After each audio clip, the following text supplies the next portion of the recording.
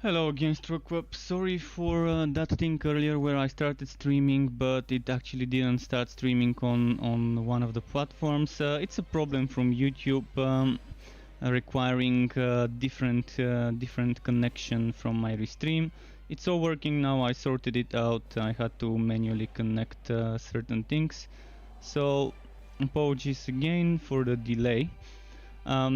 We can just jump in right now where I left off yesterday. I've not spent a single minute after I ended up my stream yesterday, so we're picking up at the same point. I need to continue my Act 3 quests. Once I finish Act 3, it's back to leveling up.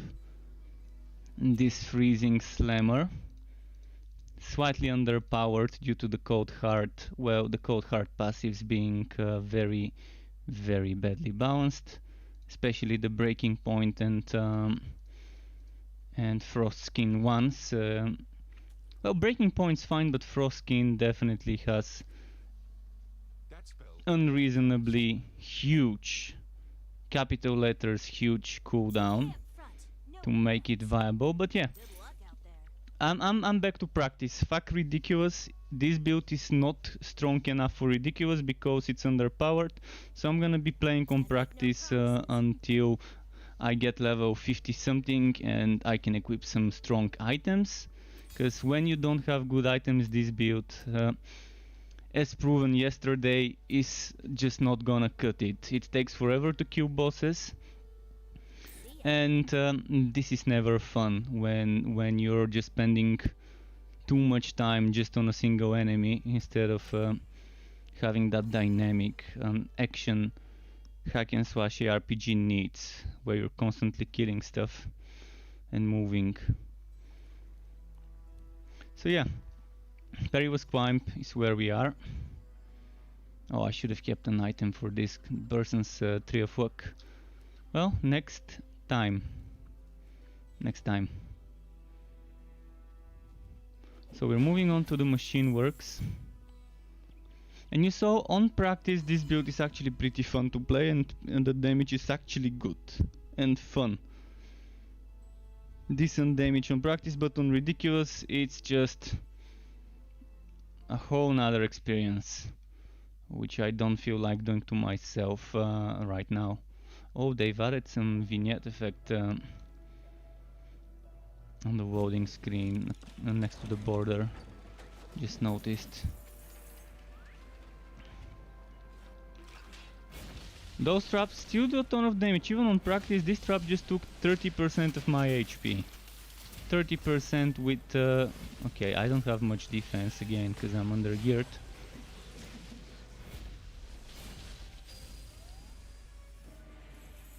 By the way, the official devs have been uploading builds. You might want to see them. You might want to check the builds the official devs uploaded. They've uploaded 2 builds yesterday on their official blog on the ARC forums, the Perfect World forums. I really love the mage build. I'm not a big fan of the slammer build they made because it's using the overpowered sword smash. But apart from the sword smash, everything else in that build is nice, and I wouldn't mind trying it out myself. But replacing sword smash with blazing pillar or with cloak of flames sometime. But yeah, it seems like a fun build to try with the basic attacks. I always wanted to make basic attack builds. Eventually, once I'm done with my plant builds. This is my second to last build from the ones I was planning on doing, and after that anything goes. And basic attacks is what I'm gonna be experimenting a lot with after I'm done with the next build with the forged Cold Heart spin to win. After I'm done with that one, I will definitely move into exploring all those recently reworked relic skills that are triggered by basic attacks and testing builds with basic attacks at the center of it. There's gonna be a Railmaster basic attack build, there's gonna be a Sharpshooter basic attack build. Those two are definite choices for me. Because, well, they have synergies for basic attacks in their passive skills, each of them, and With the sharpshooter it's gonna have to be bow, so I'm gonna have to prepare some bows for the end. Wait, I'm in the wrong place.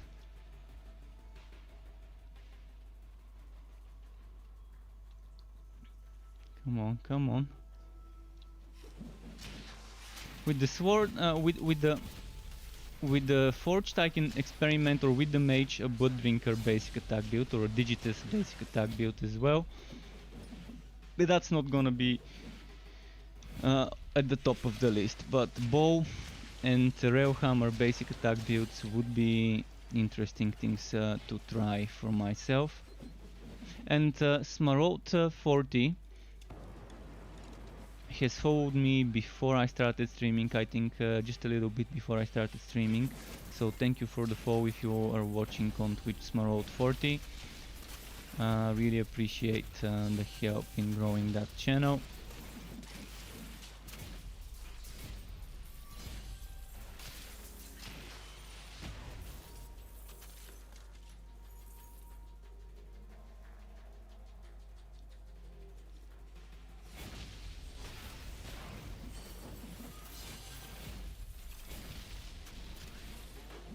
Should I just do the boss fight? I'm still kind of one level under my content, but I won't be soon.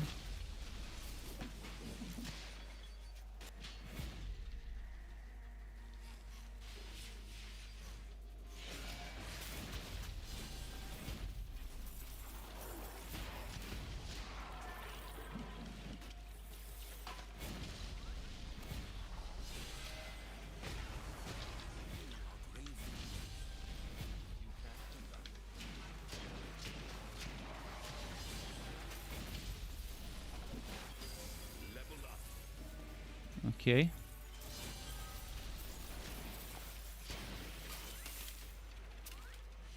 So much better leveling up on practice compared to ridiculous yesterday. I mean, the XP is bad here, but you can see how smooth and quick the quests are and the combat is going. Oh, damage with spike drive, but I'd rather keep damage with slammer skills. It's a better gain. Wait. One-handed with 400? Yeah, that's probably a keeper.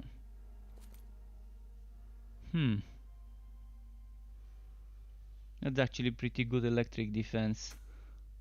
I'm gonna consider using them.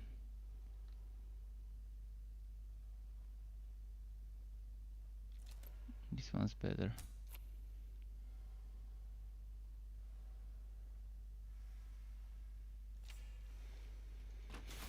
I'm using two-handed for now, because I think it's just better for me. Poison defense on Act 3. See, this thing should not happen. Act 3 item dropping with pet poison defense in Act 3 quests.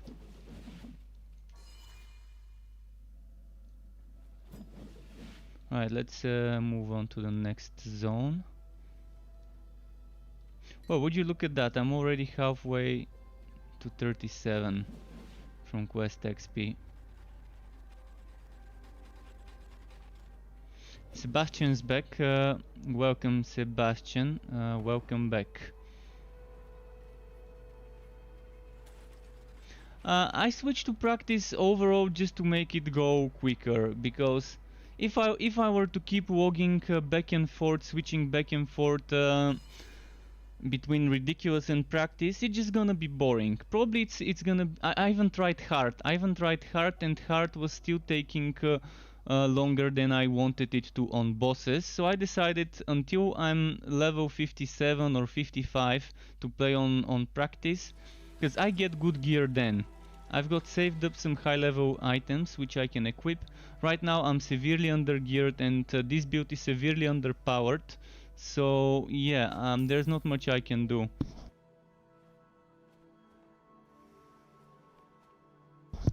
While leveling up, I found myself at multiple times undergeared and my damage not being enough. And things were just taking too long to kill. and it was not fun. I don't like it when I'm spending 10-20 minutes on a single boss fight and I run out of potions before the boss fight is over, and then I die 3 times when the boss is at 5% HP because of spawn kills, for example. Yesterday I got spawn killed on Sadista once or twice. I think once. Once spawn killed. Right on spawning, before I could even move, I was already dead. And I think that was on hard even. And still I ran out of potions, even on hard. Sadista took so long to kill. Even on hard. I guess my weapon probably wasn't up to speed with the content level. But yeah, I'm just gonna play on practice until level 50 something. And hopefully I get decent items. Right now, look at my defense. It's terrible. My defense right now is terrible for my level. 13% and 20% damage resistance versus physical and electric. So with that much resistance, I'm gonna be getting one shot by the basic enemies on ridiculous. 2-3 shot at best from just trash mobs. And my damage would be very bad, so it's better if I play on this difficulty for now. I really don't care about the bragging rights, whether I'm gonna have a purple badge. In fact, I'm not a big fan of purple in any case. I would have preferred cyan or something like that as a color. I just love it more. So I never liked how the ridiculous badge looks in the first place.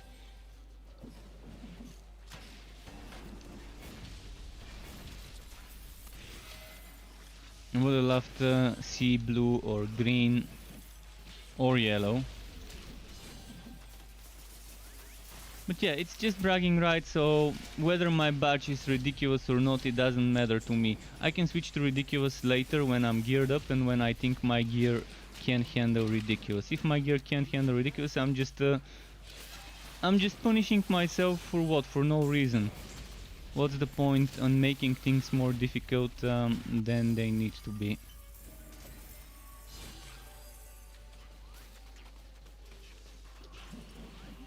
So yeah, let's just finish this act, start doing endgame, and once we're level 50 something, we can switch to ridiculous then.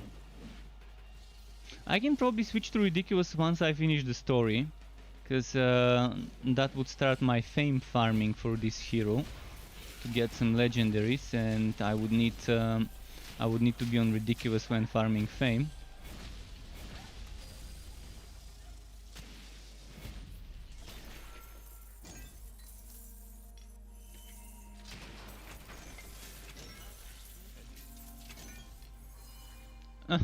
Fuck.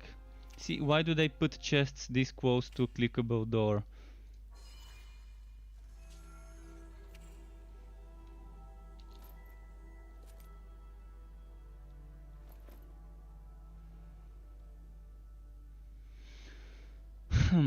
This is actually pretty tempting.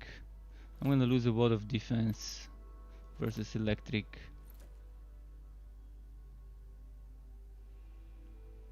This is a lot of defense as well, but damage to slammer skills.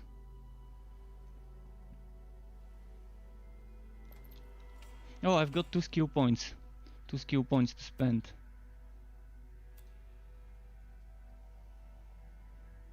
I'm actually ready with my main stuff, so I'm gonna start investing into this to get the damage reduction shield. After this is level 8 or 10, depending whether I find a chest piece of the set. Then next will be Cold Front and eventually Energizer. I really wanted Frost Skin and Breaking Point, but they're just so bad right now. I will take them, in the end I will take them and mention in the build video that the skills are underpowered and need a buffing. But the build will remain the way I want it to be, and hopefully the deaths would buff up and reduce the cooldown of Frost Skin. All I want is Frost Skin's cooldown to make sense. when maxed out, if it's 10, 15, 20, 25 seconds when maxed out, it could be acceptable. I think probably more than 20 seconds would be too much still. So if they make it from 35 seconds at level 5 to 20 or 15 or 10 seconds, it would really make sense, because that means every 10, 15, 20 seconds you would be able to do that 100 damage. And with other skills you can do that damage much more often than 10 seconds. Just look at Thunderstorm, not Thunderstorm, Thunderstrike and Firestorm. Look at Firestorm and Thunderstrike. You can do those 100% weapon damage so much more often than like this build every 35 seconds. And yeah, I think this is a reasonable request for balance. I might make a note out of it eventually. By the way, I've updated 4 of the 9 builds that needed updating on my website. I will update the other 5 remaining builds that need an update to include the extra 10 skill points allocation after my stream today. It took a little longer than expected updating things, and by the time I realized it was already 2 in the morning last night. So I spent like 4 hours. Not sure why it took this much. Probably it was like not 4 hours but actually 3 hours. But still, 3 hours for just updating 4 things. I might have kind of overdone it there. But yeah, I've got 5 builds left to update with the extra 10 skill points, how I suggest spending them, including not investing maybe in the passive that used to give you elemental damage if I don't think it's needed. In certain cases, I've removed points from that passive. For example, on my Punch Bot Drain a lot, I've removed those 5 points from Bloody Chalice, and that meant I had 15 points left to spend. And every single setup on the Punch Bot Drain a Watt was made in such a way that you can easily turn it into a spin to win build, because each of the setups included 4 points into one skill and 8 points into the other between when talking about Rapid Strike and Cyclone mode.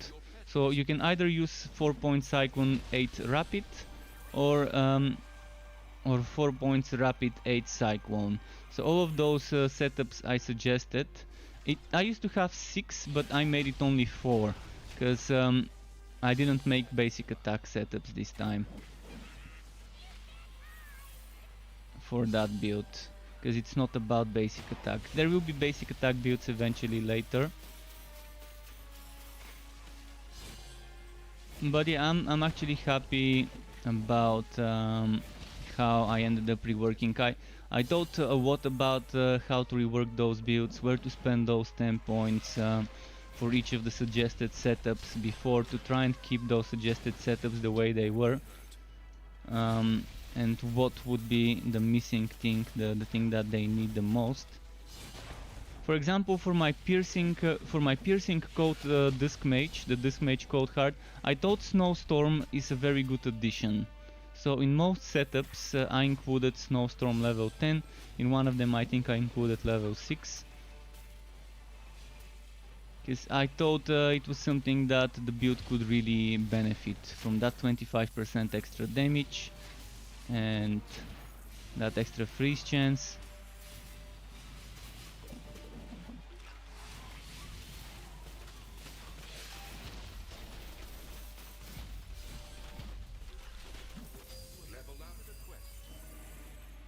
Alright, this guy's done.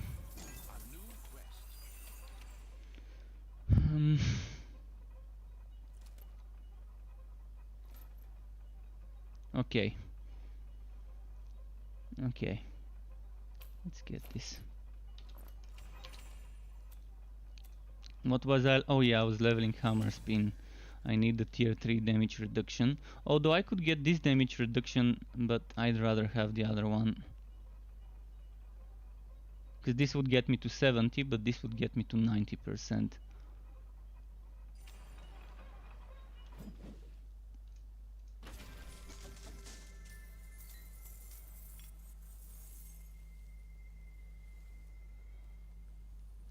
I think the shoot indicating the highest difficulty ever played and the highest stage that one has reached in the what's its name? What was the name? Oh yeah, in the Fazier's dungeon. I think this was mostly as a result from people requesting it. Just a second. Do I have the waypoint there? I do. People were requesting for some way to show off their e-pin. People wanted to dangle their e-pins in other people's faces, and that's why this comes. Because you know, the competitive players, they always want ways to show off, to do, look at my horse. My horse is amazing. So yeah, there were those types of people requesting some sort of water, some sort of competitive parts, and this is an easy way to do that in the game by doing that system. Ooh, look at this damage boost. That bad boy is my next weapon. That bad boy.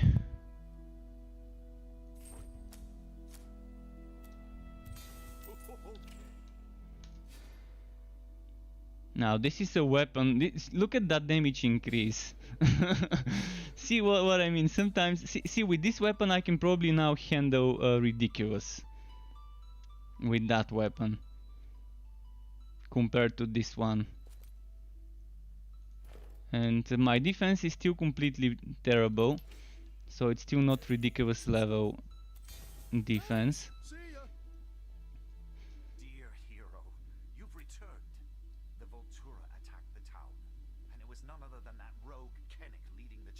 And yes, I will enjoy the wipe. I will enjoy the wipe, and I will always play this game. This game is my main game. I've decided it long ago when I started streaming the game. In fact, I didn't even plan on streaming other games at first. That's why I named myself Struck TOF. TOF used to stand for Torchlight Frontiers. But then I started streaming Warhammer Chaosman, and eventually I moved on to Borderlands 3. And about the same time I moved on to playing Borderlands 3, I was alright, let's figure out a different meaning for TOF, because I want to stream other games. And then I decided, alright, let's call it the Wood Fiend, because I'm an item whore, and I think Wood Fiend really fits the description, so people know what they get themselves into when they watch me. And then eventually, shortly afterwards, Torchlight Frontiers got renamed to Torchlight 3. And I was like, alright, good thing I figured out a different meaning for TOF. I mean, I would have named myself Struck if Struck wasn't taken on Twitch and probably YouTube, although on YouTube probably it was free. But yeah, it had to be Struck and something.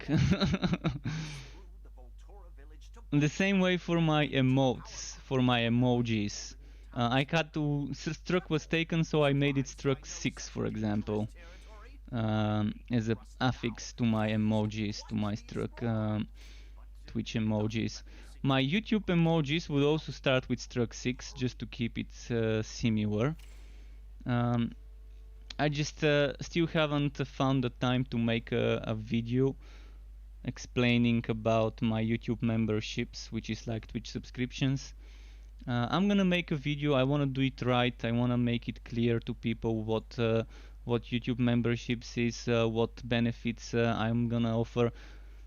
For example, I am thinking of adding for certain tiers of YouTube memberships optional video tutorials or video editing tutorials to just share my knowledge of how I edit my videos and how I edit my thumbnails. I'm not a pro. I'm not a person that would claim to be a professional. I've got a little bit of knowledge. I wouldn't mind sharing that, because I don't know what else to offer other than emojis, and badges, which I do have offered.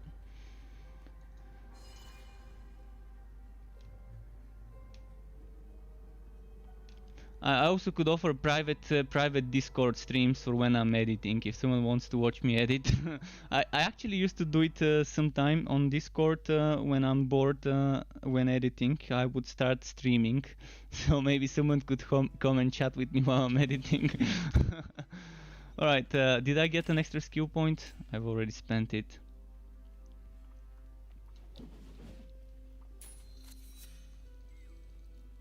Wait, why did I see a red button?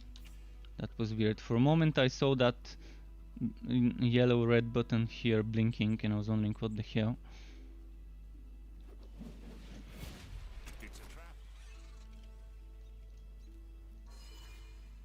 So yeah, I think with this weapon I could in theory maybe go to ridiculous and do damage.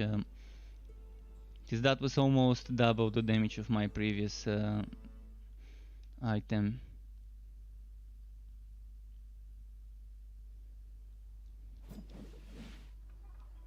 But yeah, I'm gonna switch to ridiculous after beating the final boss and see how that goes.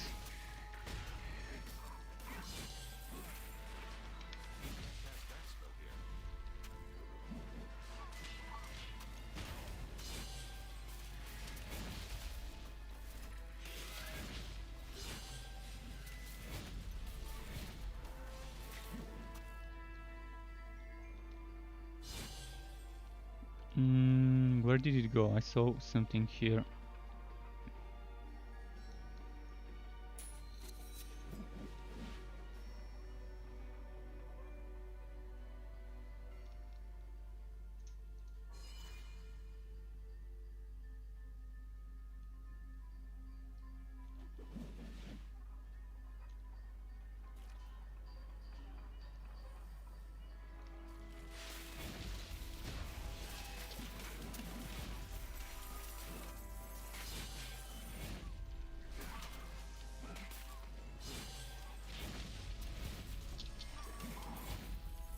Okay.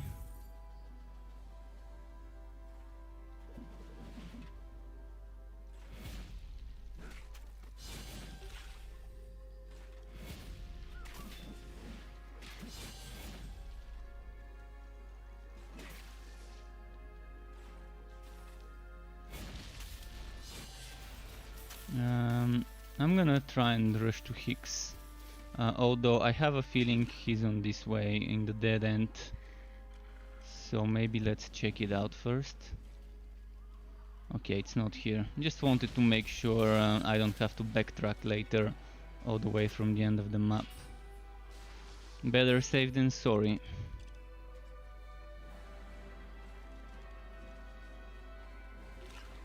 Oh, I don't have potions. It's shopping time.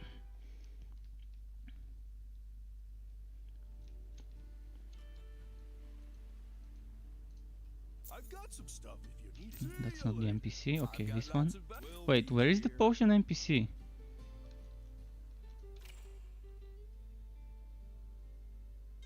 Oh, they had to put it the furthest away from the teleporter.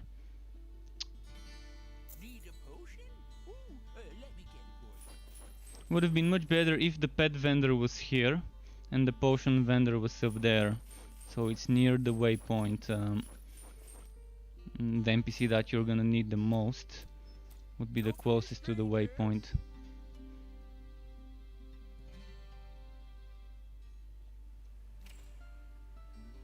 Alright, back to my portal.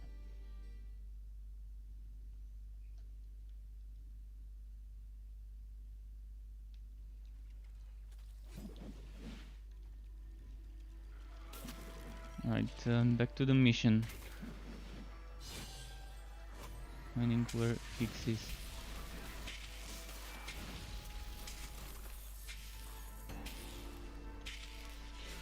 Let's see.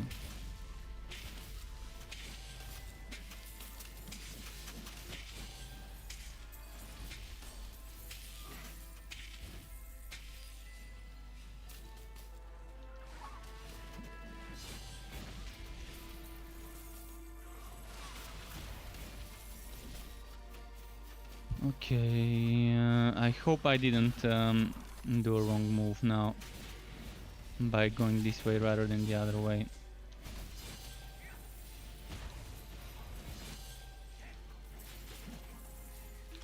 Almost died. Wow, if I'm almost dying on practice, I'm definitely not ready for ridiculous with my current defense. Like, I'm getting almost one shot. 80% of my HP getting down by one hit with Stormbringer. When I have that fighter spirit, and I've got that 50% fighter spirit damage reduction.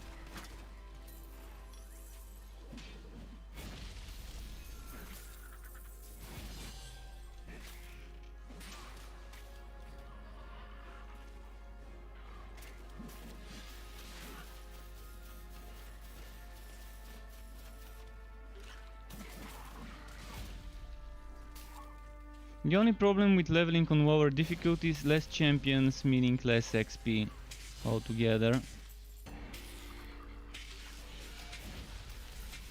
By now I probably would have encountered at least 6-7 champion packs if I was playing on Ridiculous. And this is, I think, the second pack, maybe the first, that I'm encountering in this map.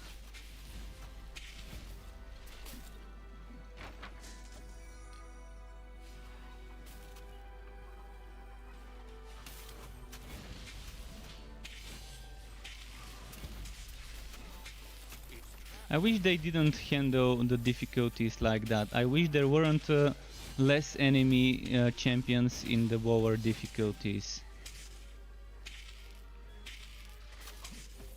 I would have preferred, instead of more champions the higher you go on the difficulty and less the lower you go, to have a change in the number of affixes a champion gets. So on Ridiculous, champions spawning with maybe 2 affixes or 3 affixes, but still having the same amount of number on practice, just with just a single affix on them on practice, and maybe on Ridiculous special affixes that only spawn on Ridiculous and painful, whereas on practice only some basic affixes, some default affixes exist.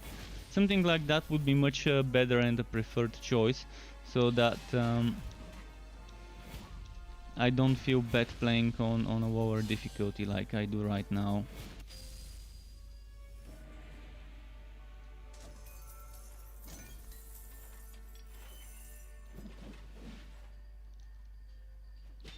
Right, Hicks is here.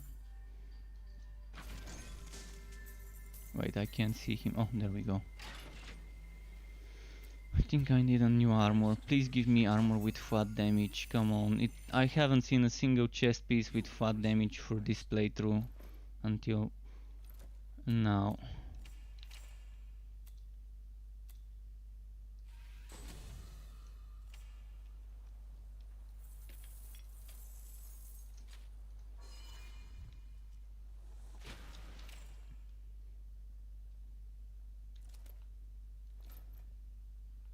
Well, this is a nice increase.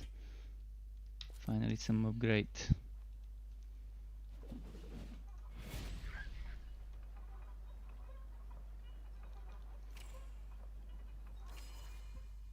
Alright, Echo landing again. Well, we're back to the back and forth. Back to the back and forth from the town to the zones. To the town, to the zones. I'm gonna go and gamble for armor. I think I need it. Oh, and I need to get more potions again.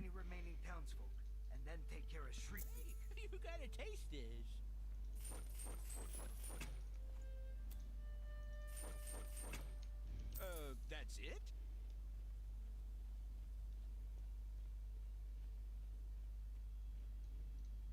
It's a grab bag. So,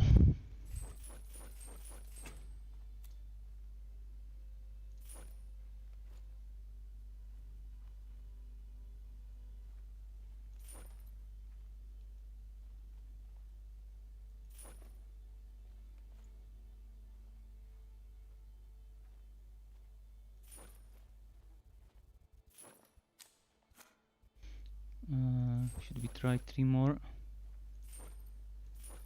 Well, unlucky with the damage, but at least I got some good defense. So I'm at 36% electric now. I make no promises. Not perfect, but better than what I had. Let's try our luck here. Really, from all the things I could get, I'm getting HP. See ya. You can't cast that. Alright, back to Voltura village.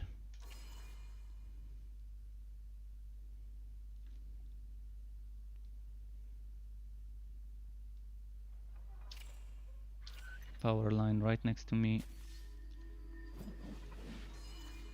Oh, it's this quest with the villagers, the what's it called? The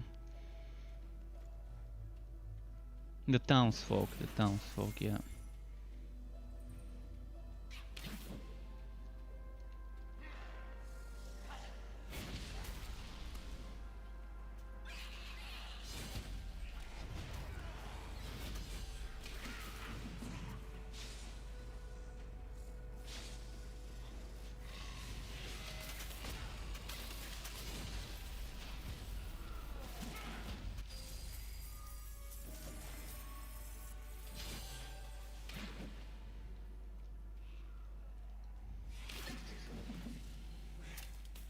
Three of them are there. Good. You have gained a level. 2 more skill points. Pretty good as well.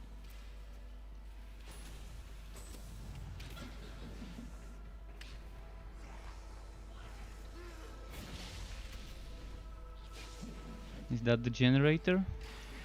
Somewhere there?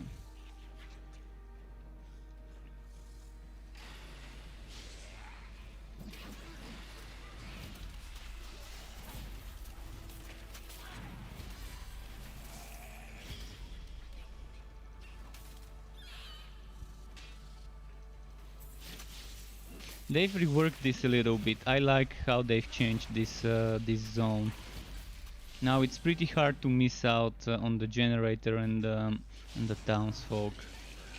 I love the little changes like those. Probably some people won't notice that, but I definitely have done the story so many times. I've leveled so many heroes, and I see little changes to quests like them doing that now.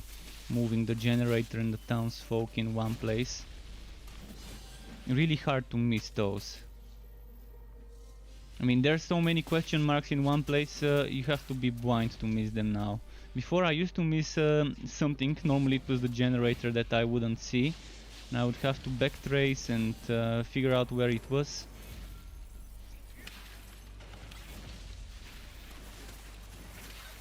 But from 4 question marks in such a tight space, it's hard to miss them. It's hard to miss that there's something going on there that you have to interact with.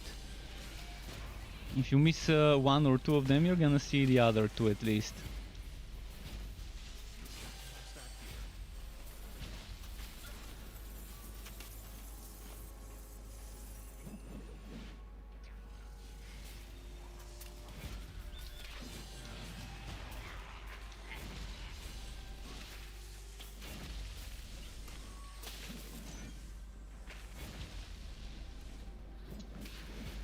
Dual edge.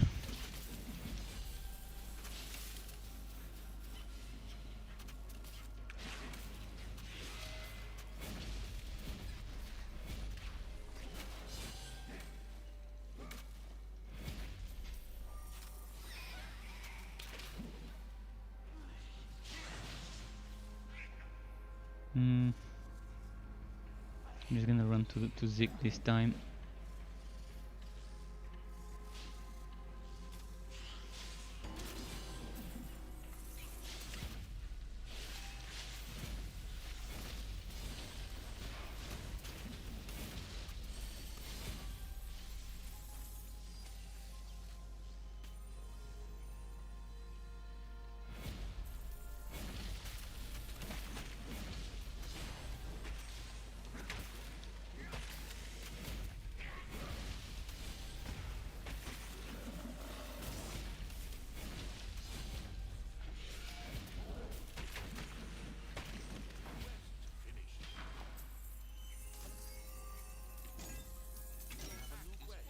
So, what's here? Ooh, new one-handed weapon.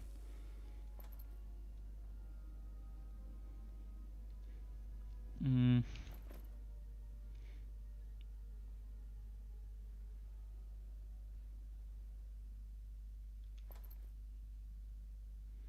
Now this I like. Now I'm at 44%. Earlier I was under 20. I was like 18. Now I'm at 44. So I like how the defense is growing. I can probably handle ridiculous right now.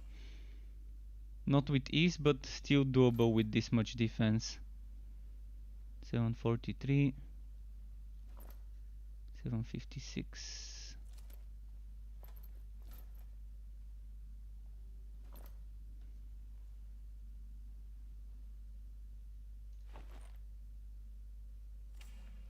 And now I'm at 48% there.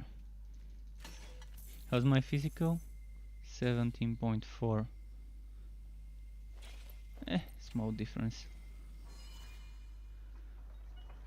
Okay, next chop shop. Well, chop off to the chop shop. Level up.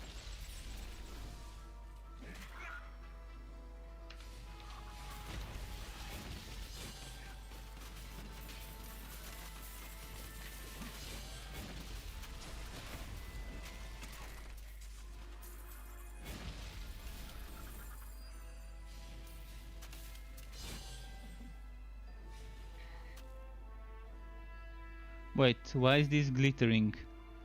This is a bug. And this is a bug.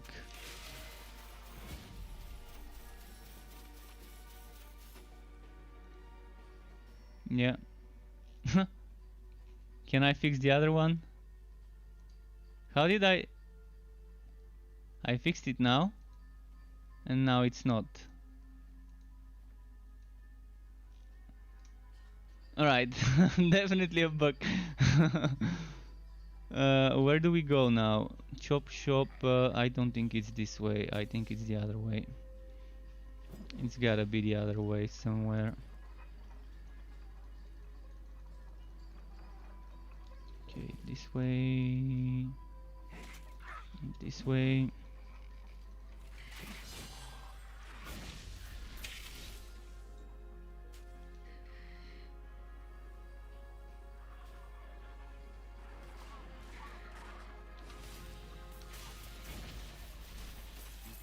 Oh, Zizou, welcome back Zizou. You want me to give Sky a petting?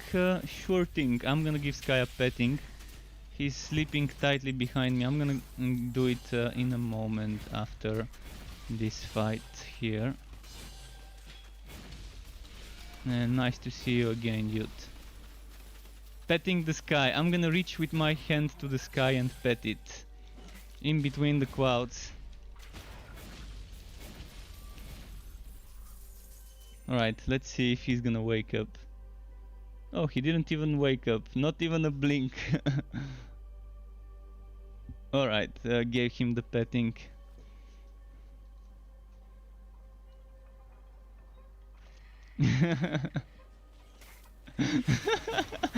This emote, I love this emote. Is that the better TTV emote? REW.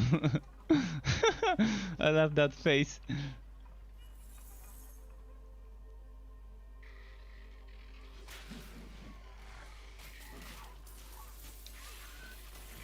Is that a cringe face? Oh, this emote actually showed up on my restream chat as well, the other one.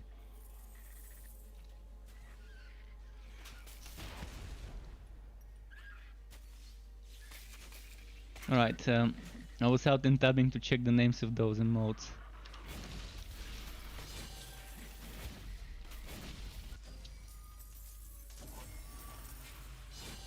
You're getting random gift subs. Oh, nice. By the way, how have you been? What have you been playing the past weeks? Anything new that has kept your attention that I might like myself?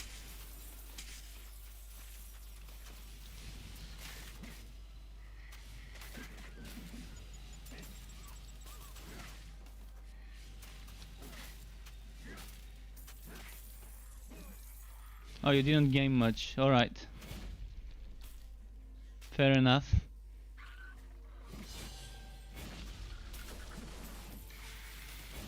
Cast that spell here.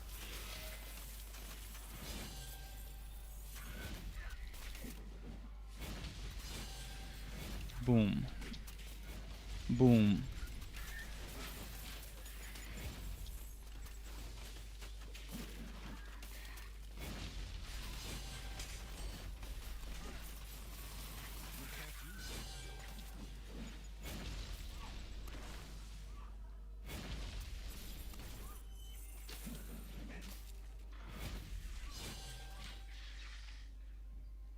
Oh yeah, Cyberpunk would be amazing. Can't wait, man. I wanna make a build that is swashing people's head, chopping people's heads off. Decapitation at its finest is what I've seen from people playing Cyberpunk right now. I wanna make that decapitation build. Chopping off limbs and heads. some swashy swash build instead of shooty shoot build. Oh, look at that. See, this guy is all about the shipping. I used to be all about the shipping too. Oh, he's only got 3 pieces of it. I guess the 4th piece didn't fit well. Yeah, that's a nicely organized fort. Definitely not as cramped as mine. So mine is kind of wagging me now because I cramped it with too much stuff. And this new zoomed camera kind of makes my fort wag out. Alright, we maxed out the hammer spin. Next, am I gonna invest into pound to max it out for that extra damage? Should I invest into ice shield for the petsicles? The petsicles?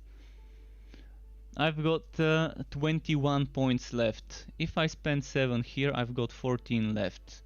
Let's say I spend 5 here and 5 here, I've got 4 left. Which could go here, but that's not gonna give me the freezes all enemies for 3 seconds. I'm probably gonna max this one out instead of maxing this one out. So instead of petsicles, I'm gonna go 5 points here, 5 points here, 9 points here, 3 points here, and maybe 1 point here, or maybe keep this level 3. So 5, 5, 9, and 2 points here maybe. But eventually I can save 2 points from here, I can save 2 points from here, I can save 2 points from here, save 2 points from here, and save 2 points from here, unless I go for the damage reduction, which I probably will. So let's say I save 1, 2, 3, 4, 5, 6, 7, 8 points. That leaves me with 29 points to spend. And yeah, I just need those extra points. And then I would be able to max this one out as well. Max this one out, max this one out. Max this one out. Get this one to level 4. And yeah, I think it's gonna work. The way I want the build to work, it will. I just need that chest piece for the +2 skill levels. Wait, why didn't I reach the chop shop? I need to go back, apparently. Yeah, I need to go back. Well, at least I've got the next waypoint. It's not a waste being here. But that damn chop shop, where the hell is it? Oh, I see where it is. It's right here.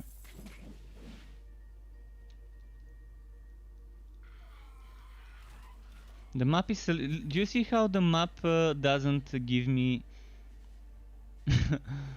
doesn't show me where the chop shop is, other than... I mean, it doesn't show the road to it, it shows it somewhere in the middle of nothing, but that's fine. Let's send the pet to sell.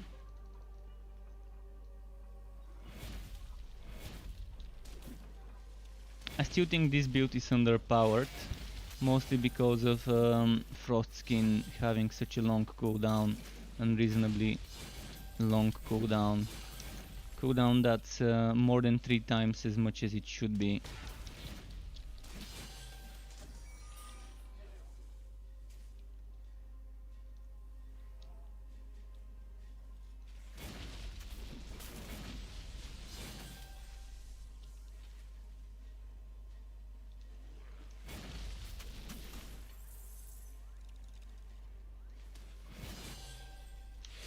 I think Cold Heart in general is the most underpowered relic. If they fix the bug with the golem, that makes it strong. That's the only thing right now that I like about Cold Heart.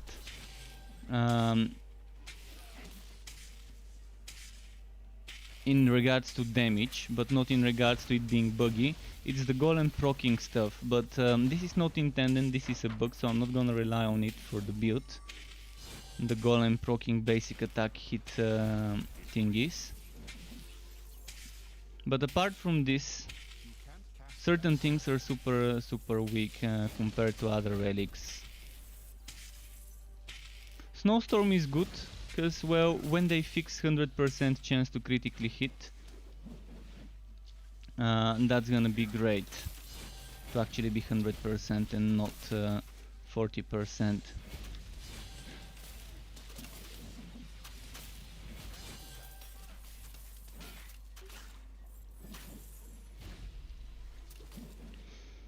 Okay, let's keep moving. What's my quest here? To defeat Netherim. Your pet has returned. Did I miss any Netherim there?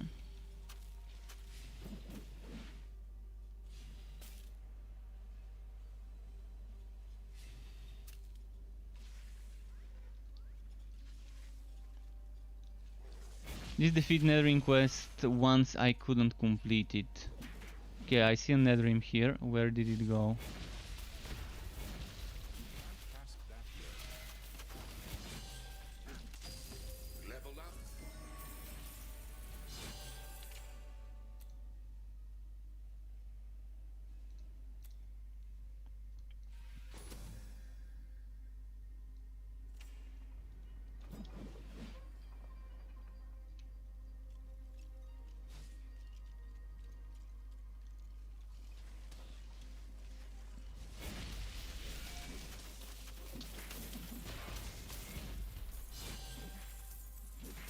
I wish they would spawn more Netherim on this map.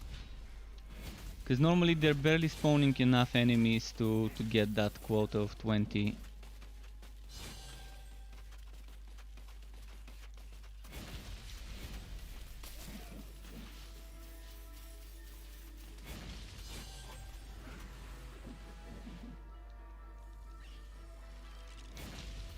Okay, 2 more spawned here. 8 out of 20. Come on, give me more Netherim. Okay, 10 out of 20. And of course I need to go back. Sebastian saying, what would be your top 3 quest relic combination list for Fazir pushing? Well, I can't ignore how strong a properly set up Bane train is. I also would love anything with the Electrode and Walkaway Storm and Thunder Strikes, or any Mayhem build. Any Mayhem build. Actually, let's not say any Mayhem build. Let's say a Mayhem build with Chaotic Strikes, a Mayhem build with Sword Smash on any hero would be fine as well.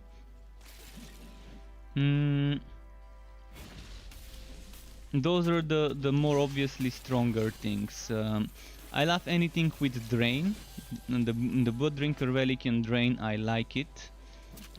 Drain, Living Barrier, Blood Seekers.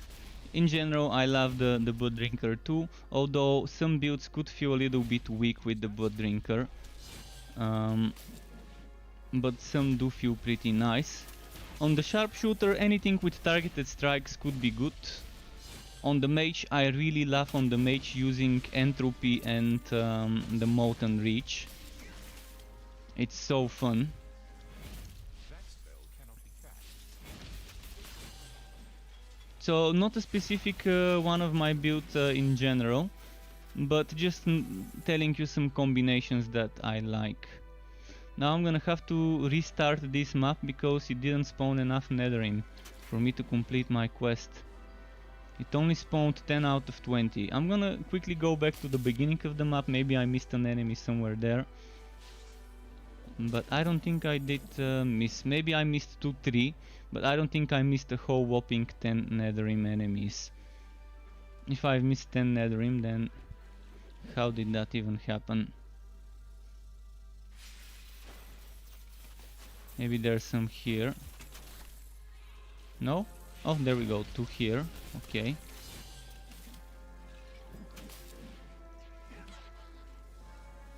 Maybe there's 2 here.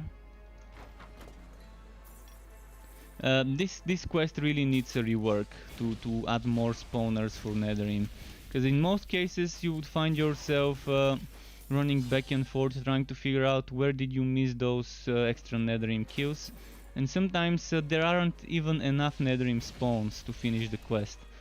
This is a perfect example of this. The other parts of the map I've explored to 100%. The spawns and stuff, and I didn't see Netherrim. I definitely didn't kill every skeleton, but it's not the skeletons we need for the quest. So yeah, they gotta look into the For Science quest. I have to remember this. I have to put a note somewhere to report the For Science quest as needing more Netherrim spawns. Well, not much I can do. I have to start over.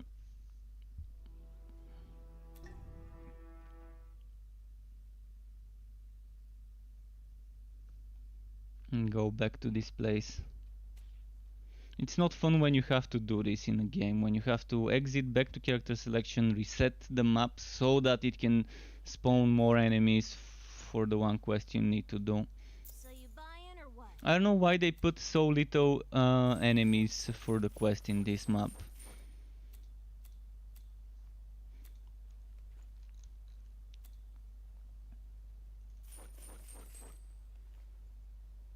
Good luck out there. Nice.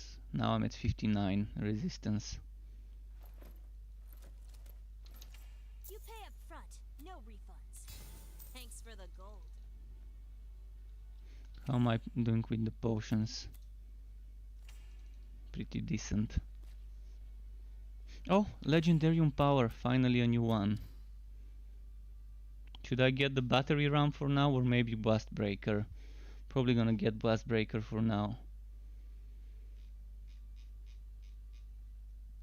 Although in the end I will have the cosmic chest piece. In fact, let's do something. I'm gonna do something quickly. I'm gonna check if I've got the cosmic chest that I can grab here. Cosmic chest. Now if I put it in the storage and then I grab it, would I gain the legendary power without having to break the item? I really want to get this legendary power without needing to break the stupid item.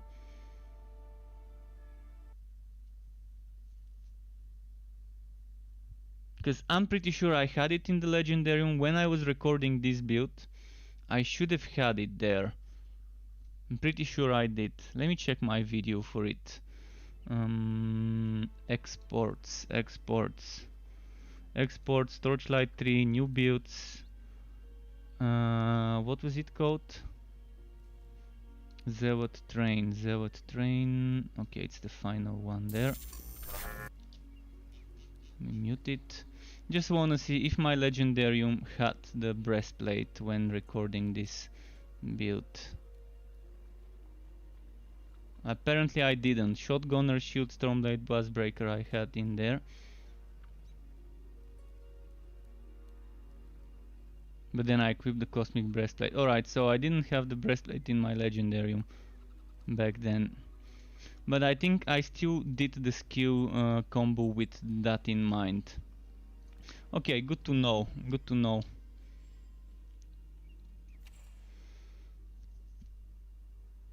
I really don't want to destroy this armor because it's nice, so hopefully it lets me get the power by doing this. No, it doesn't let me get the power. Come on, game. Why do I have to destroy the item to get the power after you changed it the way we don't need to? Well, I'm gonna have to just wait until another one drops.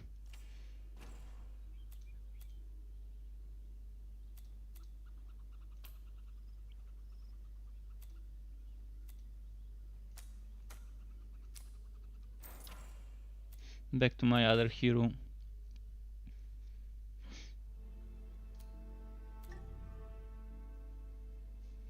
I really don't want to destroy a chest piece that gives me 30% crit damage. Although it's not like I'm gonna wear it. So maybe I will destroy it, but let's wait until level 60 and decide then. Or maybe until level 50 something. I really don't want to have to destroy it. But I'd rather wear a blue armor anyways. I wish I could put the armor in my storage and then pick it up from there, and then it would unlock that power for my legendarium. Or they should just make it anything that is already in your inventory to automatically unlock for your legendarium after the patch, instead of you having to find the item again and hope that it works.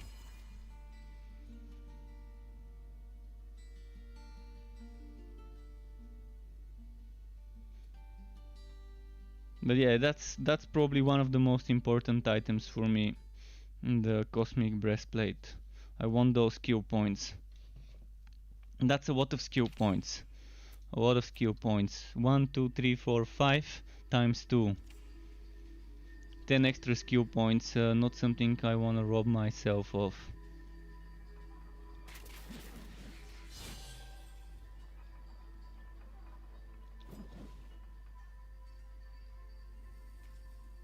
Okay, back to the chop shop now.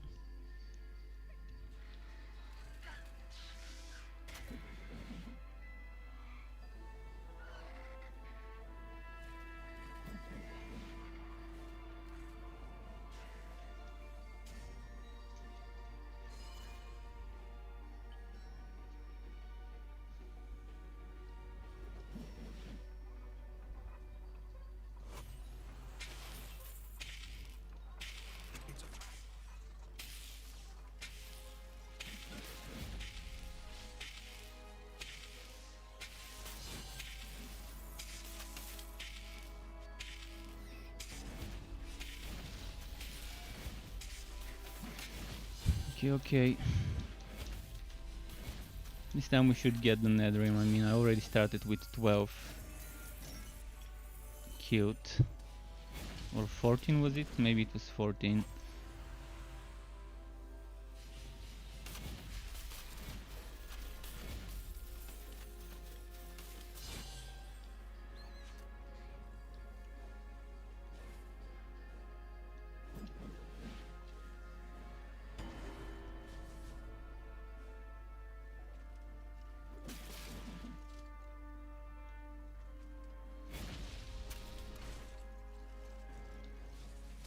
Ah, don't get me stuck.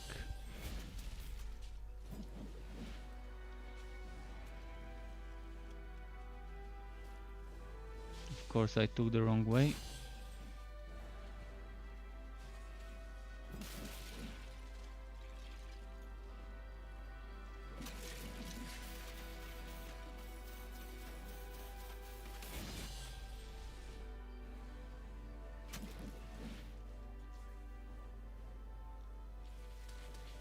And Dudu850 says, Truck, hello, so from your experience so far after the patch, was the Dusk Mage buffs enough to compete with Sharpshooter? Well, the Dusk Mage did get a buff, but it also got a nerf. Keep that in mind. So the Dusk Mage can compete with Sharpshooter early without items needing to be in the mix. The Dusk Mage could always compete with Sharpshooter if you had the Celestial Gauntlets and 2 more pieces of equipment. So if you had the Celestial Gauntlets with the good bonus before, Dusk Mage could definitely compete with Sharpshooter. But while leveling up, when you don't have the Celestial Gauntlets and the set bonus, the Dusk Mage used to be a little bit weaker in the early levels. It was still pretty good, but it was kind of weaker. I think now with those changes it feels a little bit better. But the item itself got nerfed, so you're losing 100% damage from the Celestial Gauntlets. You used to get 200% total from the gauntlets on top of other things. Now you only get 100% total when you have the triple set bonus. But to compensate for this, they've definitely buffed the damage of almost every single skill, so it balances out things. You don't need to synergize the build, you don't need to get wacky early in the game while leveling to get damage done. The problem is with the way harmonic form works right now, you have to be very careful to maybe save up harmonic form for when it's needed. You're gonna find yourself often killing everything in your sight before harmonic form is ready, and when harmonic form is ready, you would have already kind of killed everything and not need it. And that's probably gonna be the case now. It feels a little bit weird, but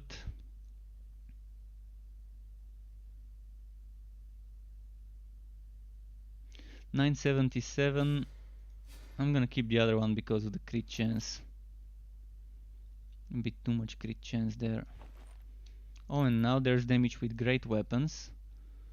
Might as well take advantage of this. Can I get a yellow item? There we go, a yellow item. Please be the cosmic breastplate. Come on game, give me that. No. The game's just giving me the same items, the same fucking items every time. At least it gave me a stronger version of this one. And it gave me bonus crit damage this time instead of extra crit chance.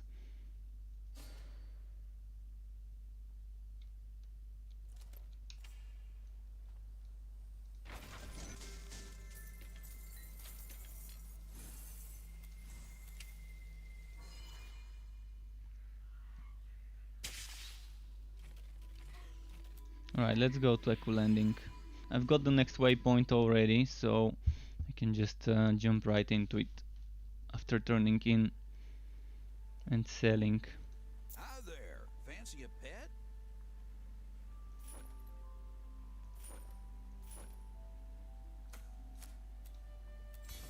See you next time.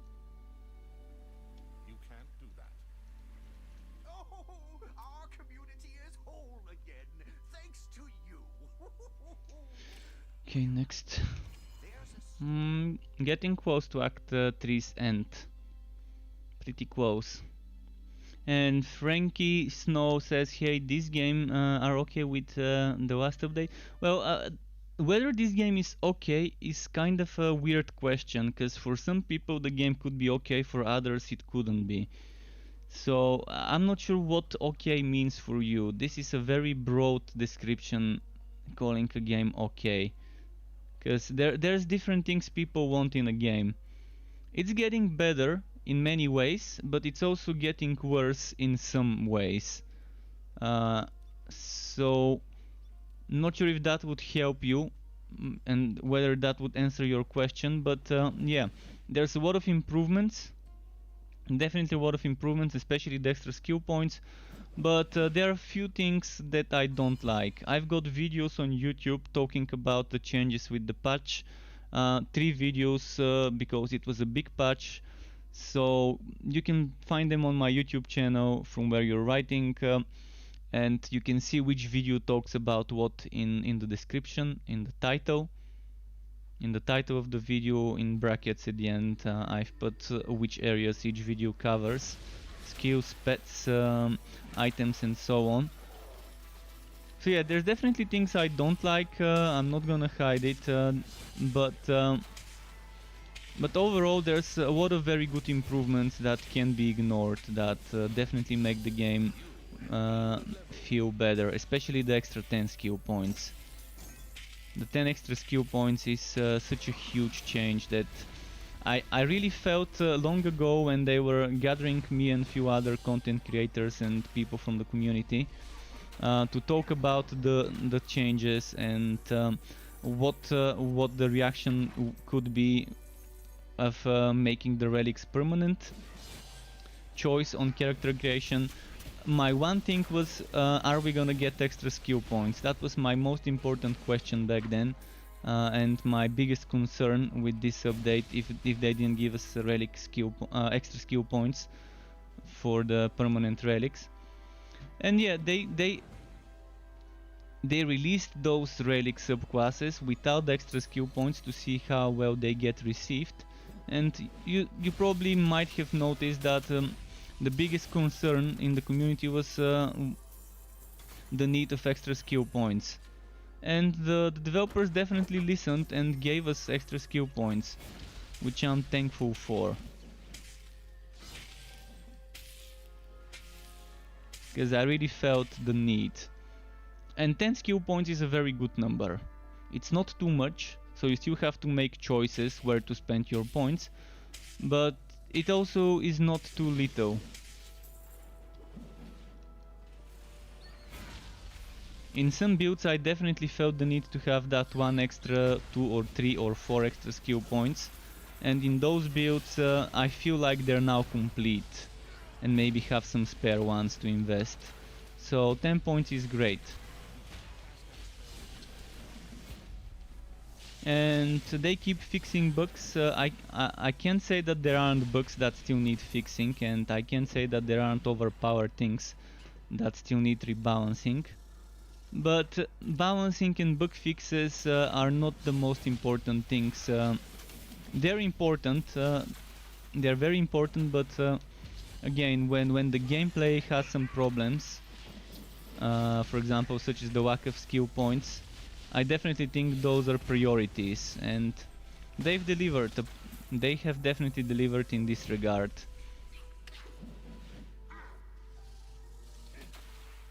So I hope they focus on the Fazier's dungeon as an experience, to make it more rewarding, to make it kind of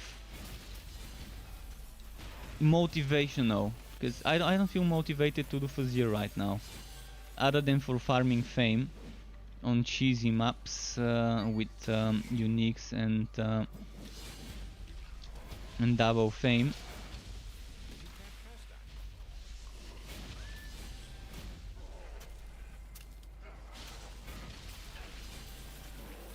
Alright, let's keep moving.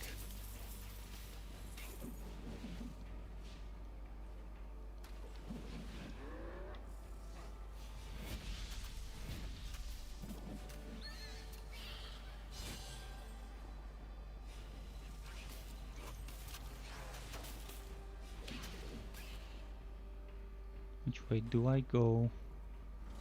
It's not this way for sure.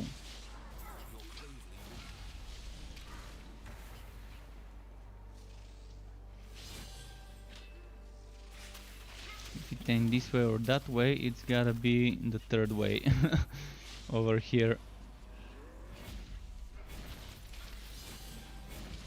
So right now I'm playing on practice, because yesterday and the day before I was playing on ridiculous, and I found that it takes too long when I'm undergeared with this underpowered build. And it definitely felt like an underpowered build playing this on ridiculous while leveling up. We'll see how it is once I'm geared up and once I'm at the right level. I still think it's gonna be underpowered because of the cooldown of the enormously huge cooldown of what's its name, Frostskin, which I removed my points from for now, for the time being.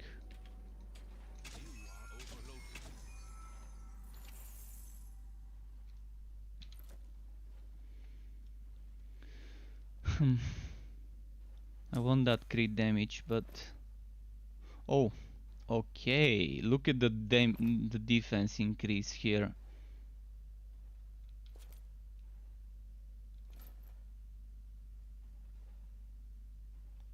Well, I'm not gonna keep this damage with slammer skills.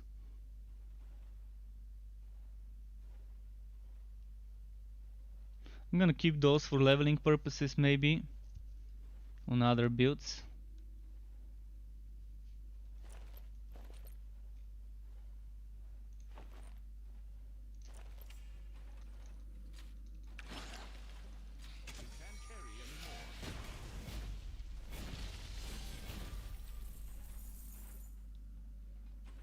Where's the portal? Over here. But yeah, I'm getting close to the end of this act, and then it's gonna be Fazir. And for Fazir, I'm probably gonna switch to Ridiculous so I can farm fame. So I can hopefully, if I'm lucky, get that Cosmic Breastplate, which is my #1 must-have item.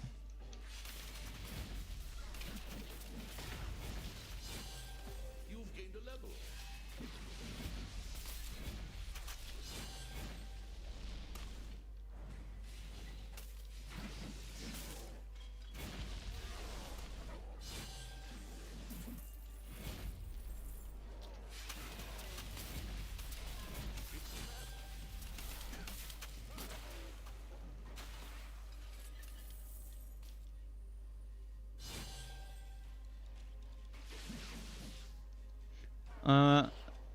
Disenchanting stuff on the go is not doable. You can give items to your pet. Maybe you got confused, by the way. I'm not sure what you mean, but yeah. Once I do this, for example, let's do this. It goes here. So X is to give it to your pet, and maybe that confused you because there's like this thing, this arrow, not arrow, but this bar filling up. So you're not really disenchanting it, you're just giving it to the pet inventory. If only we could disenchant stuff on the go. Or send the pet to disenchant it for us, it would have been nice. Break it down, pet. Break it down.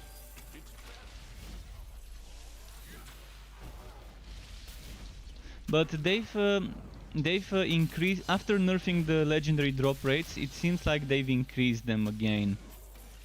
They nerfed them, and I think they over-nerfed them, and they realized that they over-nerfed the drop rates of items. For a game that whacks affix rerolling system, it definitely didn't make sense to have drop rates this low, when you might need to get 100 versions of the same legendary item before you even get the perfect stats you want.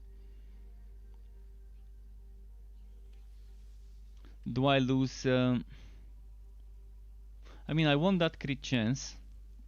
I definitely want that crit chance, but I'm losing so much defense without it.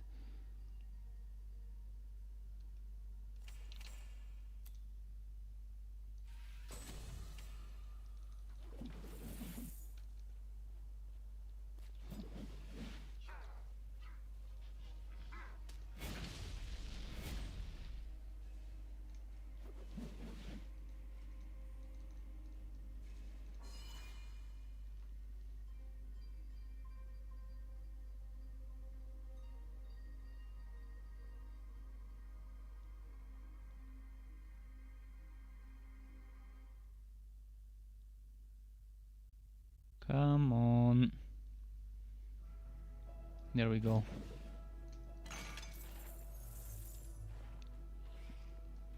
Gotta kill Netherim. You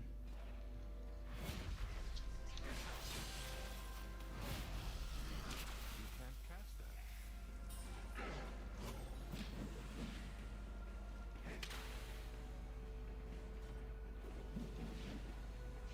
that. So many traps. It's a trap fest.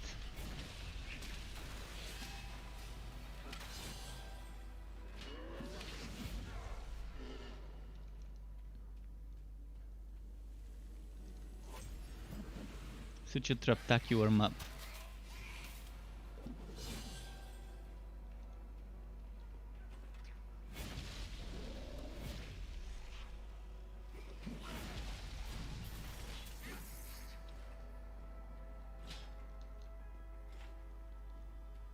What level am I? 44 on a 44 zone. Good enough for me.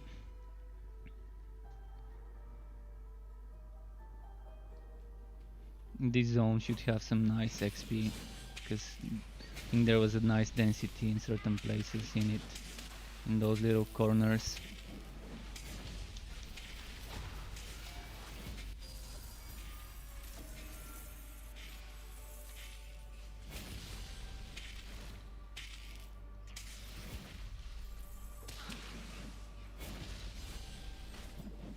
But yeah, after finishing this boss, I'm gonna switch to Ridiculous and go do some Fazir maybe. Get that XP flowing.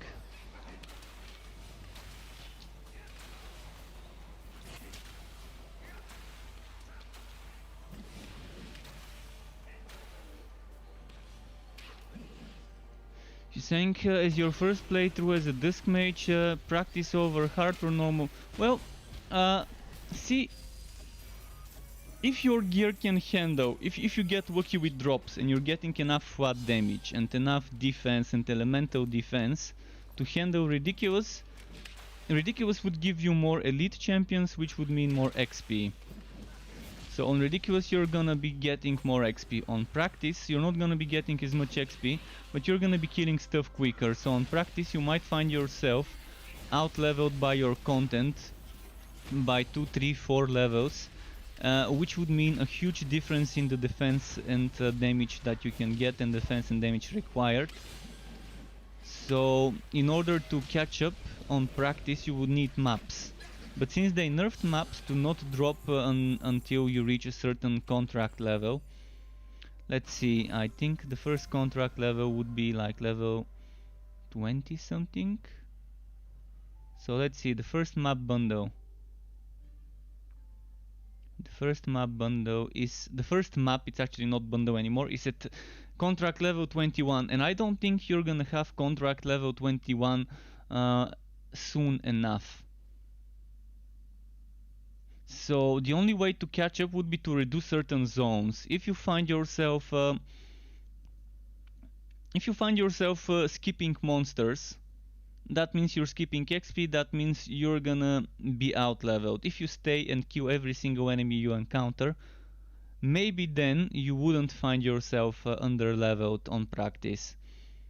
But how many people kill every single enemy in a map that they encounter on their way? Maybe on their first playthrough people probably do that, so keep that in mind. You might need to do this with the changes to XP.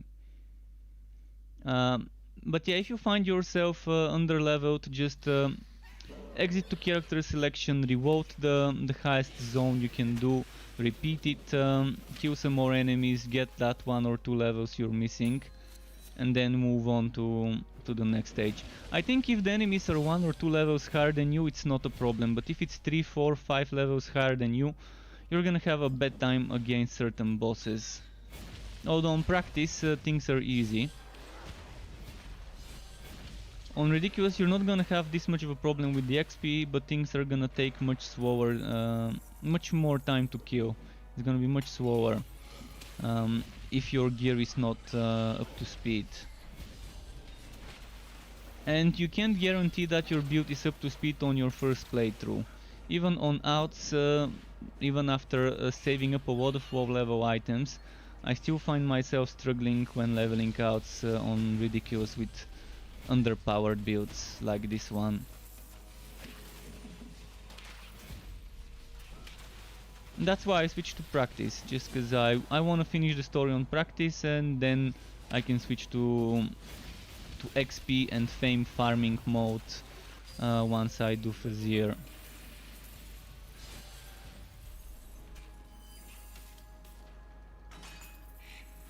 Because if a boss fight on hard, which is the middle difficulty, is taking me like 15-20 minutes and I end up dying when the boss is at 5%, because I ran out of potions when I had 20 potions when I started the boss fight.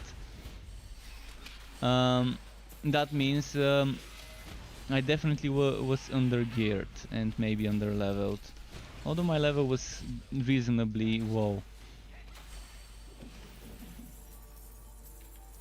for Sadista.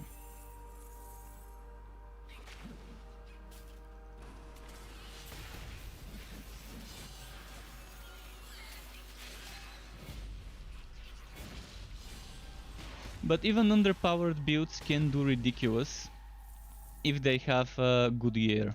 If you have good gear, even the shittiest build would be fine.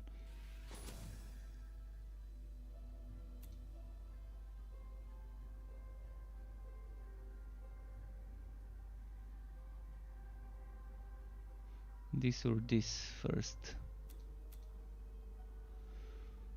Now the tough choices start.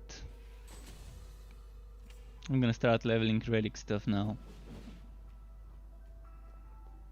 So I have to respect less points later on. Right, final boss time. You can't cast that here.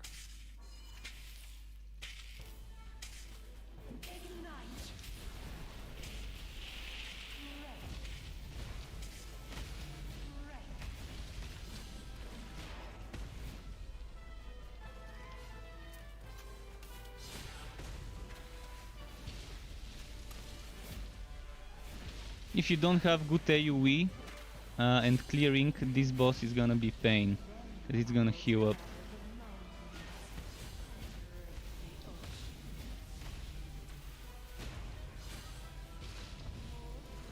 Rushing to their demise. No matter.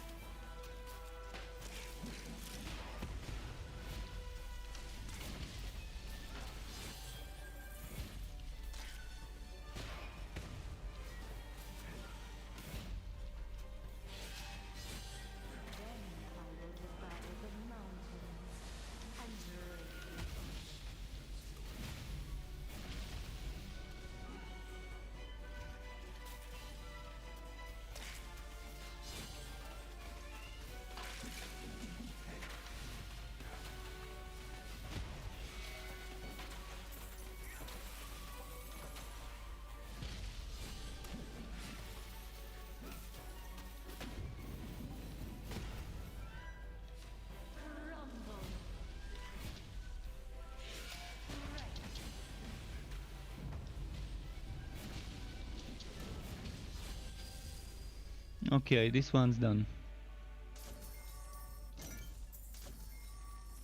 You are overloaded. So,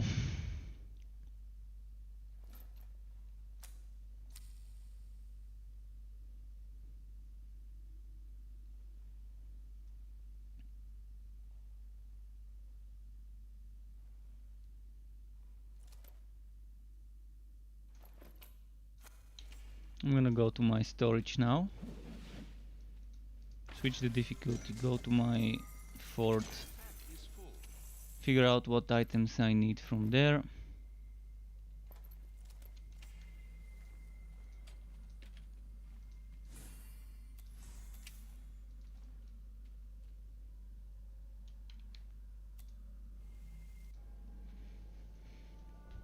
Let's sell the pet stuff. I'm skipping the cinematics, not gonna spoil you with cinematics. I've watched them. Their voiceovers are still pretty low. Have you watched this?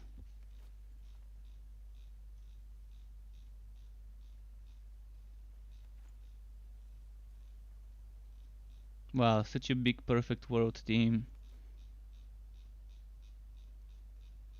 Udo, that's the new That spell can't be what's its name, compression software. Oh, you've got some stuff to sell. Oh, I don't need this, but this one is pretty good. Might wear this. I'm gonna consider wearing this. Okay, then. You can't cast that.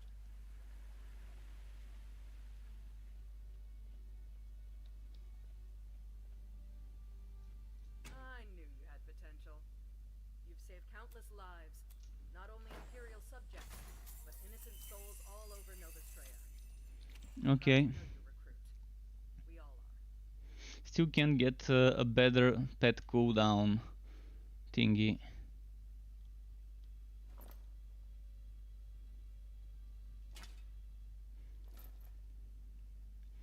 I'm trying to move into regular defense instead of elemental defense, because you never know what you're gonna get in the Fazir. I mean, you do know, but I'd rather have gear that's good for every element instead of specific sets So you buy for now. Alright, character selection, changing the difficulty.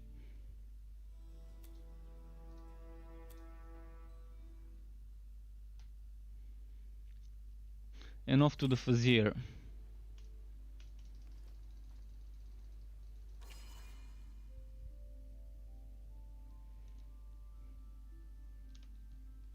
As for the Poison Relic, it's still strong, but see, the Poison Relic is strong for minion builds. And the best minion build is the Train. The best minion, the highest damage minion you can get is probably the Train. I mean, the Spider Queen is also nice, but you really have to be building the energy super quickly. So Venomous Maw could help you spend energy super high, super quickly, and get the Spider Queen used pretty often. Spectral Spider is pretty nice because it can be a nuke and a summon, along with extra little summonings, Netherlink, but Spiderlink, so that's also not a bad thing.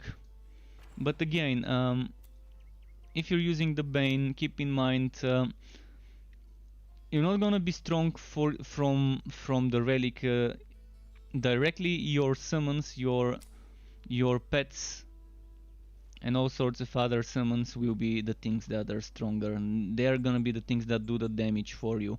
But there's classes that can do damage themselves. Every class has some sort of a build that can do damage from class skills rather than relic skills. So with the Summoning Relic, I think the Train is probably the best minion. Because you can get 125% minion damage on top of another 25% total damage, regardless whether it's minion or not. So that's a 150% increase damage to your Train. And if you stack damage to Flamethrower car or damage to Conductor skills, you can make your Flamethrower car so strong that it's just silly how strong you will be.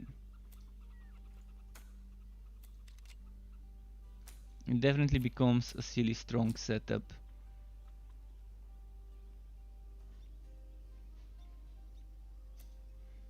So let's see, some physical defense there.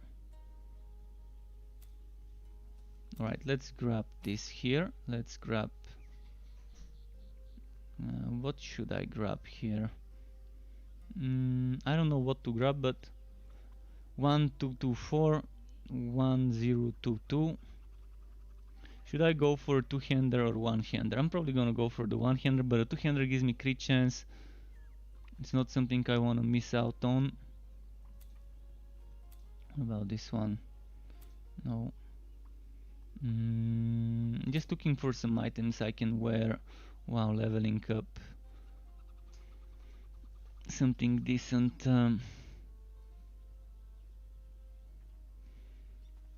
Bok. Yeah, there isn't much here. Alright, I think I've checked every single page of the storage, and there isn't anything better than what I've equipped right now. Now let's check those things here. They probably hold some nice gear.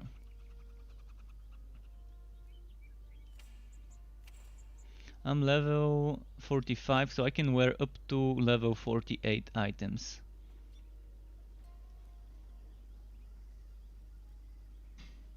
Up to level 48 items.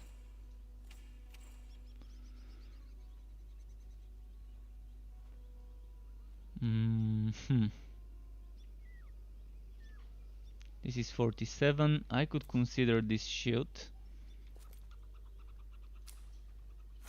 for a one-handed setup.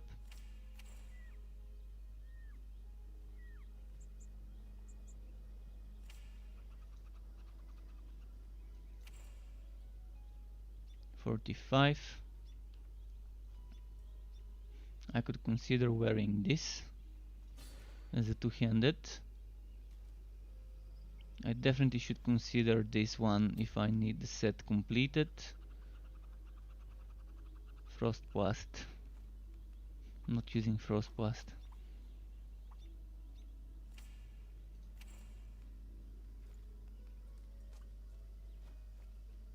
Well, I don't think there's much more I can get from my storage. Alright. Well, I did get some items, so it's not bad. So let's equip this for damage.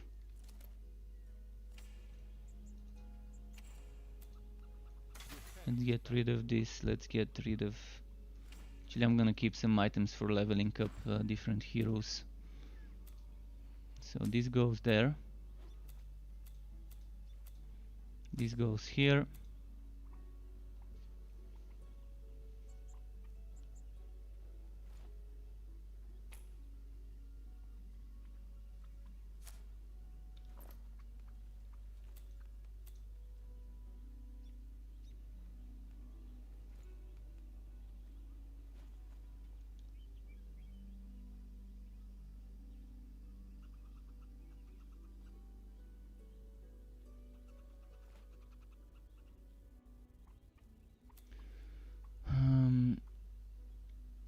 Okay, let's get rid of this and put some of the wall level items back where they belong. In fact, I don't think I need this one. Not sure I need this one either.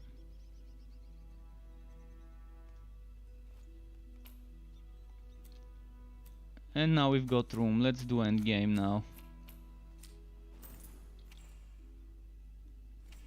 So since I'm wearing the centrifugal demolisher, I can try and use the battery ram maybe for now.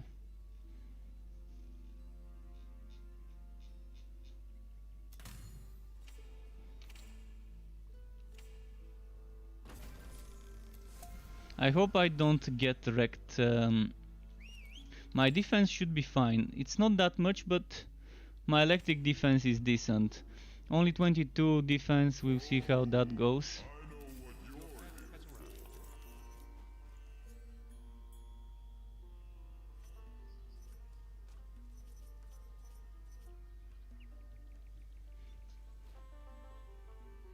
I hope this is fixed and it's actually gonna spawn me into a map. The last time I did this map, there wasn't there was something wrong. I don't remember what. Either there was no boss or there weren't enough things to finish the quest. But let's see. And I think trains are intended to be minions. The developers have said that themselves, that trains are considered minions. Anything that is not you or your pet is a minion. So if it's not you or if it's not the pet and it's fighting on your side, then it is a minion. Or it is supposed to be a minion at least. And Hiddenator, welcome back Hiddenator. You haven't played it in over a month. That's a long time.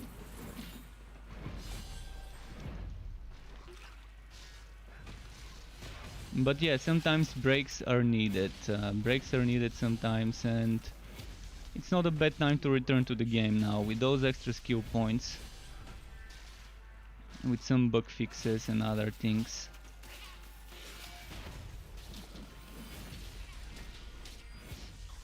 I like how they've changed acidic end to stay for a few seconds rather than to stay until the whole pack dies. But I don't like how acidic end spawns a field under your feet and a field under the monster's feet. It's like almost impossible to avoid it. Is that a bug? The thing that spawns a poison field under your feet. And if you're standing next to the monster, that means it's spawning two poison fields on top of each other. One under your feet, one under the monster, and they stack on top of each other, and then you're dead before you even realize it.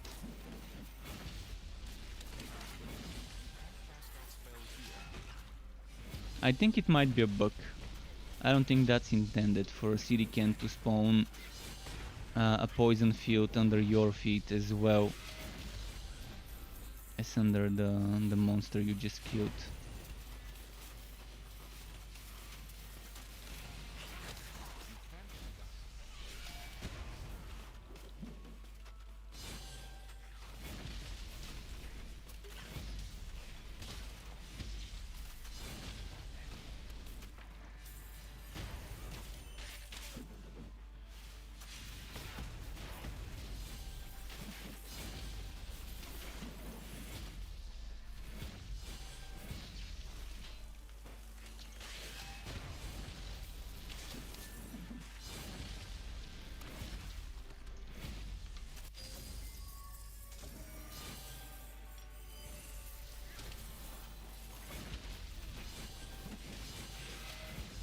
on, come on.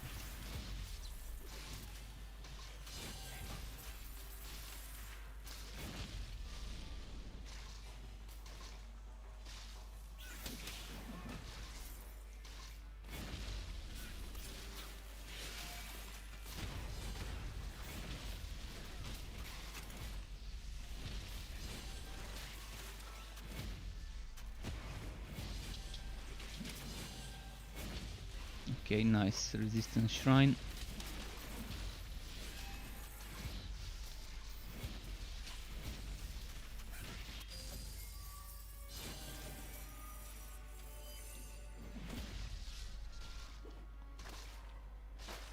Come on, come on.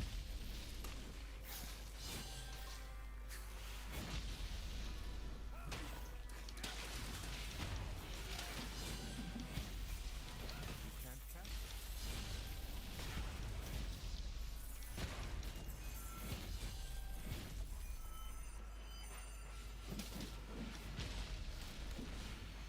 How far? Almost there.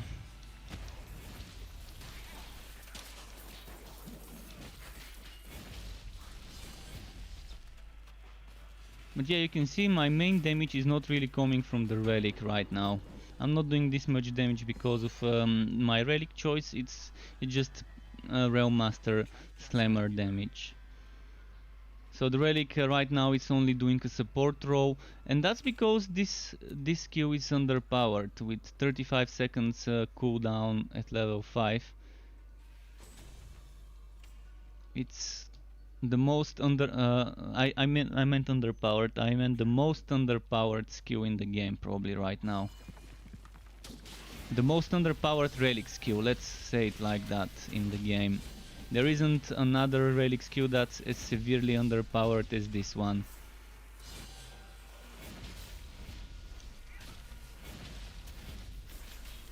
And as a result of this skill being underpowered, this one becomes underpowered too, because this one relies on this one.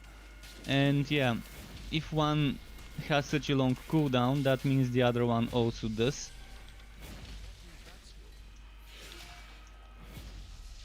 And that's actually two skills I will get for this build, with the hopes of them eventually getting changed. Breaking point is fine, it doesn't need any change at all. All I want is the cooldown for Frost Skin to be much lower than it is. 35 seconds cooldown is a joke, when the other relics have so much good things that can give you damage and other procs without a cooldown or on a 4-second cooldown. And it would be such a fun build. Imagine having breaking point triggering every 10 seconds. The same way thunder strikes can trigger so many times a second. It would be nice if this one triggers at least once every 5 seconds.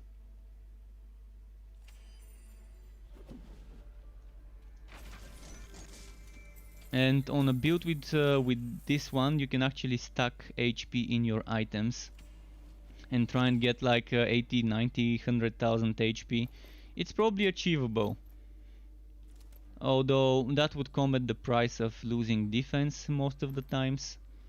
But I wonder if I get good items with nice damage, defense and HP, how I can make one such build with HP stacking. I think the one thing they need to change in Snowstorm is to make it give you HP bonus while Snowstorm is active. If they change the chance to freeze on Snowstorm, or was it chance to chill? I think it's chance to chill. Let me check it quickly. Snowstorm, 5% chance to freeze enemies for 2 seconds. Well, this is pretty nice, but it's only 5%, so I would rather have 10% extra HP while the buff is active. And then I can stack this 10% with this 10% and stack HP in my gear and then go for that HP beefcake build. Because 5% chance to freeze is not much. Especially when you know that you can freeze enemies. We can freeze enemies with things like this for 3 seconds, and you can get chance to freeze on items. Right now this actually freezes enemies for 10 seconds, so it's kind of broken and it's gonna get nerfed.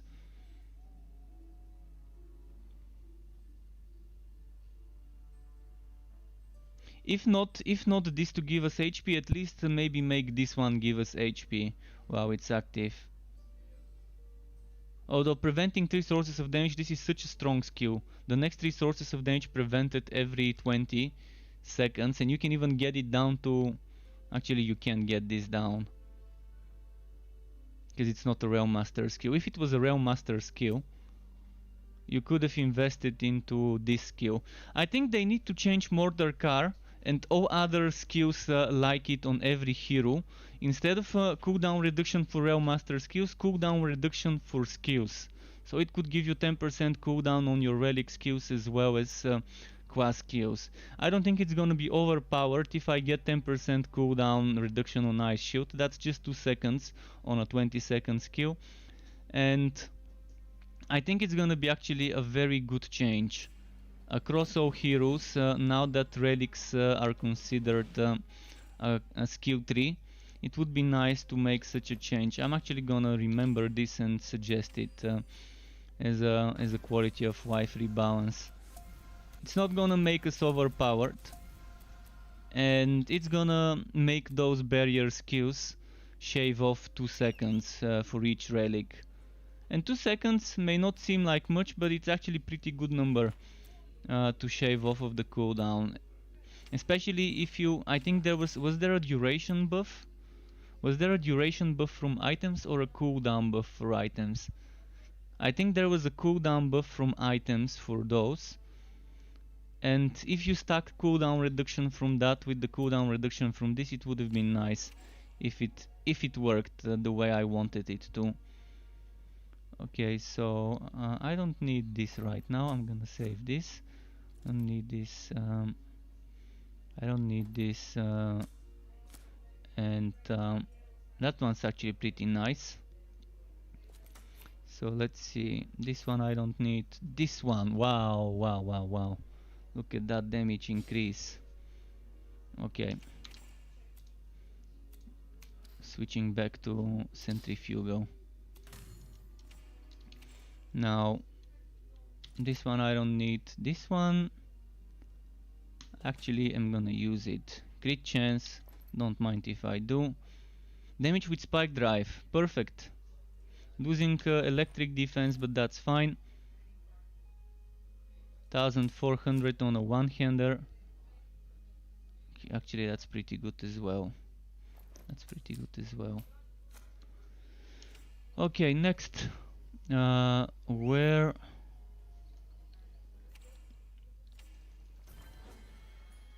Next one is Netherwell Cloaked Siege. I'm gonna pick this only because it's goblins, and I like goblins. They spawn in nice packs, a lot of XP. Goblin maps are probably my favorite ones to run.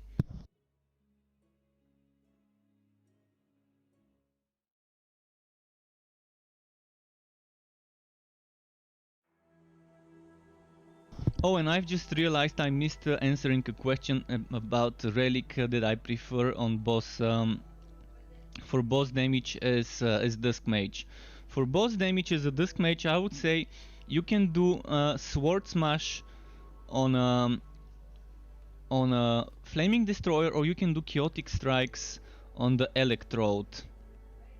Or you can do that casting speed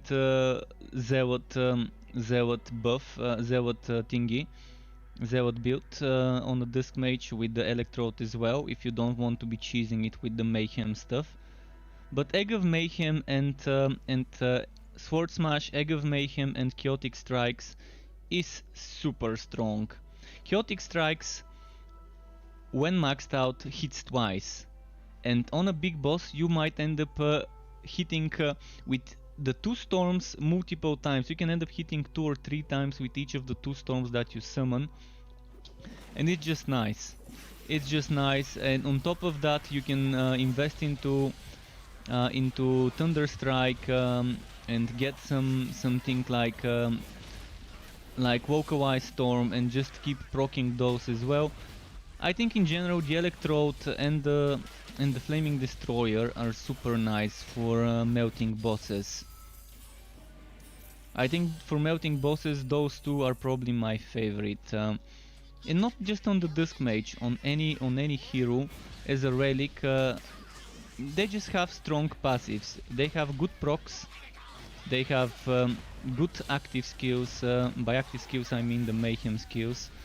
Sword Smash, Venomous Maw and all of those chaotic strikes. So with those two relics, there's a lot of good things about them. The auras are good, even if you get them as a 1 point, they're pretty decent. You can have the aura and then spam the active, and then get that active boosted by the aura.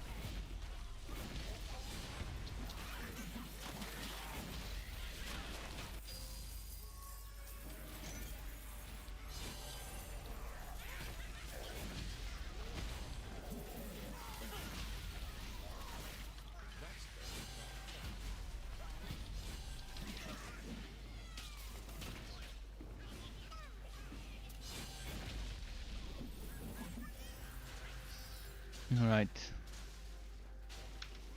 Let's do that Blizzard Storm.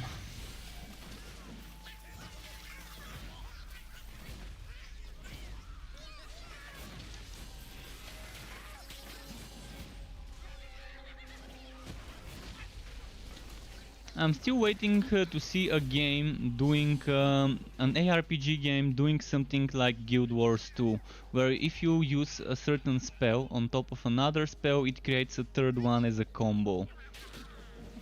For example, summoning a whirlwind, a tornado, and then summoning a flame spell, and the flame spell to empower the tornado to become a flaming tornado, something like that. I just think it would be nice to see a hack and slash isometric ARPG or third-person ARPG doing something like that. I was reading a webtoon yesterday where one of the characters there did something like that. It summoned a fire and a wind spirit, and the wind spirit did something like a tornado wind spell, like a whirlwind, but not a spin to win, just a tornado that was summoning. And then the fire spirit summoned some sort of a fire spell that buffed up the tornado. And I think if someone does an ARPG where you can combo something like that, I think the closest to this was Guild Wars, and how certain things can combo if you do one effect inside of another one, like priming and then exploding the primed spells and things like that. I would love to see someone developing such a mechanic, but yeah, I just remember that. I don't know how I suddenly remembered this, but yeah. And if you're wondering what webtoon I was reading, it was Hardcore Leveling Warrior on the latest episode.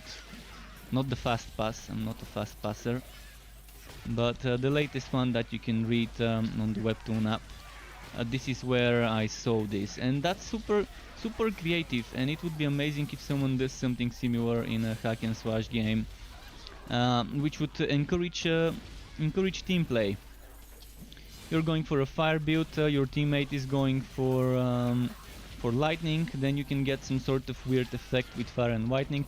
Or for example, someone is going for ice, freezing enemies, and then someone with lightning is breaking those enemies into icicles that damage nearby enemies. Initially Wosen in the alpha version wanted to do something similar.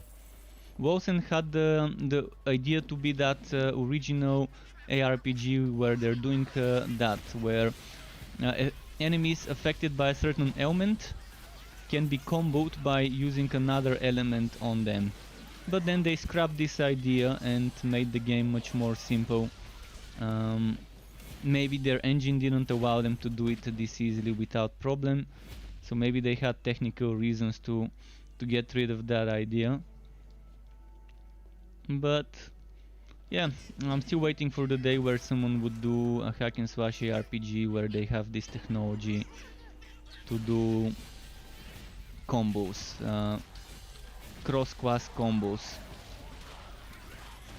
Cross-class combos are such a great idea, in my opinion, for games like those, to encourage team play instead of solo. And I think this game could do something like that if the developers put their mind to it after launch.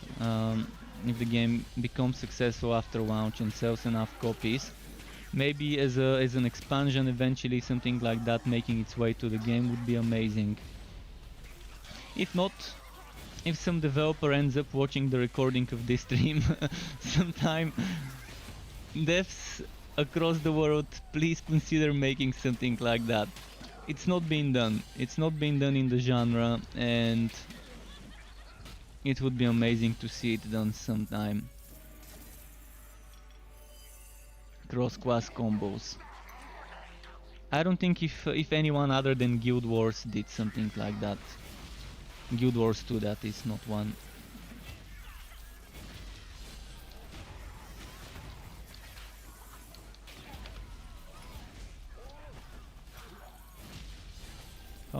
How's my XP? I'm level 47.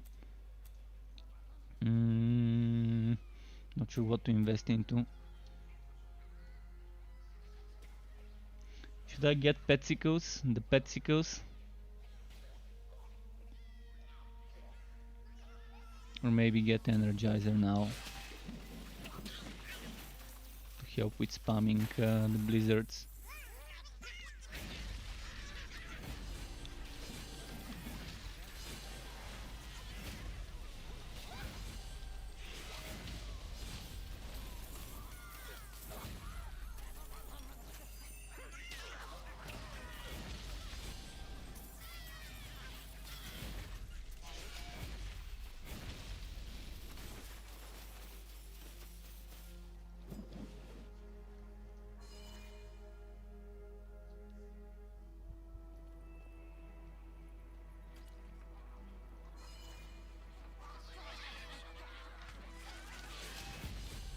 Come on.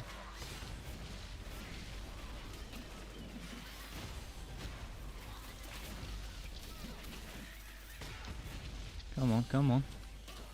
Take more damage, please.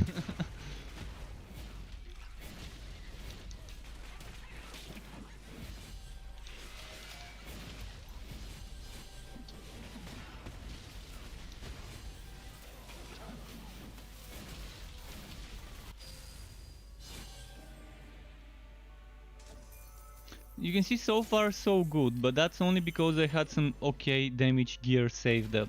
If I didn't have this weapon saved up, I would have been doing probably 30, 20, maybe even 40% less damage altogether, until something decent dropped, like this one.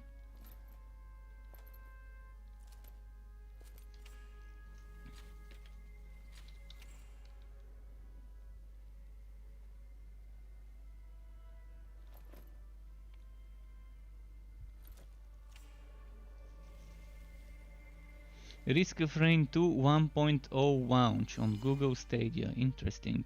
Just got a notification on my YouTube subscription browser. Gearbox official. So Gearbox are publishers of Risk of Rain 2. Didn't know.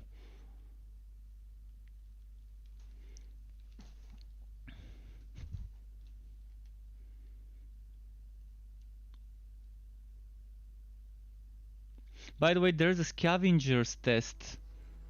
Is anyone interested in watching me stream scavengers? If there's no NDA, I have a beta key for scavengers, which is a survival game. I don't like playing survival games, but if someone's interested in watching me play scavengers, you might wanna look it up. Let me know. I wouldn't mind streaming it if the NDA has been lifted. If I can actually stream it.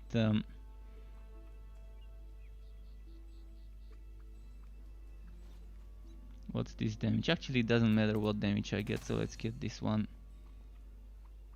Still not as much as my current, so off to the bin.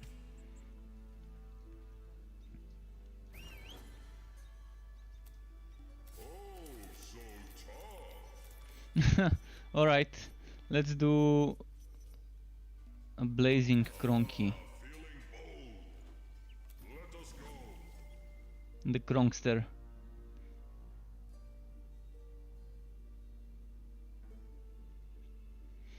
Cronk it up to 100.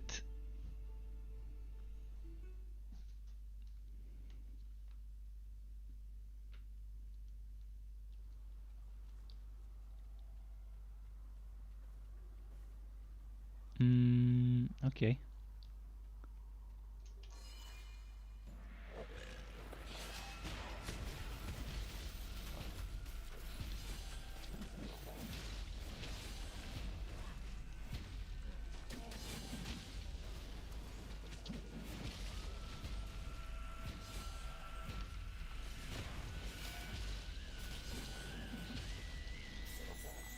Cast that here.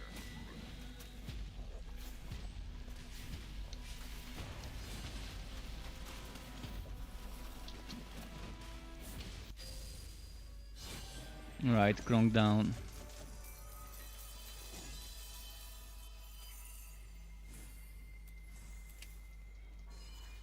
I still haven't gotten the new pets, the glitter sprites, on this server. I only have them on the test server. Vasily Sergeyevich says, "Dude, hello, dude, hello, Vasily."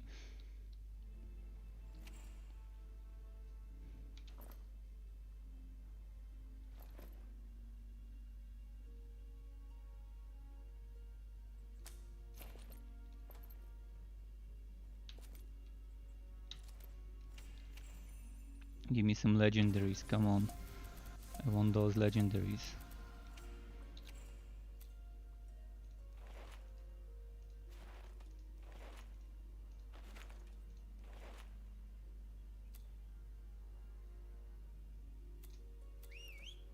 I should have put this there as well.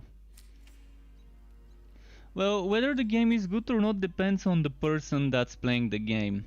For me the game is good, for you it might not be. If you tell me what you like in games, what you consider a good game, not giving me an example of like telling me Path of Exile or Grim Dawn, but what you like to see in a game. How do you like your itemization done? How do you like your end game systems? How do you like your enchanting, socketing systems and things like that? If you give me some examples, I can tell you whether the game has it. How do you like your build variety? How do you like the build complexity? Because the game has a lot of good things, but it also has bad things. So I'm not gonna sugarcoat it and say it's amazing. It's a good game, but it still needs some changes to make it a great game. It's my favorite game out there. I prefer playing this compared to Path of Exile. I prefer this compared to Diablo, compared to Grim Dawn. Well, Grim Dawn is definitely a game I like playing more, but the thing is I'm bored of playing Grim Dawn. I've played so much Grim Dawn that I just don't like... I want something new from Grim Dawn, and I'm gonna wait for Grim Dawn 2. But this game is right now in kind of an identity crisis, in my opinion. But that's just my opinion. I've got a very specific taste in games, and very specific taste in how I like my end game, very specific taste in how I like my itemization and my build variety. And in many ways this game is delivering. There are some ways where it isn't. I don't like the end game in this game. The end game of this game is what I'm doing, and I don't like it. I think it's very unbalanced, and I think some builds are super underpowered in the game and need buffing. I think some map affixes are super overpowered. Some map and monster affixes, mostly the hazard things. But I like the itemization system, I like the legendarium system, I like the skill system. It's probably my favorite skill system in a game right now, because it gives me so much freedom. And it's not that difficult to respec. You can farm respectacles and respec. I wish I could change my relic class, my relic subclass. I really wish I could change it from an NPC after reaching max level, instead of having to level up a new hero. So I'm never gonna like the permanent relic choice. Even when they asked us for feedback before they added this into the game, I felt like it won't be well received as a permanent choice from people who like playing outs. Because that means if you want to test every single combination, that's 20 combinations. This is my 19th combination. I've tested 19 different combinations of class and subclass. I've only got the Cold Forged left. Once I test the Cold Heart Forged, I would be done with testing every single relic and class combination after the changes, after the permanent changes. And it takes a while, believe me. If we didn't have the test server where we can boost ourselves to level 46 and jump straight to the end game without having to do the story, if we didn't have this system, I probably would be at number 8 instead of at number 19. And it takes a while, and the story is actually very boring in my opinion. The general experience of how the questing is done is super it's outdated. It seems like playing a game from 20 years ago, the way the quest system is. Go do this, return to the town. Go do that, return to the town. Act 3 is not like this. At least the beginning of Act 3. The first 4 quests of Act 3, you don't need to go to the town to talk to the NPCs, you can just keep progressing forward. I think a very good example of a decent quest system for the main story is Chronicon. Chronicon doesn't make me go to the town until I finish Act 1. Then it doesn't make me go to the town until I finish Act 2. So all the quest NPCs are on my way while I'm traversing through the zones, and I meet the quest givers and the NPCs I turn the quest to in the zones that the fighting is happening, without needing to go to the town after every single task I've completed.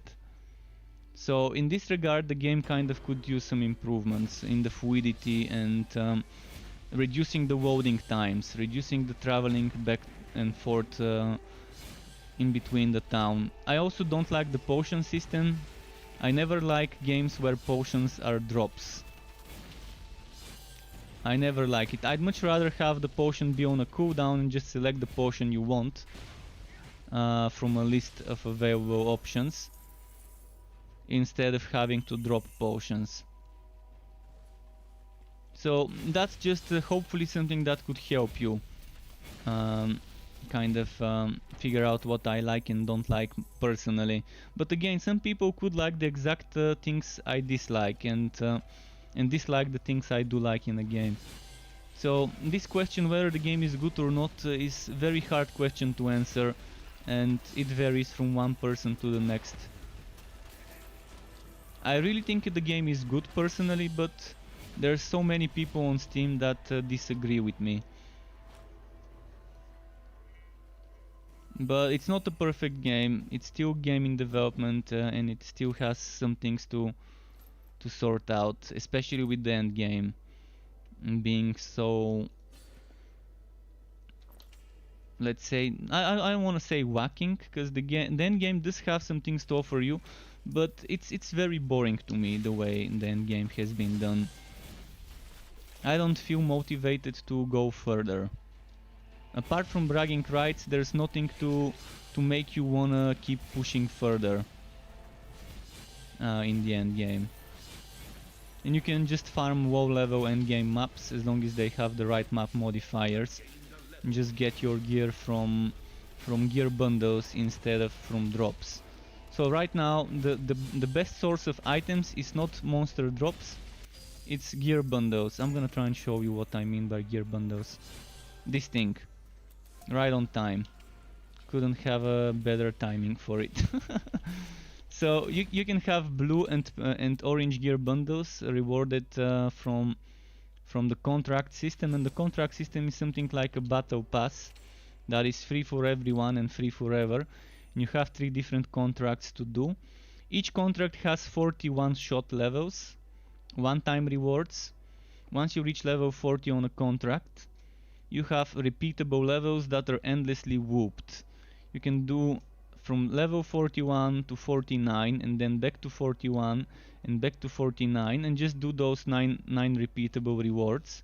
And each contract has different rewards. So one of them is more about maps, the other one more about fort stuff, the other one more about resources for crafting. So hopefully this is a lot of information for someone that doesn't have any idea what the game has.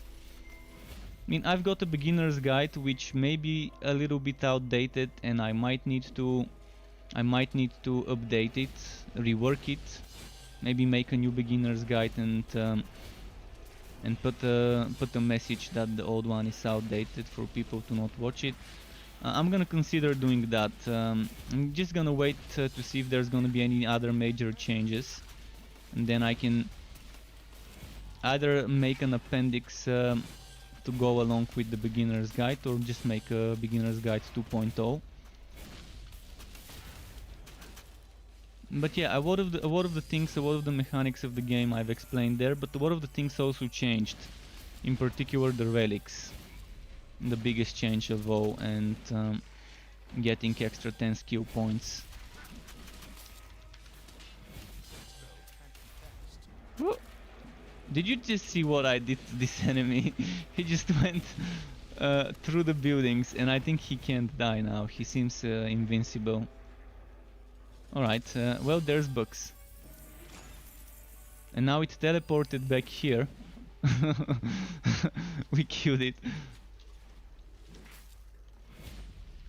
And I don't have a favorite class, but I have favorite combinations of skills. So on every class I have some sort of favorite builds. On the Dusk Mage I like Entropy. On the Railmaster I like Slammer builds like the one I'm using compared to Train builds. I love Summoner builds on every class, although the Forged is probably the weakest to make a Summoner build on. I really love proc monster builds, and proc monster builds are builds that are trying to do as many hits per second, which results in many procs per second. And the Flaming Destroyer and the Electrode are perfect for proc monster builds because they have very nice procs as relics. And the Sharpshooter and Infectious Shooter pistol is a very good combination for a proc monster build. You're writing it down. Oh, oh, okay. Well, you can check my builds, but I think one of my favorite builds I've tried recently is the electrified Sharpshooter. So if you go to my builds website, struckquip.xyz, if you go to struckquip.xyz, you're gonna see my builds, and from the most recent builds, the ones I really enjoyed a lot would be the electrified Sharpshooter. That's one that I was surprised from the synergy I found there. Shocknado Vortex 2.0, another build that I really enjoyed playing on. Absolver Zealot, another build I really enjoyed as well, but I need to update it. Tonight I'm gonna be updating the remaining 5 builds that need an update to include the extra 10 skill points. I've updated last night 4 builds, reworked, refotoshopped the screenshots of the skill point location, updated the text a little bit. There's 5 more builds that I need to update, but the most recent ones already include in their Theorycraft that extra 10 skill points. But yeah, I think in general I really like sharpshooters with proc monster builds. So if you take the infectious shooter pistol on a sharpshooter and put it in the legendarium, and then max out to tier 3 Scout's Bones, and then combine it with the Flaming Destroyer or an Electrode build where you're investing into the procs such as Thunderstrike or Firestorm or Magma Burst, Tingling Sensation and all of that. It's a very fun build. It's a very fun build because that's a lot of hits per second. Many hits per second equals many procs per second, and that can be very fun. On the Dusk Mage you can go for casting speed build with Absolver, and then using a boosted with Molten Reach Entropy. Or you can, instead of Absolver, use Holy Bolt and boost it with the Arc of Light. Or you can even use what's its name? Fuck, I forgot the name. Radiant Blast. Or you can even use Unholy Bolt, boost it with the Soul Flask. As long as you have multiple hits per second, it's gonna result in multiple procs per second, and the Electrode on a Dusk Mage would give you good casting speed. And that casting speed increases the procs per second, so builds like that are pretty fun.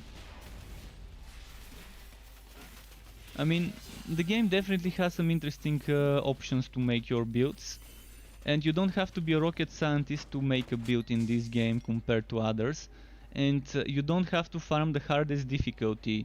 If you feel like it, you can farm any difficulty you want, and you're just gonna get the exact same items. You don't have to be farming ridiculous to get the best gear in the game.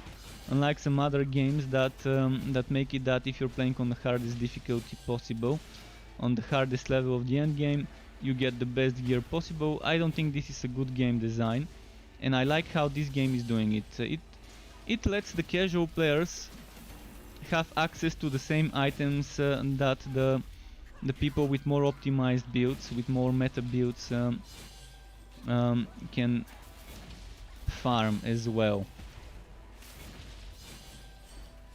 So in a way, some of the things in the game really give you some nice freedom of picking the difficulty that suits you and suits your build.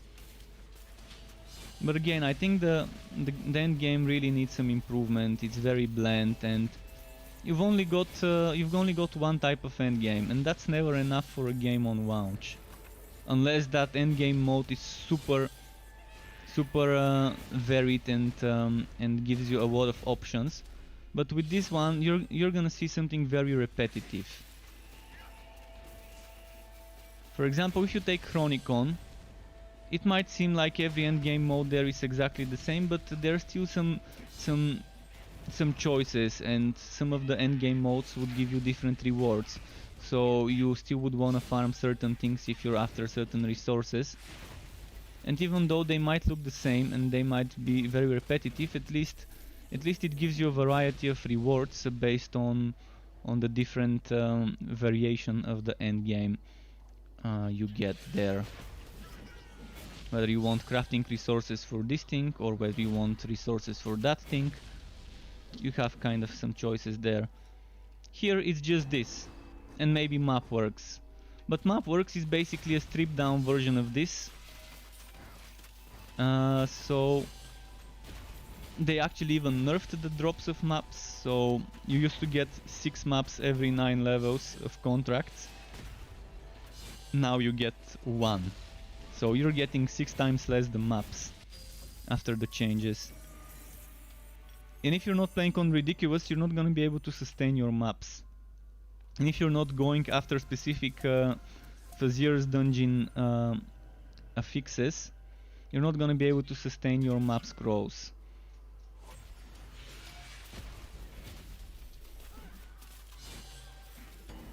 Again, I think this game really needs to figure out this identity crisis, as I like to call it.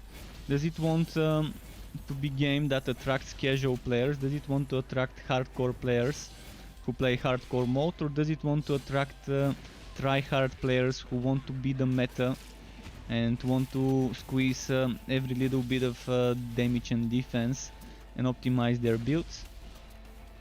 I consider myself more on the casual side, not in regards to time played, but in regards to skill and to optimizing my builds. I don't try to make them meta, I just go for synergies. I just like finding synergies between an item and a skill and going for those synergies regardless whether they're meta or not. That's how I make my builds. Because eventually some synergies that might be underpowered right now might become strong after some rebalancing.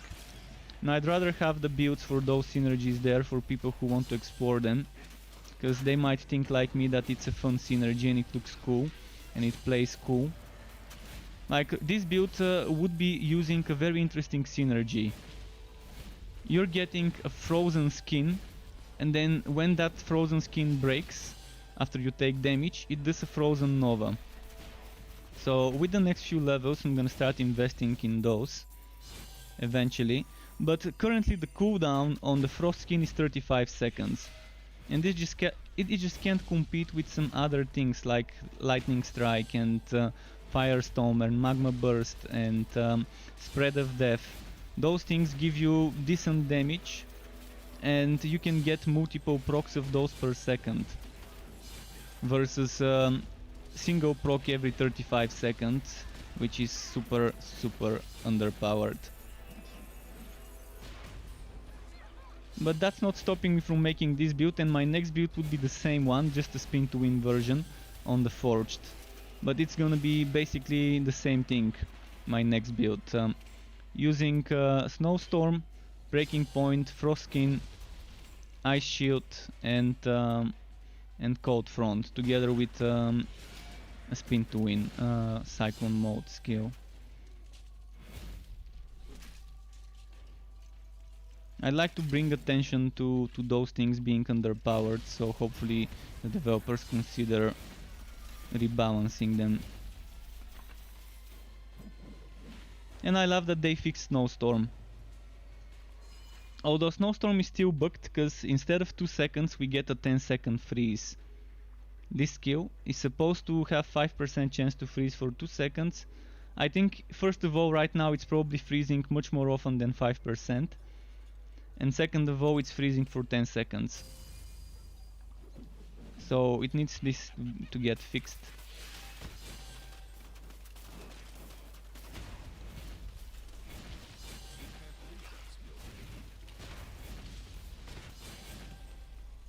Of course, some enemies cannot be frozen, so there's this also.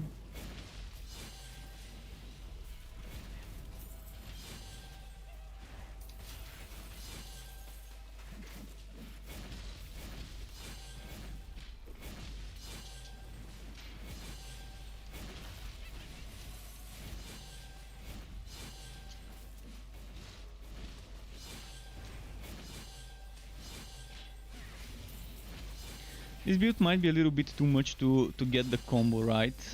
I'm not getting the combo right. You're probably seeing how often I'm messing up my Busting Charge, Hammer Spin, Spike Drive and Pound rotation.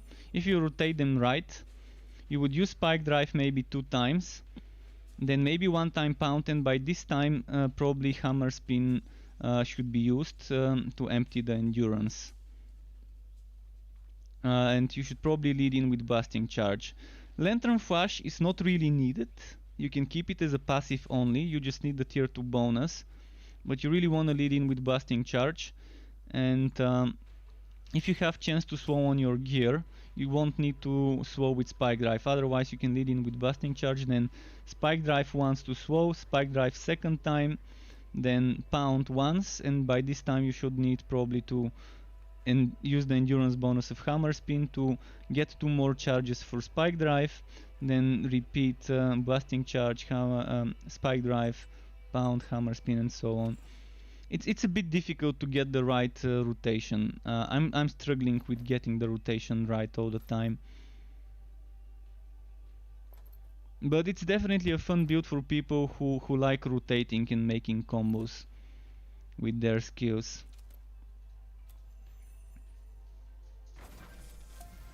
And it can work on any relic, this whole slammer thingy.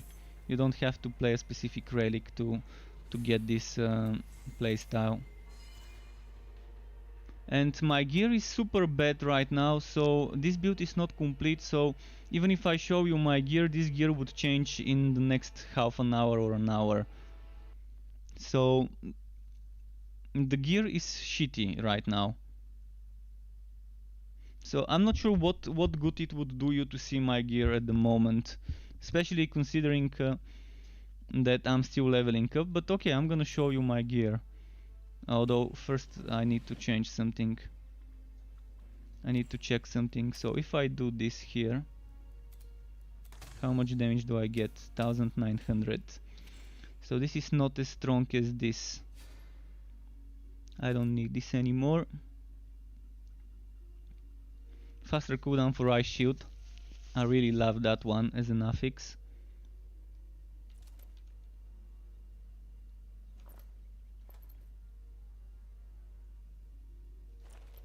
So this is my weapon, this is my helmet, that's my shoulders, that's my gauntlets. You can see I'm using low level items even right now. My chest, my pants and my boots. Ideally I would be wearing this helmet most likely, but a stronger version, then probably the shoulders of the same set, and probably the boots or gauntlets. Let me check which one I want. Do I want the boots or the gauntlets? I'm gonna check it from the legendarium.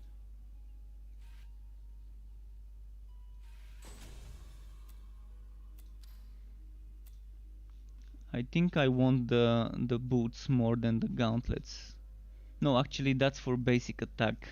Am I gonna go for basic attacks? Probably not. But the gauntlets are even worse. But yeah, I'm gonna need the helmet, the shoulders, and either the boots or the gauntlets equipped, just so I can get the set bonus. And then I would be wearing in the legendarium the chest, the cosmic chest piece, to get +2 slammer skills, so I can remove 2 points from this, and this. And then I can also make this level 4, so I can get the tier 2 bonus with the +2, making it level 6. So yeah, my gear is pretty shitty right now. In fact, it's very terrible, because you can see I'm wearing level 20 items in some places. This map is very good for leveling up. When you're doing Fazier's dungeon and you see Gauntlet, that means the enemies are respawning. And if the map has a nice density of enemies, you can just spend half an hour doing that map without leaving it. Just running from one point to another, point A to point B to point C, then back to point A to point B to point C. If you see a good spawn spot. Keep in mind you can't get XP from enemies more than 4 levels under you. More than 4 levels under you. So this map is level 50. If I'm 54, I probably should not stay in this map anymore. I'm probably gonna stay until level 53 in this map, so prepare for the boring part. But this is super quick way of leveling up. If you find yourself a good goblin gauntlet map, you probably can get faster XP than it. Qual says, you notice how many more red elites there are now? Yeah, they added more more minions. The red elites are minions, and they die super quickly. They die super quickly, and I like how they've increased the number of those. It definitely feels better seeing minions more often.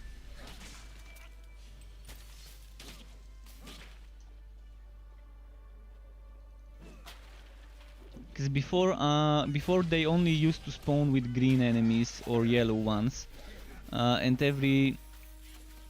I think it used to spawn like maybe 5% of the time, and now it probably spawns like 50-60% of the time when there is a yellow or a green enemy. And I like how they've done it. I like seeing the minions more often. See those ones right there. Contrast that here.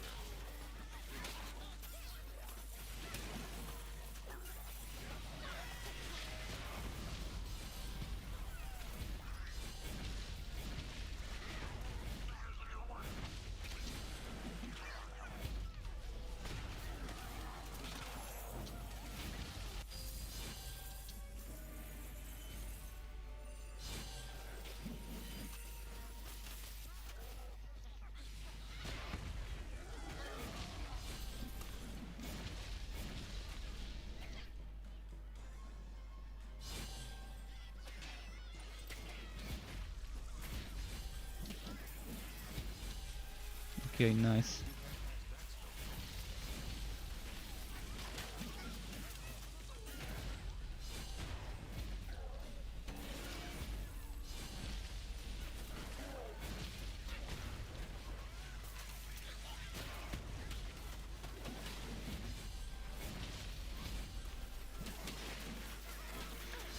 Nice.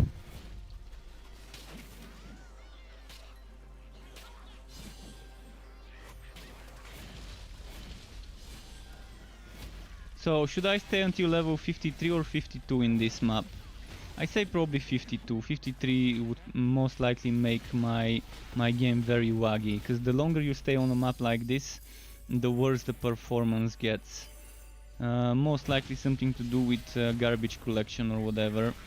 But yeah, there's some sort of memory leak or whatever it is while you're inside this map, and any respawning map, any gauntlet map. If you stay long enough, you're gonna see huge FPS drops.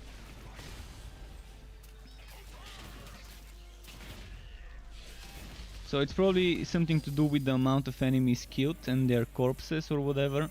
Although I know the corpses disappear and dissipate. So whatever it is, I hope some developer sometimes looks into it. Because those maps are amazing to stay and spend some time into. They're maps that don't drop items other than scrolls of Wifebound. So you don't get items, but the enemies respawn. And while leveling up, it's just a blessing seeing a map like this. I'm fine with sacrificing some minutes of no wood for extra quick XP.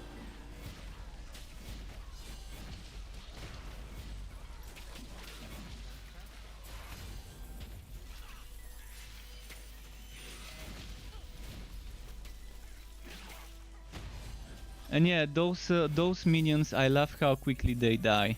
I'm not sure how much more XP they give than a normal enemy, but they die quickly.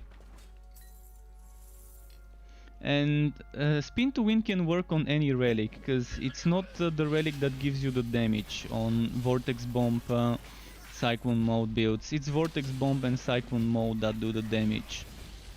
Of course, if you have a relic with procs, it's much better. So with the lightning relic it works better. I mean, I made Bane work with spin to win. If I can make Bane work with spin to win, then I can definitely make Cold Heart work as well. So yeah, if I can make the summoner relic work with the Cyclone mode Vortex Bomb build, then the Cold Heart will work. In fact, Cold Heart should have a better synergy if they reduce the cooldown on what's its name? Frostskin. If they reduce the cooldown on Frostskin to trigger Frozen Novas from Breaking Point more often, it's gonna be a perfect synergy. Because not only are you gonna be triggering Breaking Point more often to freeze the enemies, but you're also gonna be doing extra damage from triggering this one. And that's the perfect synergy for a spin to win build. Breaking Point.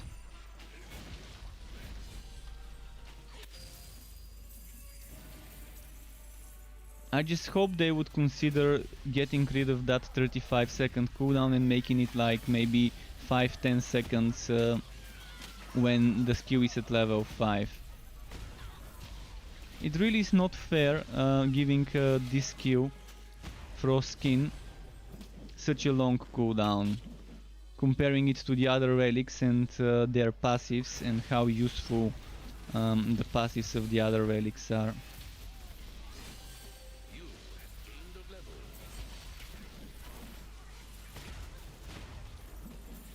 I mean, it's early access. If they end up making it overpowered, they can always nerf it.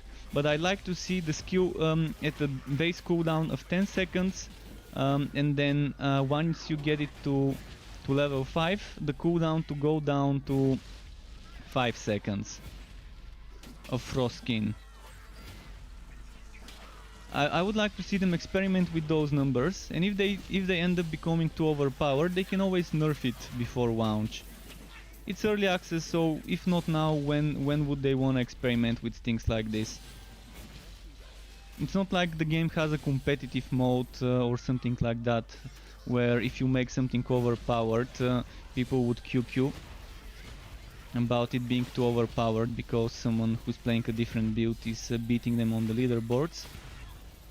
No, it's the perfect time to experiment with things like that, and now that they've decided to focus on rebalancing and bug fixes, it's the perfect time to look into this skill, especially into this relic in general.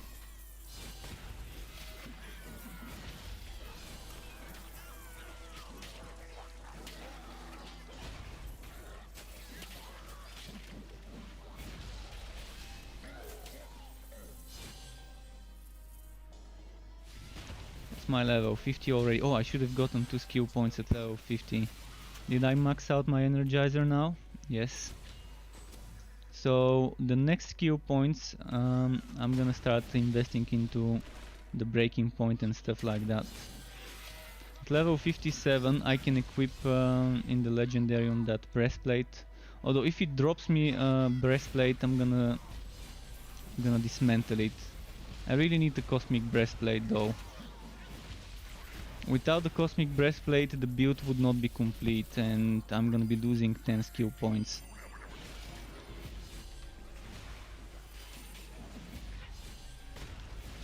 So yeah, hopefully I can get a lot of gear bundles, and I can get a lot of high level items for the cosmic set. I can always go on my other Railmaster and get some of his items and transfer them to this one.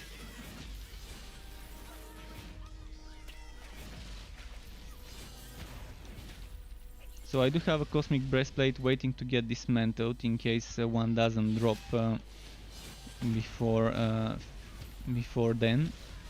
We'll see. So I'm gonna stay in this map until 52, as I said. Staying here any more than level 52 would result in a lot of wagging. Already got 13 contract levels in this map, because it's infamous as well. So I'm getting double the fame.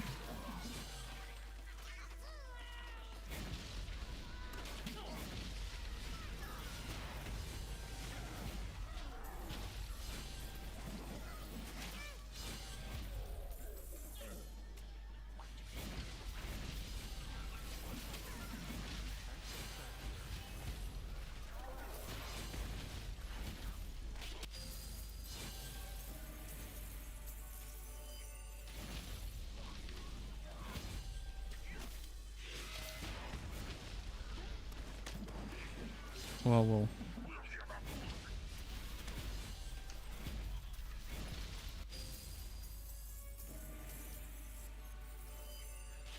Oh, that fame we are getting now from those elites.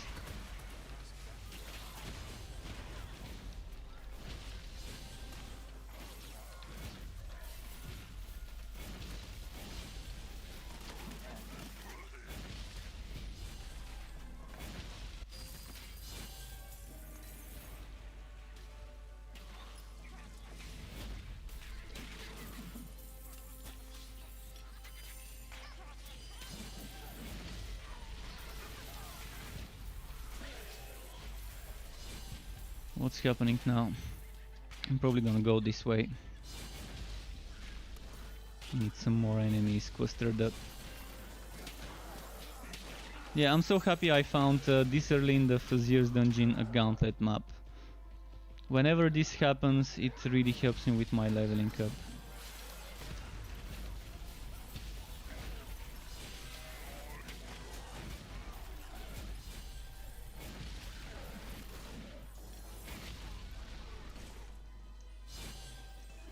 I forgot I've already picked this one up.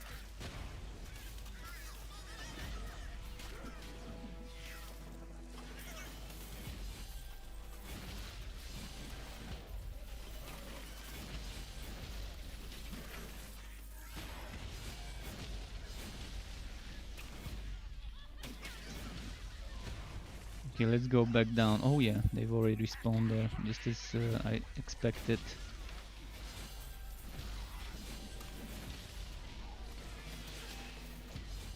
So you can see on this map I'm constantly moving and there's constantly enemies in front of me.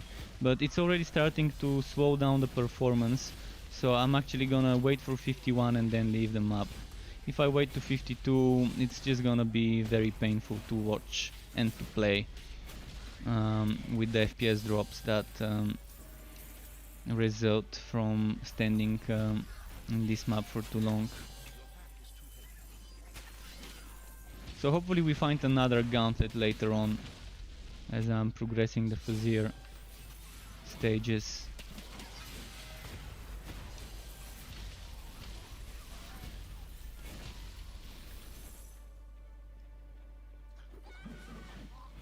Let's check if there's any response here.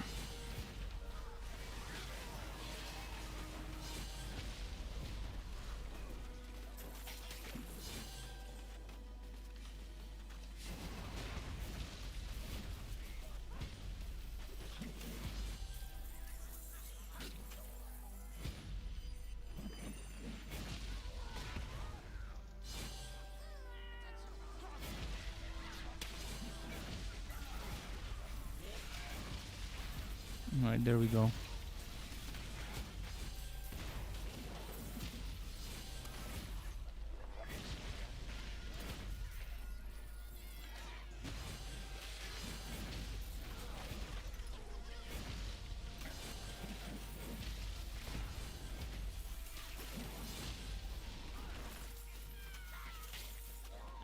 Yeah, almost 51. So soon we're leaving this map. We made many goblins orphans today.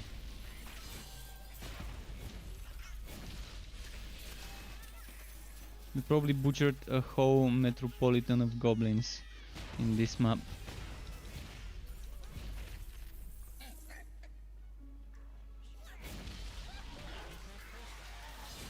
If Goblin Slayer Sama was with us, he would have been proud. I wonder if they're planning on adding hobgoblins in this game. Maybe White Vote is considered a hobgoblin, although he's considered a chieftain of the goblins.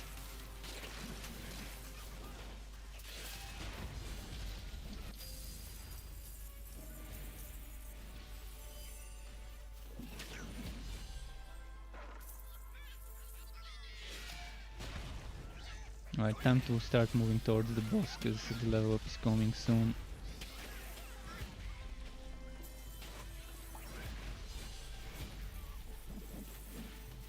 But yeah, I think by tomorrow, I think this character would be leveled up to a decent level, so tomorrow I can make the build video.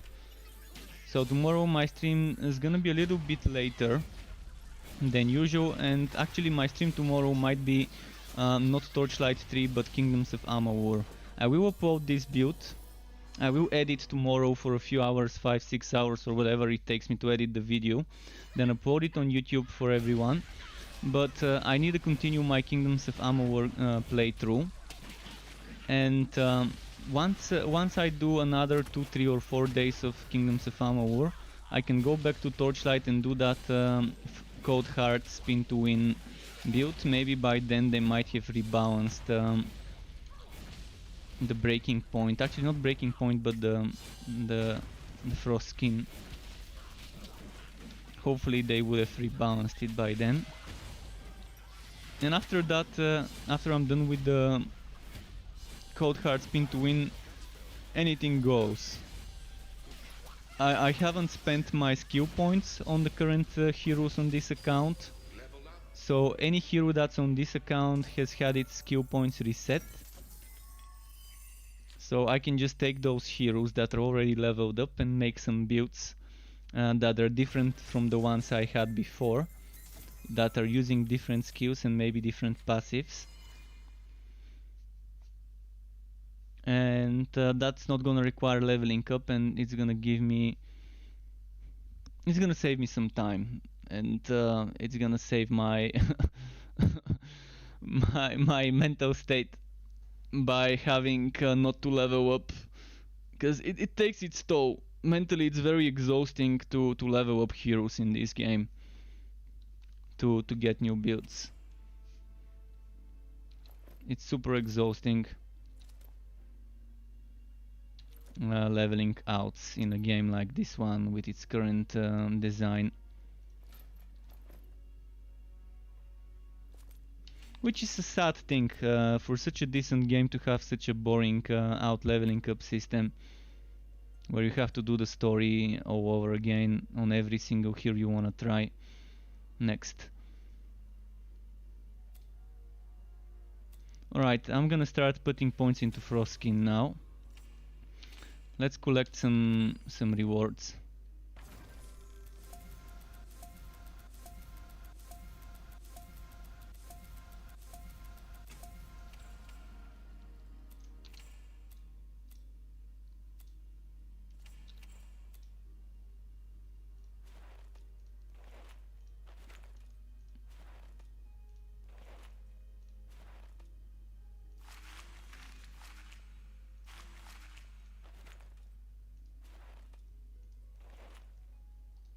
Is there room for more? 3 more, okay.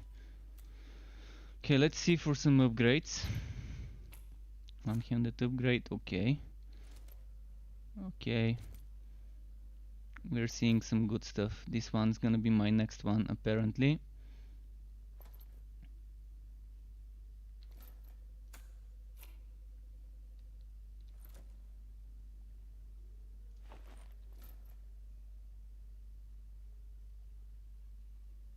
Damage with pound or damage with... Not a fan of knockback on melee builds. On melee builds, knockback is the last thing I want, for the enemies to get away from me and to have to catch them in order to do more damage. Okay, that's like a 50% increase in my DPS, almost. Let's collect some more items. This map gave us like 22 contract rewards. That's 2 legendary items. Actually 3 legendary items, because it's giving me shitty 2 times in a row the Sneku stick. Sneku stick is the equivalent of a middle finger when you pull it out of the gearbox. We have a saying in my country: out of the bag of pussies you pull the dick. Something like that. Let's see.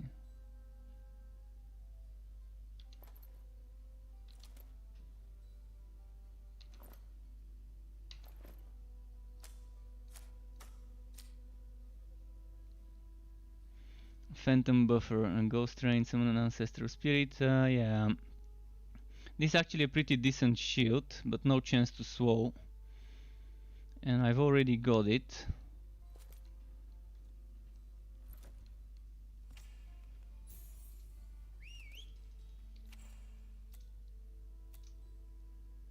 Let's see here. Are there any more contract rewards left? Okay, we cleared them all. 22, took a while to get through. It's not giving me cooldown reduction, chance to reduce the cooldown of the pet stuff. trying to get those pet thingies. Let's check my storage, by the way. I probably can wear some of the things already. Like this one. Oh, 521 damage. Yeah, talk to me. Perfect. I love stuff like that. Alright, let's equip it. Let's get rid of this.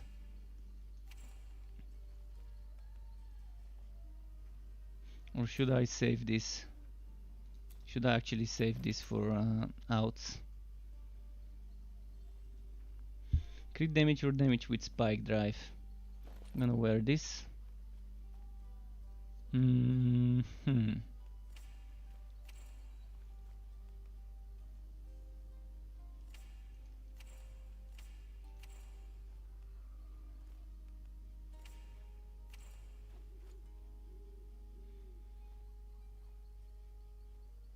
Is it time to switch to cosmic power drones? I guess when I do get a full set going, I can switch. For now, I can only get the power drones at my level.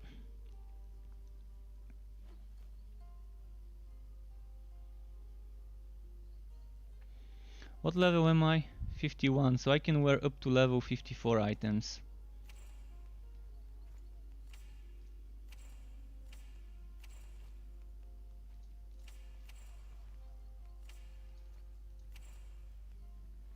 Yeah, I don't think I've got better weapons. I'm just gonna quickly check my storage for a nice 54 weapon with a ton of damage. You never know what I might be saving here.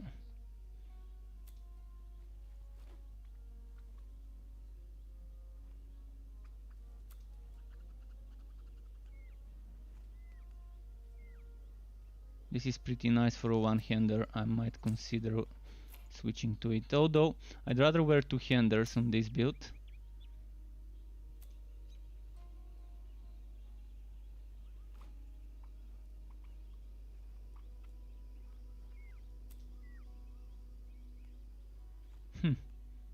Yeah, I don't think there's anything great.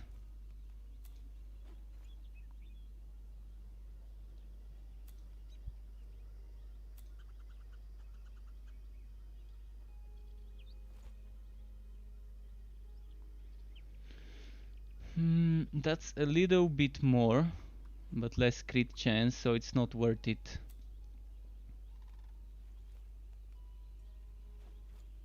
What damage is my weapon? Physical.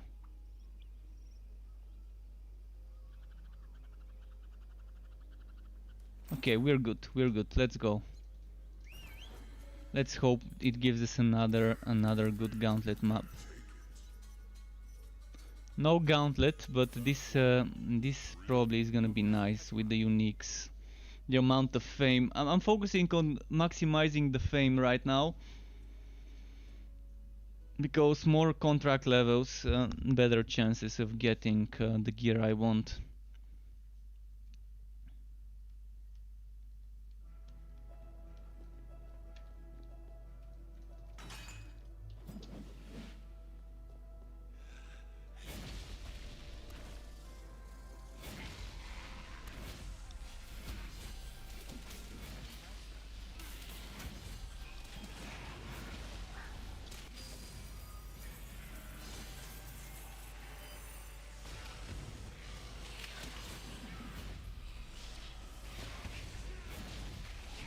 I need to consider duration for blasting charge.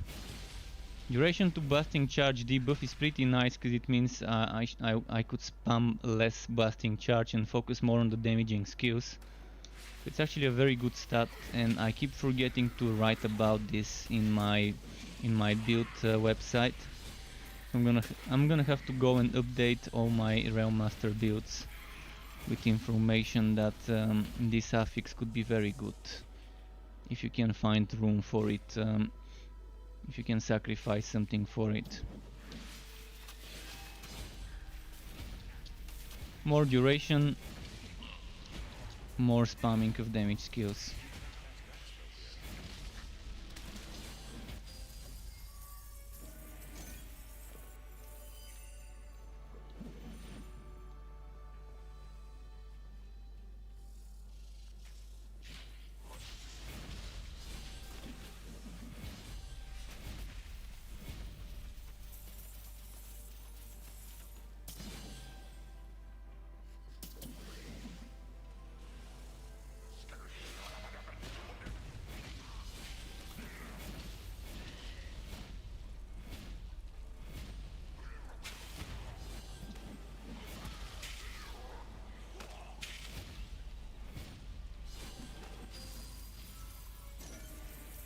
Okay. Let's see.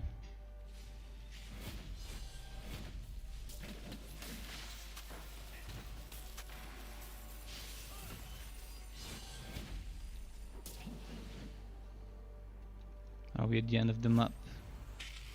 I'm gonna go back, kill some more enemies though. Although maybe I could push this map quickly and just end it. Because I've already outleveled my content a little. No, I'm equal to my content, but yeah, let's go to the next map instead of staying in this one. Hopefully I get a goblin map as a choice.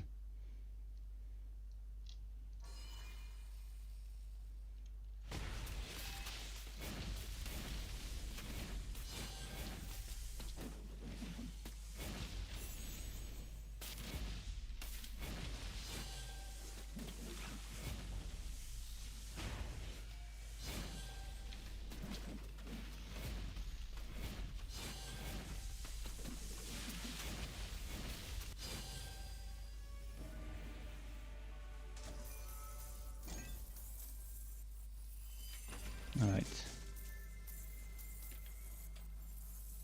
You can't carry anymore. Come on. So let's hope for a good map now. I'm not gonna collect rewards until I get like 20 or something more left. Just so it can go a little bit faster with the maps. Although I'm probably gonna do a short break for a piece right now. I've been trying to hold as much as I can, but yeah, it's just urging me. So yeah, I'm gonna get rid of the items and then go take a quick break.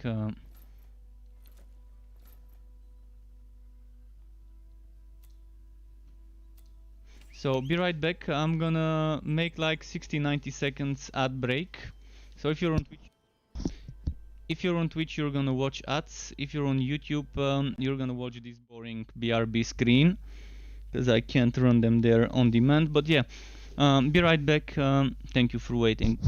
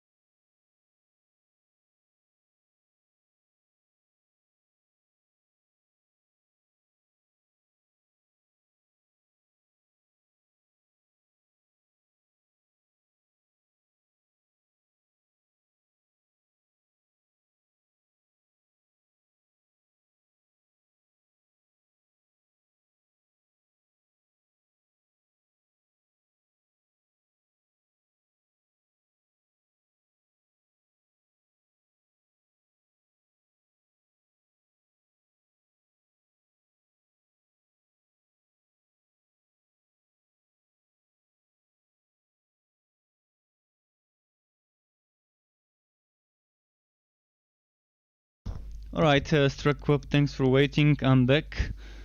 Let's go back to slaying some goblins and other creatures. So stage 6 cleared, stage 7 a boss fight. So this the White Vault or Psora? I'm gonna go for White Vault even though it's a Stormbringer. Seems like my kind of fight.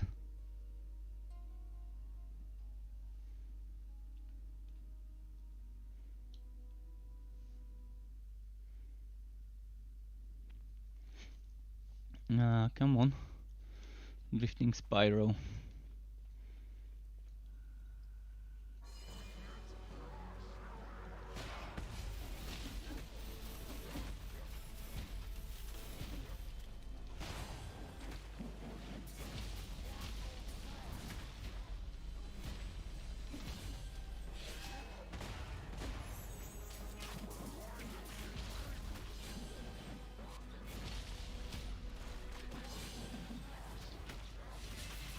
Okay. Trying to watch my rotation and then to pay attention at my HP at the same time. It could be a little bit too much with Slammer builds for some people, having to pay attention to too many things at the same time.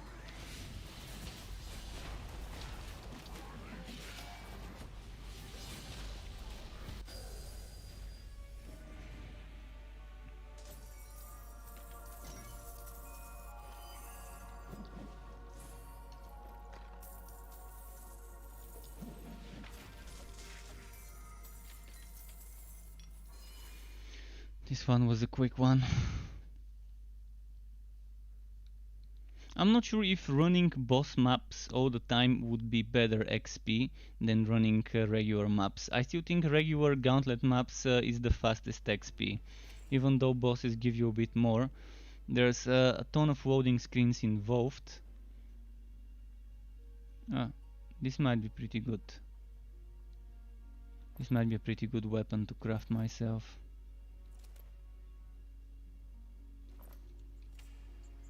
Let's go test it. Oh, I can't craft it, never mind, never mind.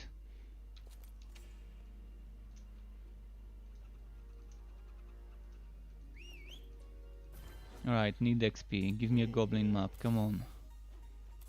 Come on, give me a goblin map. Double HP goblins or zombies, plague bearer. Not a fan of the double HP, so I'm gonna go for this one. Clear it out and maybe go for the next one. Is that level 53 enemies that we're gonna fight now? I think we will. I think it's gonna be 53. 53, yeah. So 2 levels higher. Let's see how much damage I'm taking from the traps.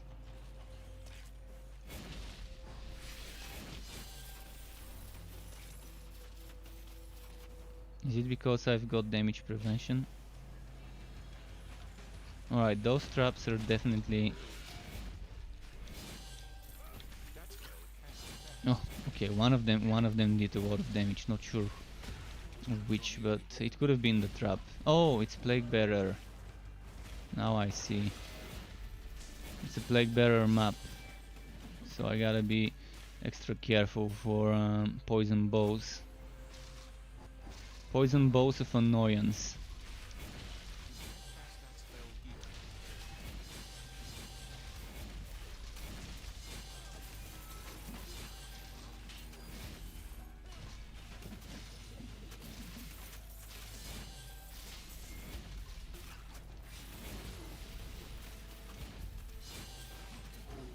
You can't face tank this.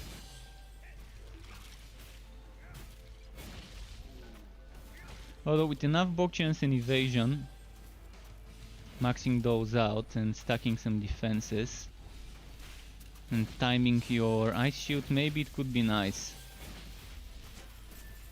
to face tank.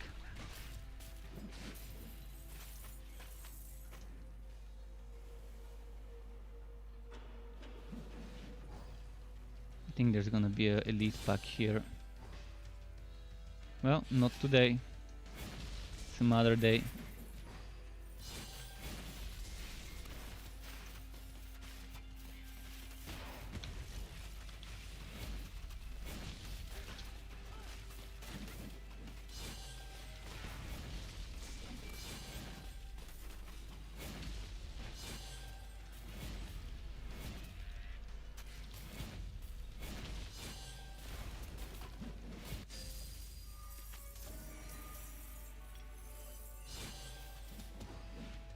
Okay.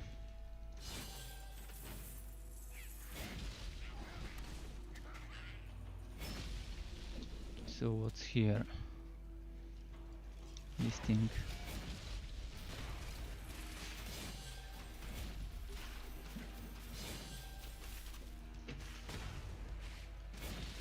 Oh, I need a moment. I forgot to close my door. Well, not close it, but semi-close it. So I need a... Come on, I need to find a safe spot.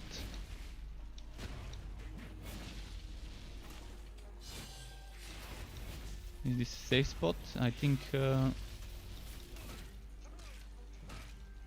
it is now. Alright, just need a moment.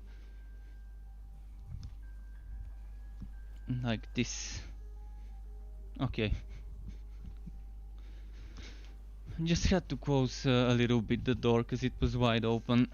There we go.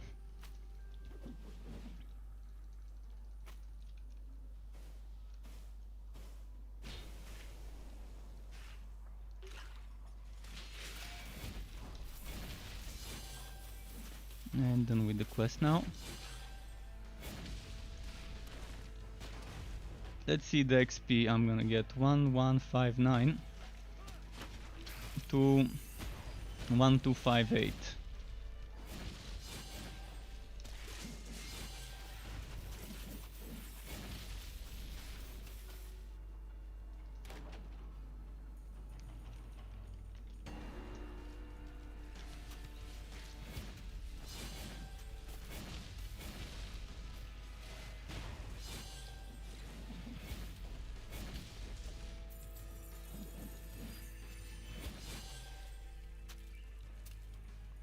Okay, I'm gonna try and group up more enemies at once for AoE. You can't do that. Ah, a CD can't, and the worst timing. Oh, and another CD can't. Yeah, just when I wanna AoE them, now I have to change my plans and not AoE them because they're a CD can't. I just can't stay close to them. I have to play ranged. Play ranged on a melee build because of this overpowered affix.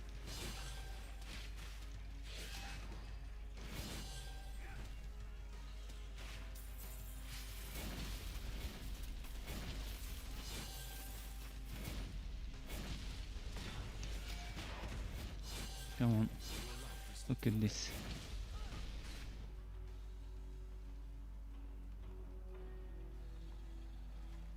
Okay, one left.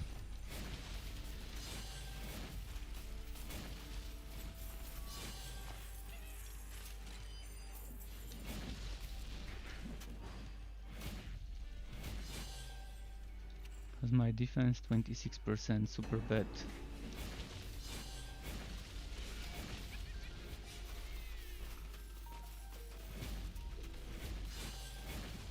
You can't pass that.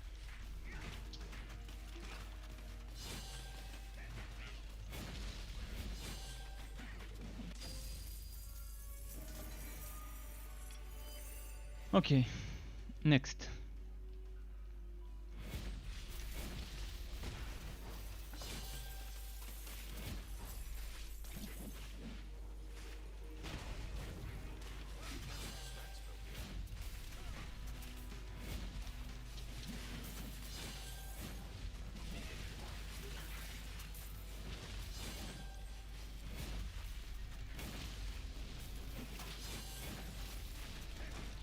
Come on, come on.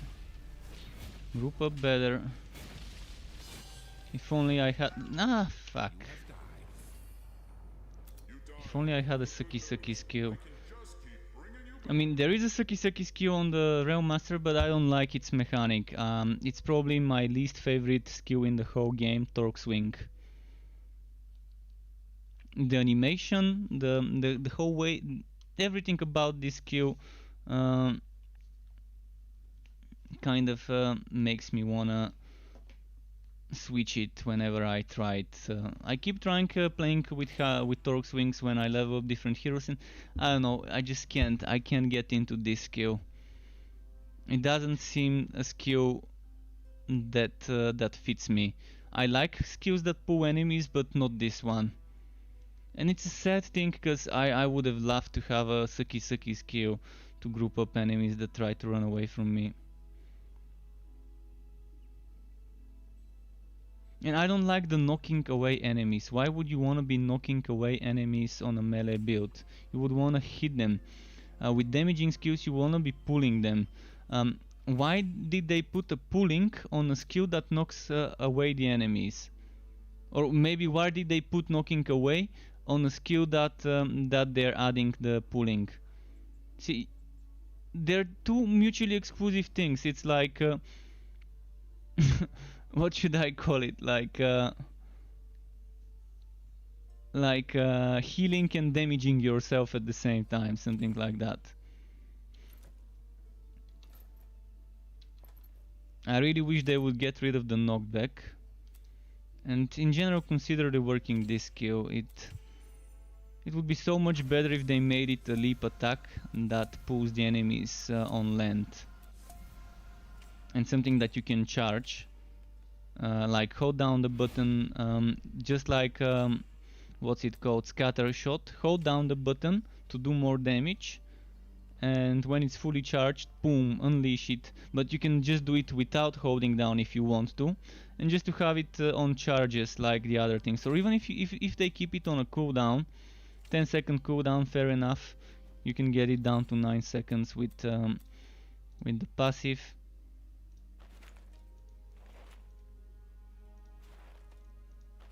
I would have loved it to be leap attack, and then with this bonus to make it pull enemies on land. And then the endurance bonus, instead of send forth a whirling hammer through enemies, to make a whirling hammer around you, like hammered in on Diablo, maybe a spiraling hammer. Although even if they keep this whirling hammer straightforward, it would be nice. So you for example, let's say you're facing north, you're sending the whirling hammer north, and you're jumping in the same place where your hammer is going. So by the time the hammer reaches your target, you probably would have jumped as well.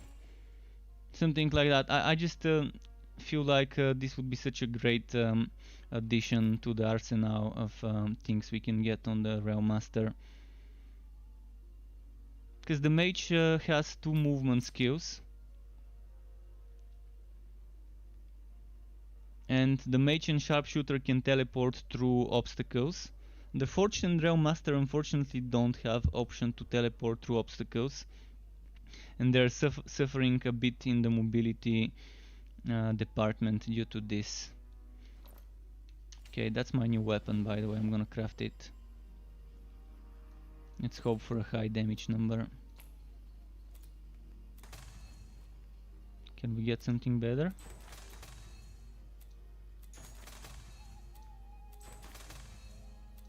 I don't think I can get 3 now. Oh, 416. Boom. Upgrade.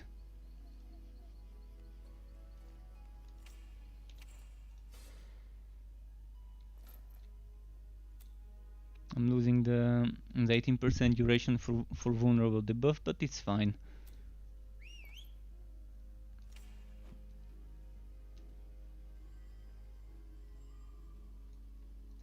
Step right up, contestant. Your pet is back.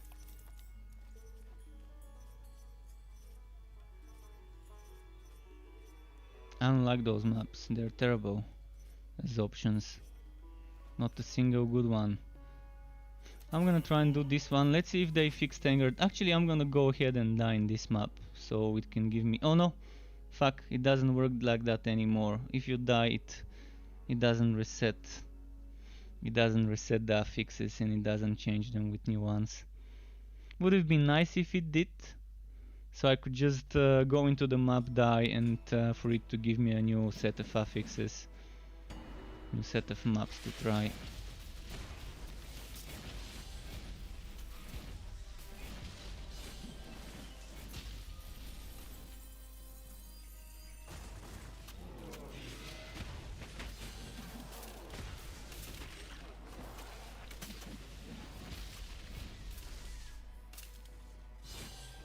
Should I try to just rush through this map?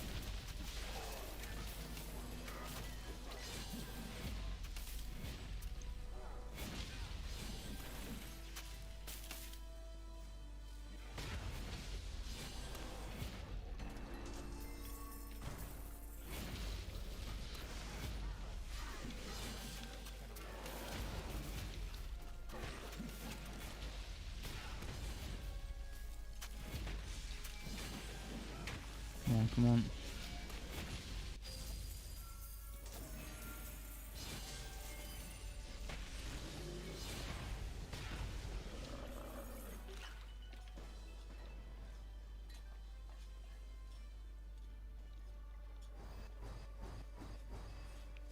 Getting close to done with this quest. Once I'm done with the quest, I'm just gonna rush to the boss fight.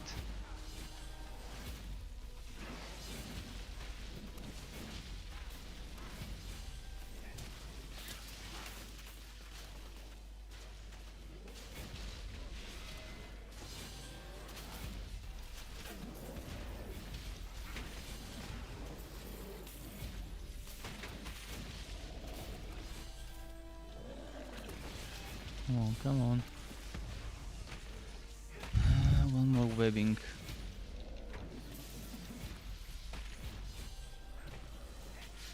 This refuses to drop this quest item now. Let's go.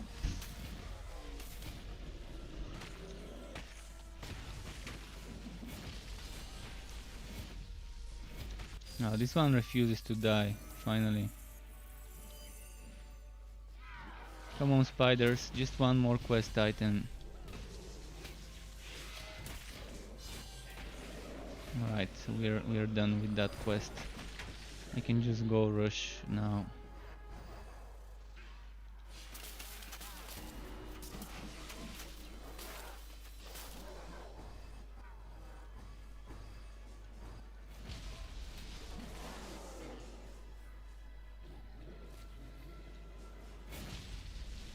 Ah! Fuck. I didn't have my movement skill ready. Terrible map.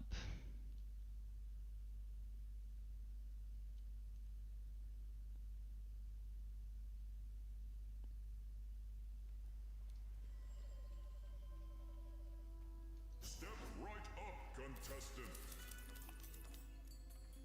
Oh, it did give me new ones. Oh, okay, let's go another map and die again for it to give me a better one. So I can keep dying and it could keep giving me new ones as options.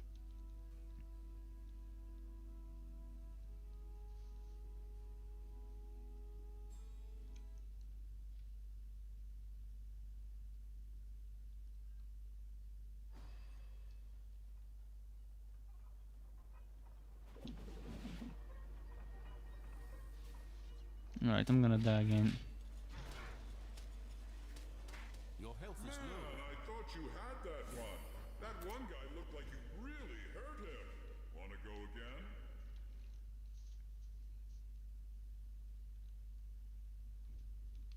Okay, so hopefully now I get something decent as a choice.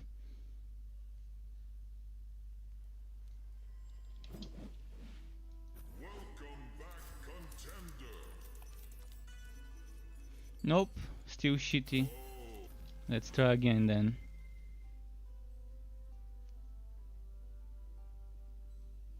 There's gotta be a way for us to pay gold to reset those maps and get new affixes.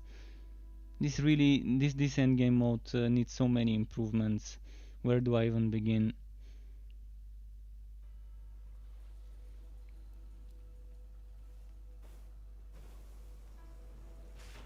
You are near death. Come on, all is not lost. Just some. You know, let's not focus on that.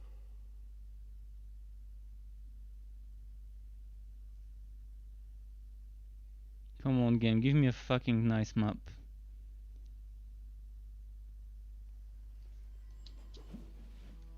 Another day, another dungeon. This is nice. Obvious choice. Might be a little bit extreme close-up, but I like the extreme close-up actually. Not good when there's goblin hounds. Goblin hounds and extreme close-up doesn't mix well, but still. It's a goblin map, so it's gonna be decent XP. We'll see. Come on. Okay, we don't need this, we don't need this, we don't need this. Oh, and I've got a skill point.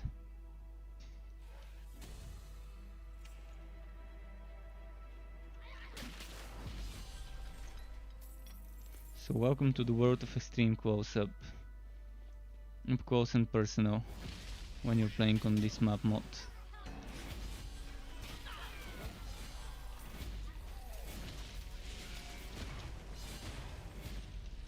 You can't do that.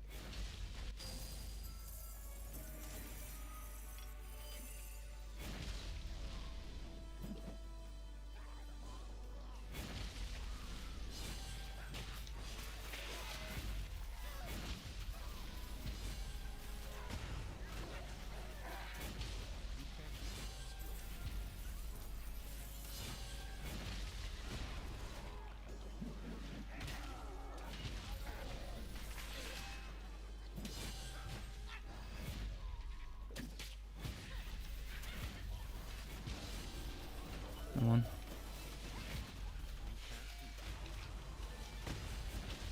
If only I could disable the knockback on my health potion. It's hurting my build. But I don't like the other potions, cause they're healing over time rather than at once.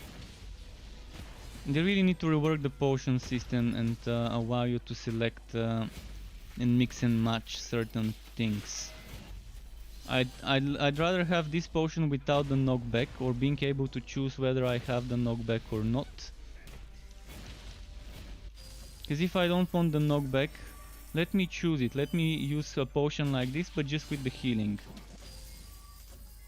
Knockback hurts melee builds in many cases, unless you're trying to escape.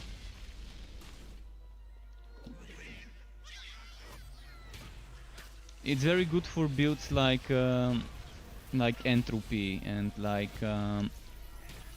Infectious Shooter on the Sharpshooter with Scout's Bones, or Energy Spikes. Things like that are perfect for knockback, so you can get the enemies to take more damage, but on melee they're just going outside of your range when you knock them back.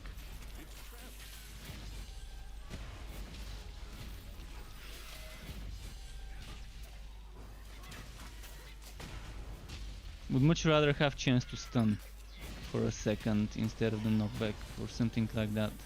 Although knockback is still good again on range builds. It's gonna be nice to have multiple potions, more than the current 3 ones.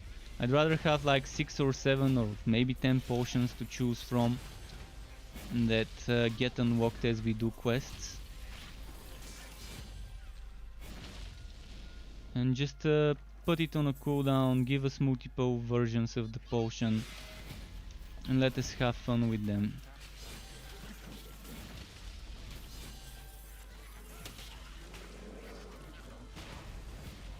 I don't like flask systems, where you have to kill stuff to recharge it. I like simplicity, just a simple cooldown and different effects that you can choose from.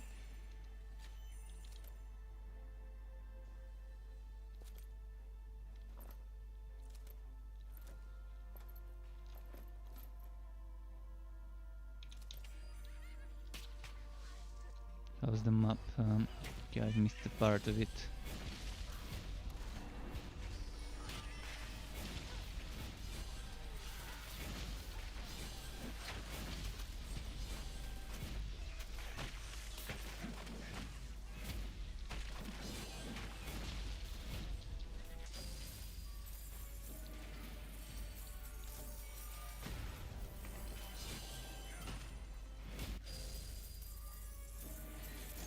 Okay, good enough.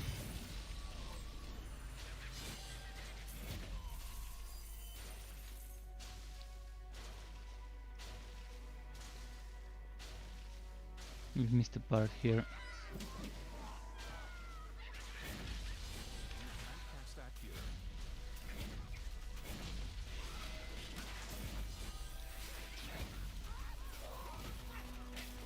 Big Oo. This one's called Big Oo. And this called Biganu. Big Oo and Biganu.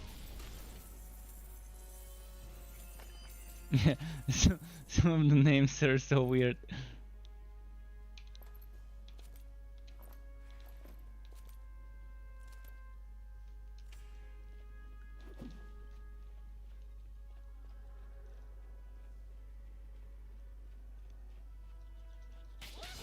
Boom.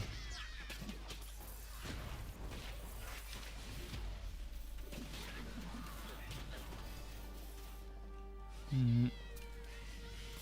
Let's try and group them up here.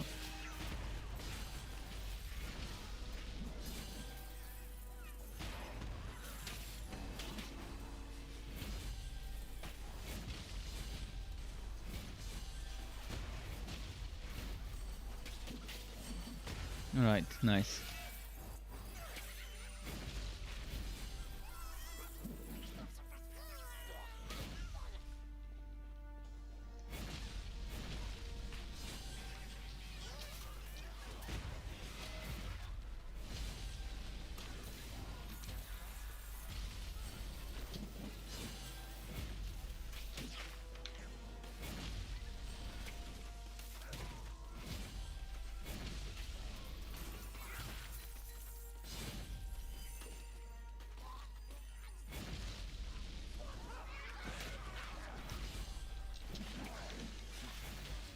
How much more left of the map? Almost done with it. Yeah, I'm not gonna get 53 on this map.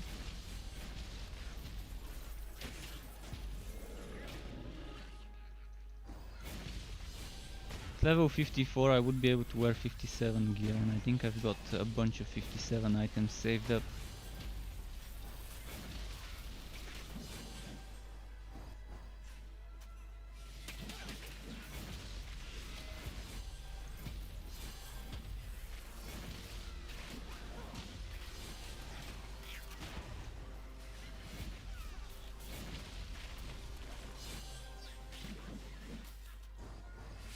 Let's do it like this.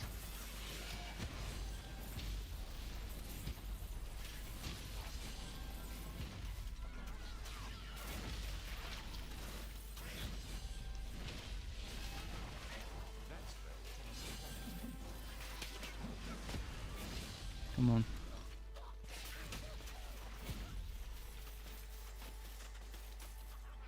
Oh, there's some more here, nice.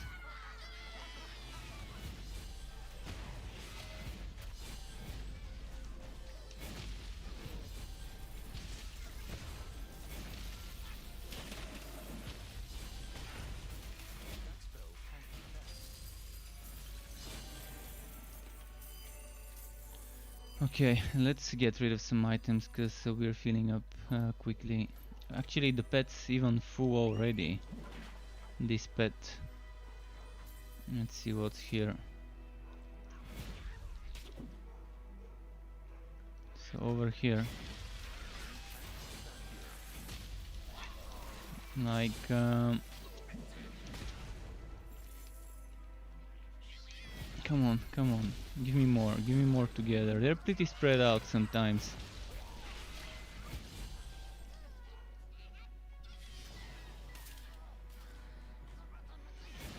Was expecting a group of enemies to spawn here, unfortunately it didn't.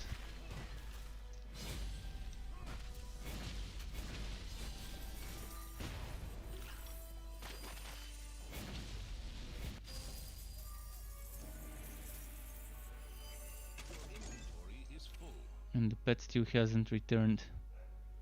I'm gonna get rid of this, pick up the blue one and keep going.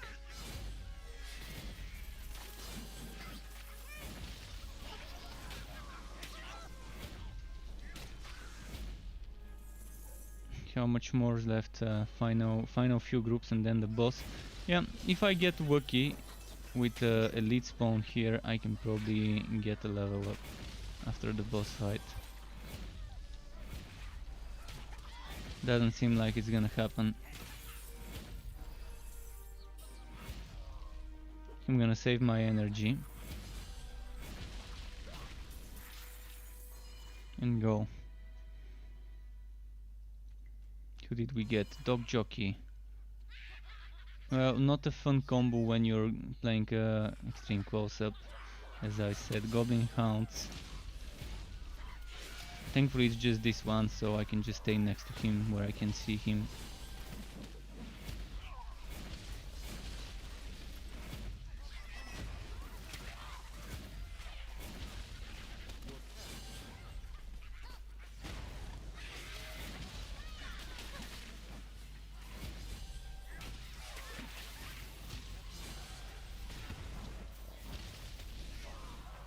Come on. I'm wondering if it's time for me to get that, what's it called? The Cosmic Breastplate.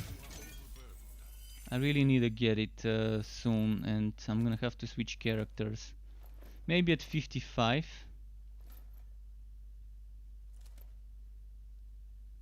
I can switch to the other Railmaster, quickly grab that item, and then put it in the Legendarium. I had a good one though, a good one with crit damage, and I just really don't want to salvage it just so I can extract its power for the Legendarium. But it doesn't let me get the power unless I extract it, because it's dropped before the update. So any item dropped before the update, you're still gonna have to dismantle, unfortunately, if you want its power, even though you already have it.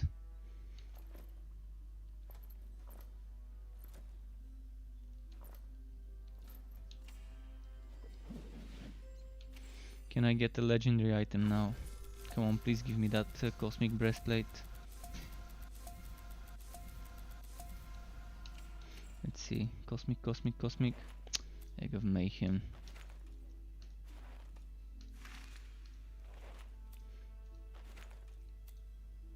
The Woodback of Disappointment.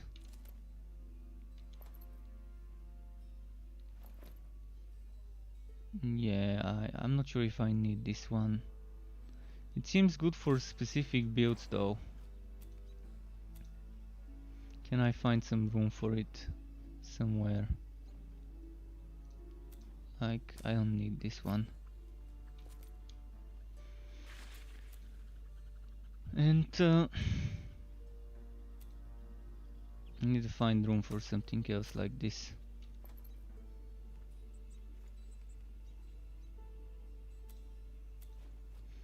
So, any more items I can wear? What level am I? 52, so I can wear up to 56. I probably have something here.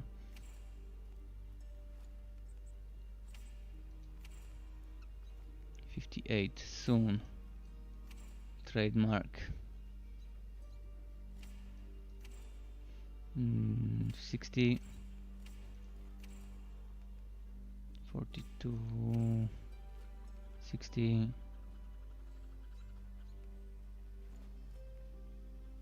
And yeah, unfortunately I can't get anything from here that's worth it. Alright, let's keep going. So challenge 8 clear, challenge 9 Infamous. I'm gonna have to deal with the double HP, but the Infamous is pretty decent.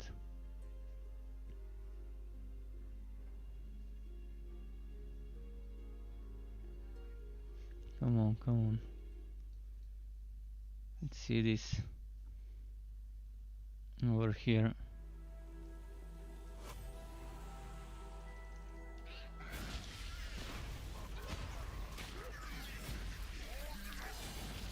Oh, I'm almost 53 by the way, that's nice.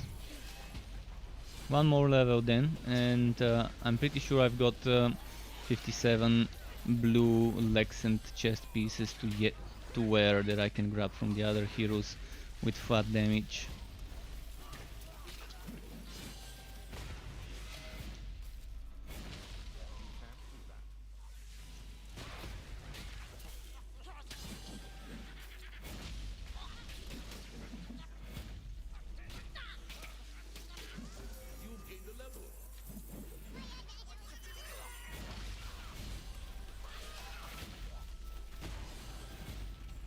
But let's see. I'm gonna keep pumping this for the cooldown reduction.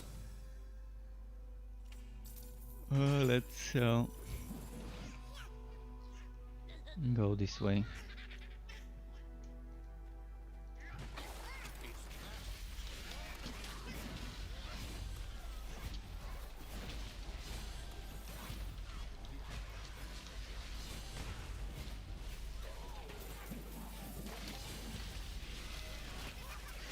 Goblin engineers, goblin. I like that this map is with goblins. Good density. Whenever you see goblins, be happy that you're doing that map while leveling up.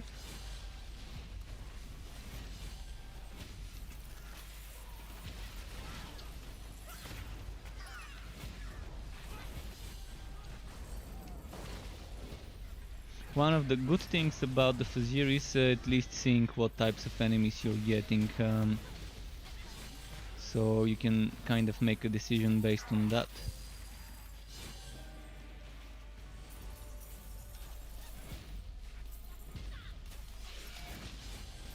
Now with Mapworks, it's pretty random. You don't know what enemies you're getting, you don't know what act you're gonna be facing, so you're going in blindly. And I still prefer Mapworks though, compared to the Fazir. It's still my preferred choice of activity for farming stuff. Oh, if I'm farming gear, I'm obviously gonna go after unique infamous maps, cause they're just no better source of legendary items than doing unique infamous and farming fame for the gear bundles. But it's not as pleasant as running maps from the Mapworks scrolls.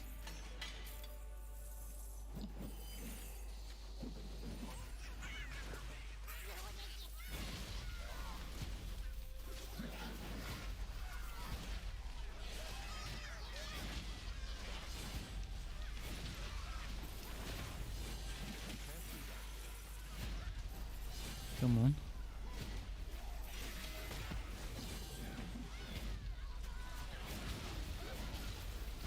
What's here?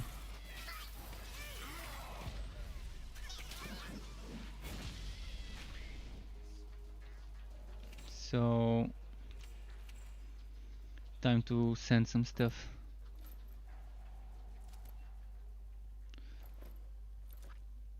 It's been very bad with the drops recently. I'm not getting any upgrades on my armors, just the weapons. Which I guess is fine. I'd rather not get upgrades on the armors instead of not getting upgrades on the weapons. Because as long as I do damage, I should be fine while leveling up.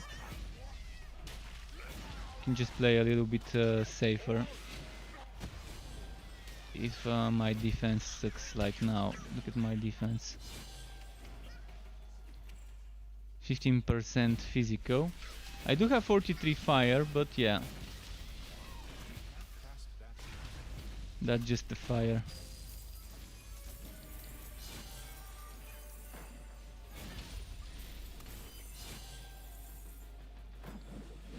I'm gonna stop picking up every single drop.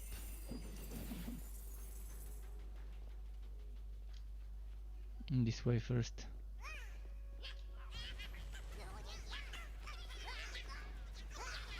Actually, it's not gonna be this way first, it's gonna be the other way.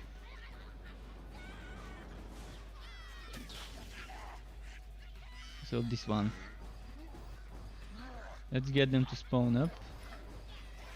Debuff, debuff, buff, and AoE.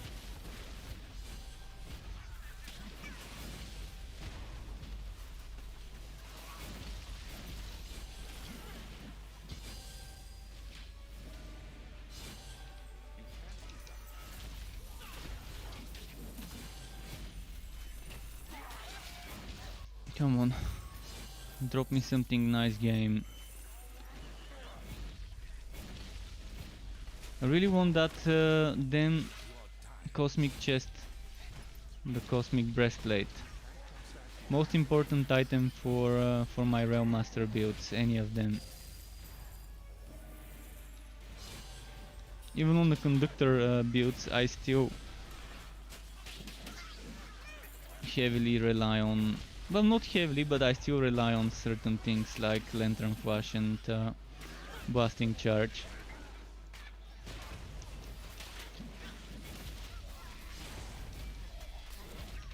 Come on, come on.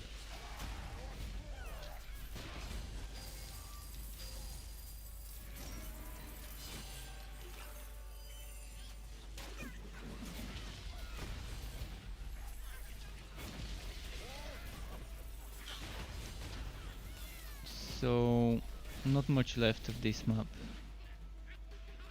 Couple of rooms.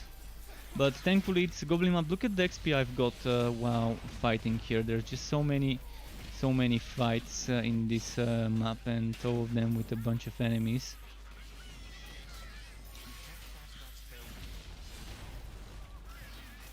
Oh, and there's some I've missed here, and they probably tried to reach me. And then I moved away from their leashing distance.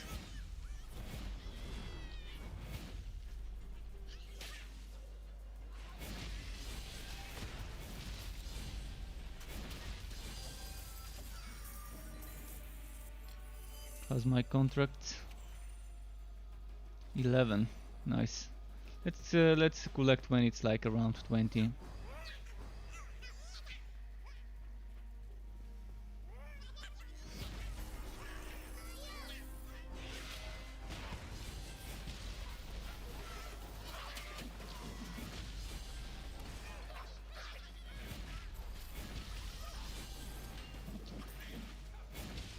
Come on.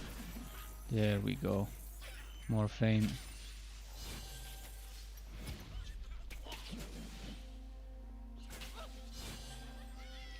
Final few enemies and then boss time. I wish it would give me another gauntlet map before I'm 16 in this character. It will be such a help to get another 1-2 levels in a single map. I mean, if I manage to get 2 gauntlets in a row, or 2 gauntlets with 1 or 2 maps in between, it would be perfect. Right now I'm doing level 54. The next map, if it's a level 55 gauntlet, I could use that map until level 57 or so, and before it starts lagging. Or maybe at least until 55 or 56 and before it starts lagging.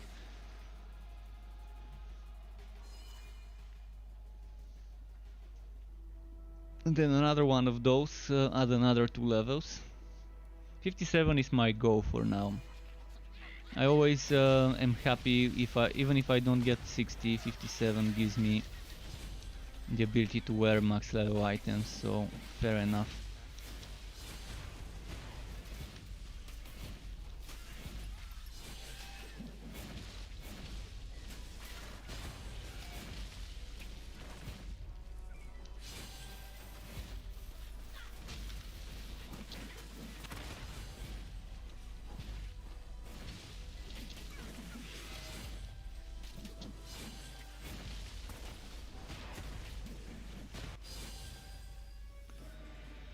Okay, this one's done.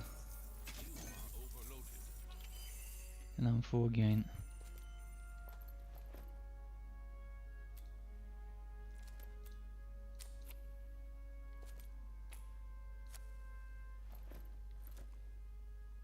Ooh, nice. 2 skill points.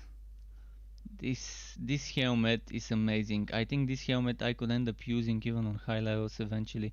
See, if I had +1 spike drive, +1 hammer spin and crit chance on a cosmic helmet, it would have been my dream helmet. Like 5% crit chance, +1 spike drive, +1 hammer spin. It would have been amazing.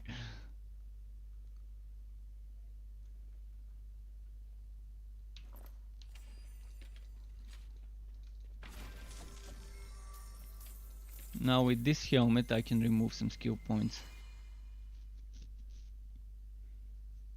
I mean, I'm gonna wear the conductor and the other one. Actually, conductor helmet I don't even need to wear. I might go for this helmet and using shoulders, boots and gauntlets of the set, and then using the blue chest for flat damage, the blue legs for flat damage, swatting the legendary chest in the legendarium.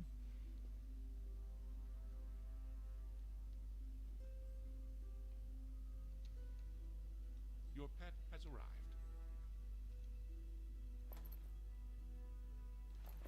Anything good?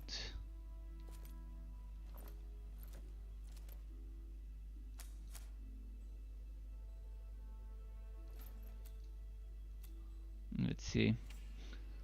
One more map and then I'm gonna collect contracts. Hopefully we get good choices now.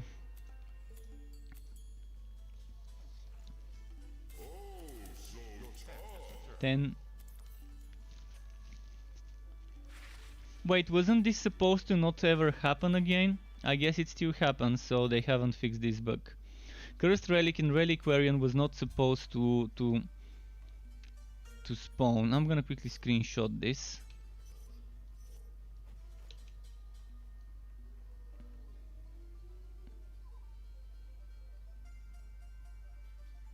Alright, screenshotted this. I'm gonna report it later that it still happens. It wasn't supposed to.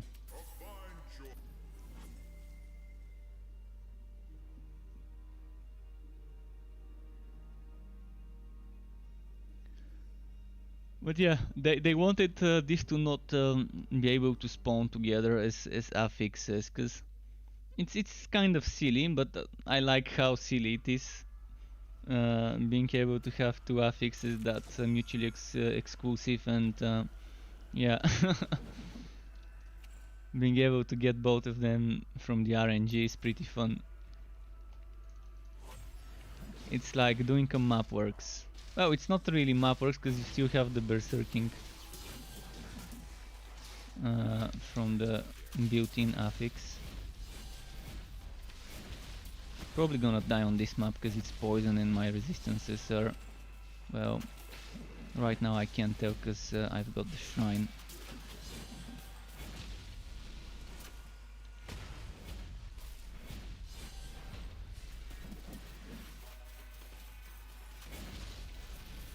So my resistances are 18.2. This is like, even those little spiders can two-shot me with regular attacks.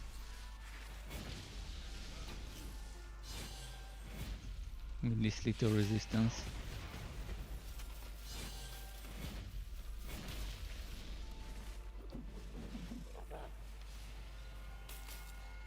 Should I just rush this map?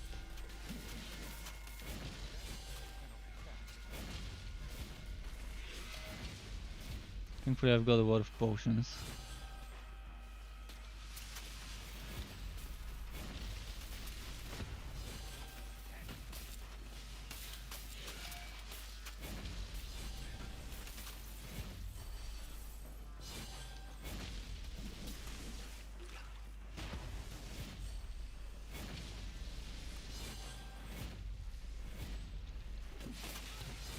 Oh, this almost got me.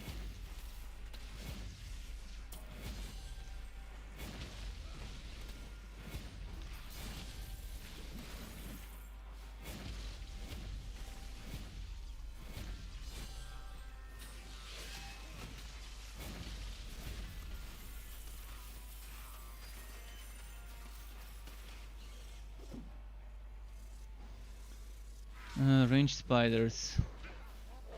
3 more.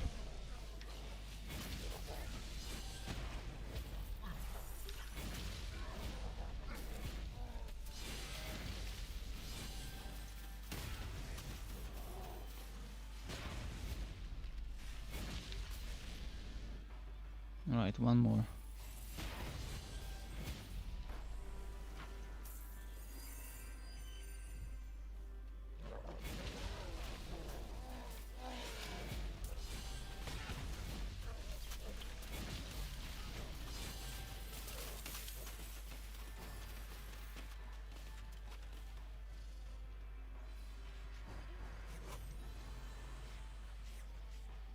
I think this is the right way. Hope it is.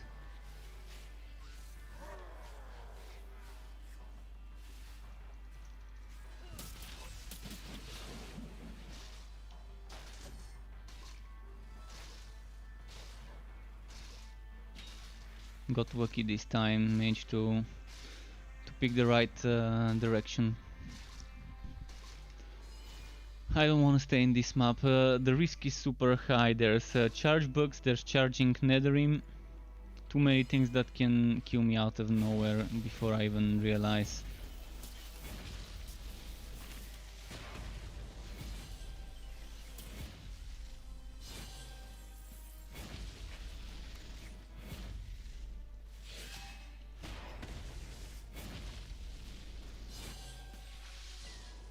You can't do that here.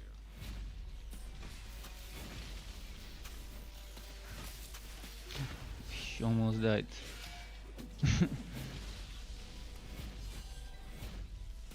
Those moments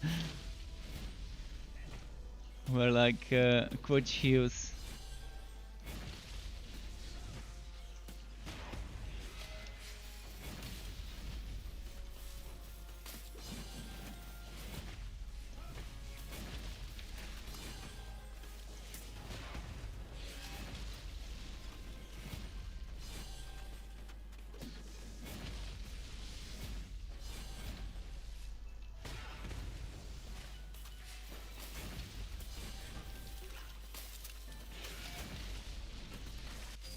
Okay.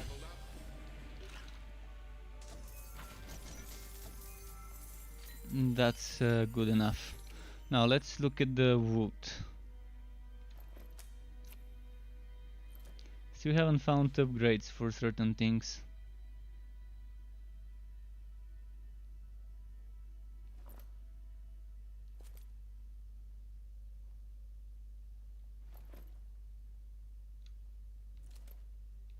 Oh, and that reminds me, I can remove some skill points now, because I got this helmet. So let's remove a point in both skills.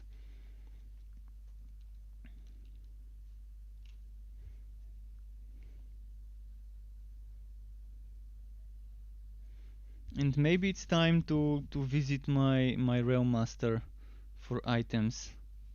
My other Railmaster to get items to sort the build out with extra 10 skill points.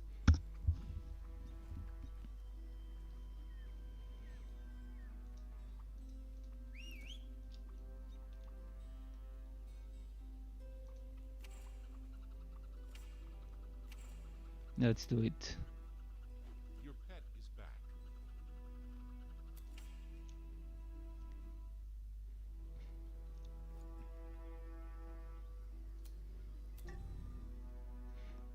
Hopefully I've got good stuff to give it. I just need the shoulders, and I've got the shoulders in the storage, so I need the boots and the gauntlets from the cosmic set.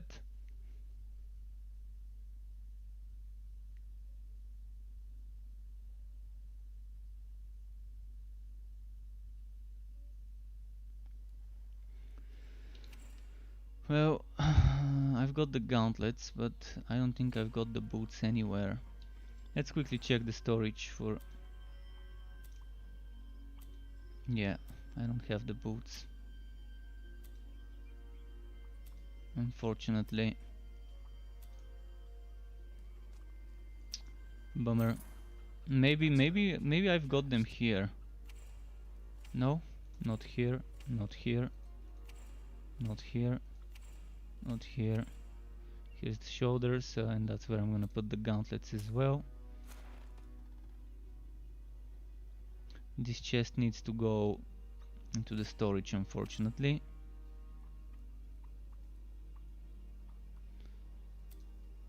Wait, what am I wearing? 6964.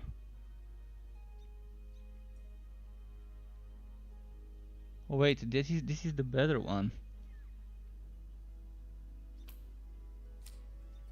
I'm gonna actually, let's keep this one there.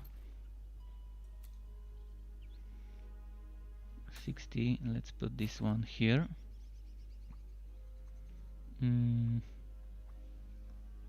I'm gonna put this one there maybe, because it's better. And anything else I might want to put over there? Skittering shoulders, those are not bad, but I'm not gonna wear them unfortunately. So I need to get rid of this. It's sad to see it go, but it needs to get dismantled for my build to work. You can't use that skill.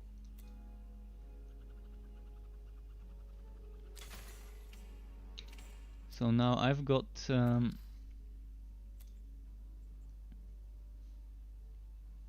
I just don't have the boots and gauntlets and shoulders, but I don't need those in the legendarium.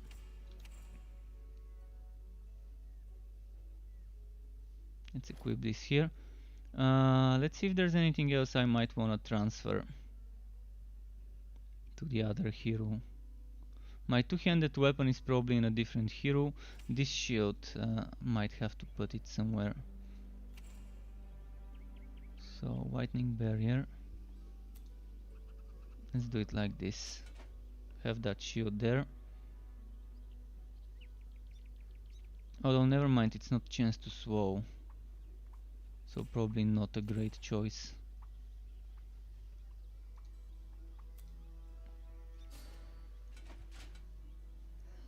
Oh, this is the one with chance to swow. Okay, that's the shield I wanted. Anything else worth picking up?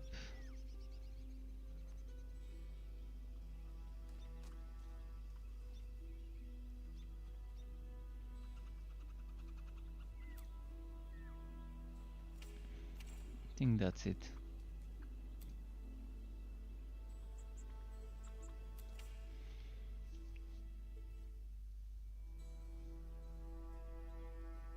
So I'm still not gonna be able to do my stupid build because of the stupid drop rates. Did I select the wrong? Because of the drop rates of the cosmic stuff. It's sad when you keep getting Stormblades and Sneku Sticks and Fire Starters and Eggs of Mayhem. The four most dropped items from woodbecks and from regular drops. I don't like how they're handling drop rates in this game. They've clearly bumped the drop rates of certain items so high that it's almost impossible to get certain other items.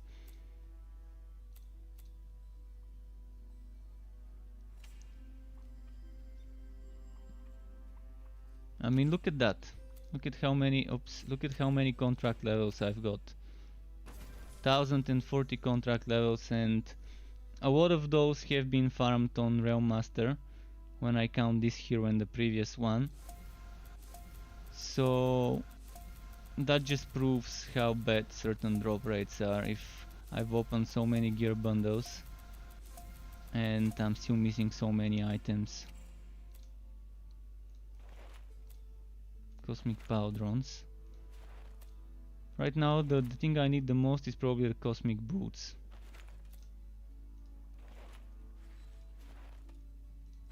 Let's see here.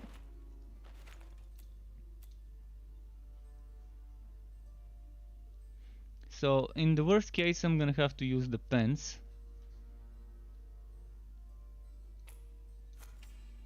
But I've got shoulders and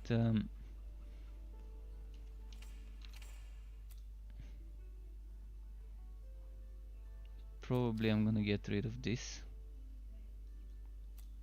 Or should I? No, I'm gonna get rid of this.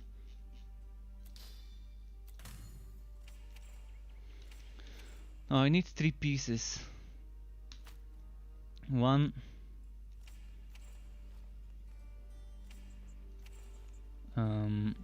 Then there's 2 later with this.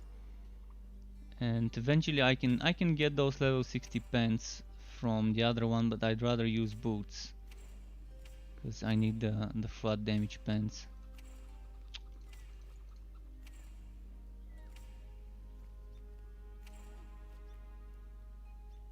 We've got an upgrade here finally.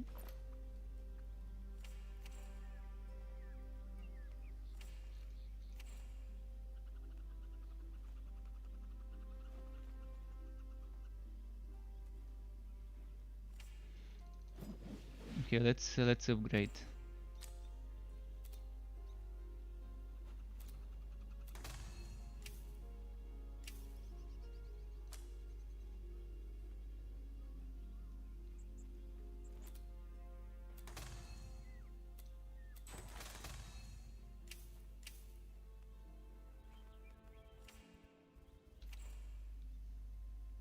Right. Ooh, upgrade. We're starting to get those upgrades a little bit by bit. And finally an upgrade here with cooldown for packed active stuff.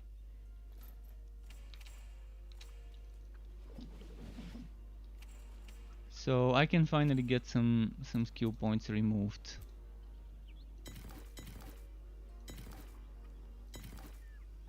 Oh, I shouldn't have removed this point.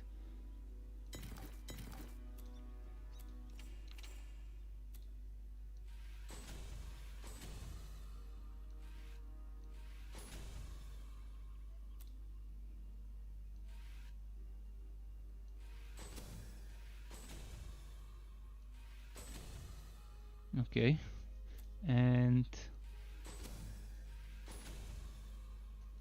not bad. Some points. Eventually I can get some more points when I sort my set.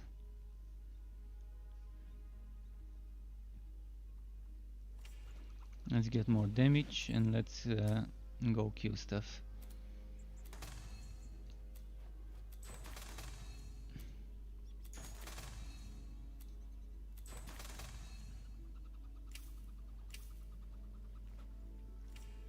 Good enough. Yeah, much better now. At least I've maxed this one out to 5. This one's 3, soon 5.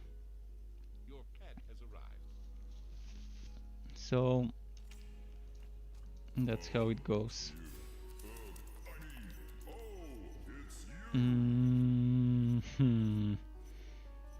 White Bolt or Kronk? I'm gonna go Kronk Blazing.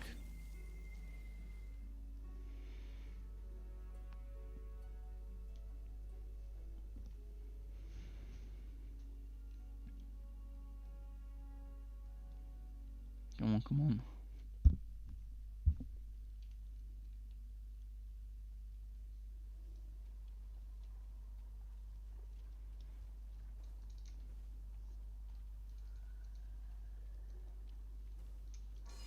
Alright, here we go.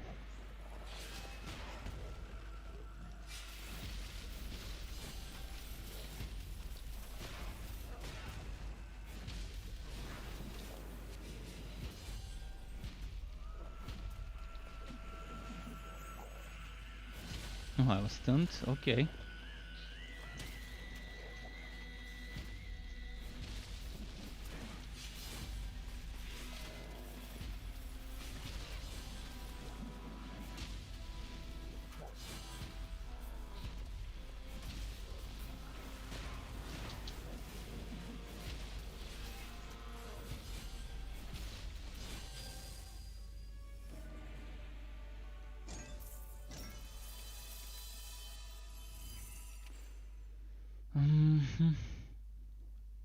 Well, for now I don't need to wear the Cosmic Powdrons, but that's a lot of defense I'm getting from them.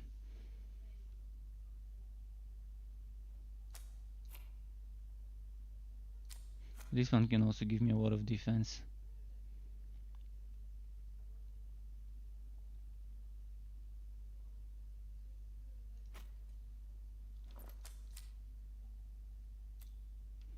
Okay. Please give me Cosmic Boots. Come on, give me Cosmic Boots.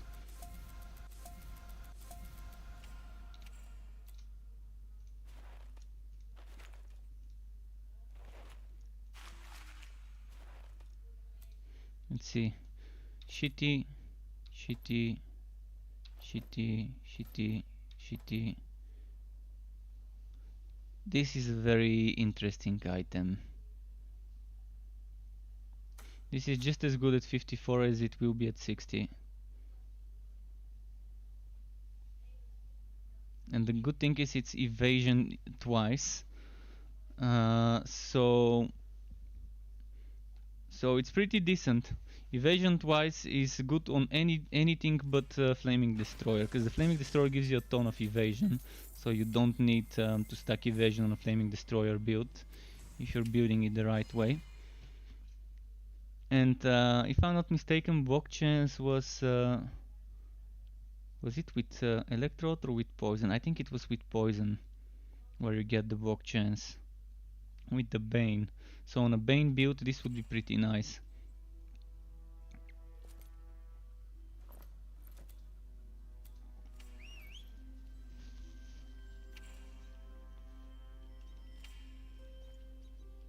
I don't like my tree when it's too big, it covers too much of the screen. Pet has returned. So I'm keeping it at level 4. Unless people start trolling me and feed me and feed my 3 items. And now we're reaching the part where the Fazir dungeon starts becoming boring. Double HP, after that Blazing, after that what was it? Plague Bearer, then Stormbringer,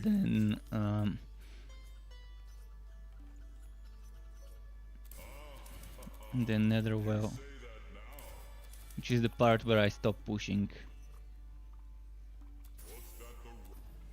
Let's see what level this will be. Am I gonna get XP in this one? I'm wondering.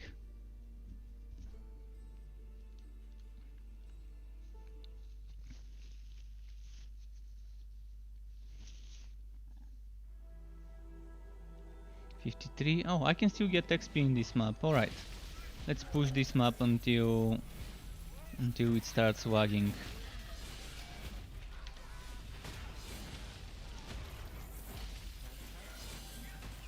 It's a nice map for farming goblins in a laboratory layout.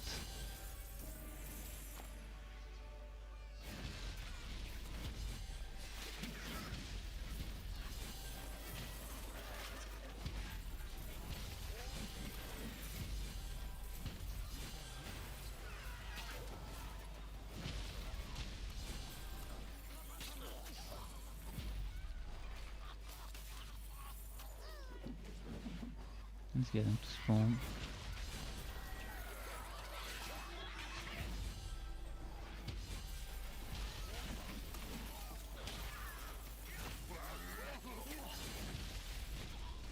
I wanna see the Frost Nova.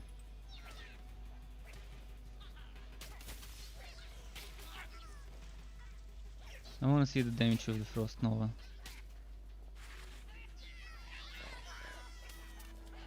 $10k. Okay. Not that bad. It's not that bad. If my pound without any buffs does 11k and the Frost Nova does 10k, it's nice. So as long as they just reduce that cooldown of the Frost skin, it's gonna be a great addition to Cold Heart builds.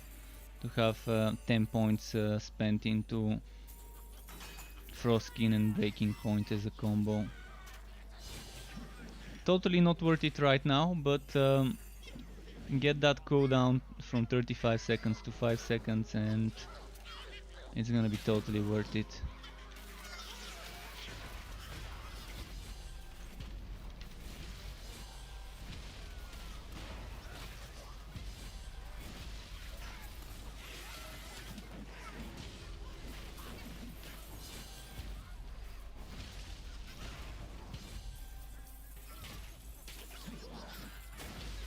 Come on.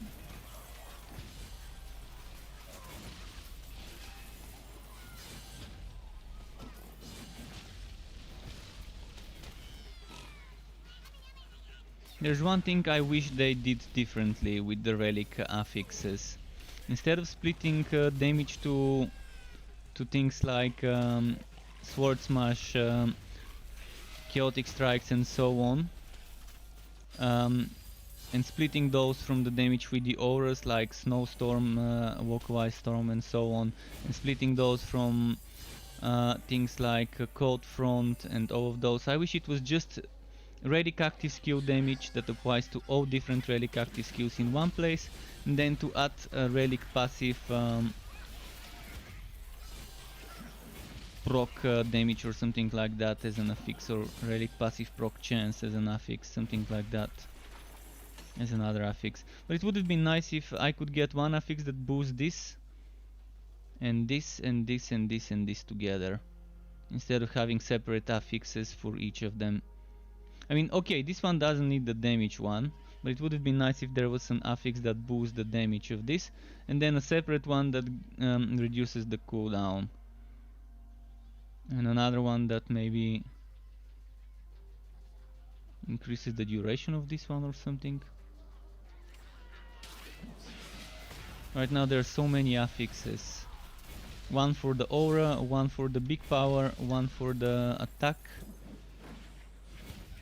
another one for the duration of the for the cooldown of the buff, of the barrier.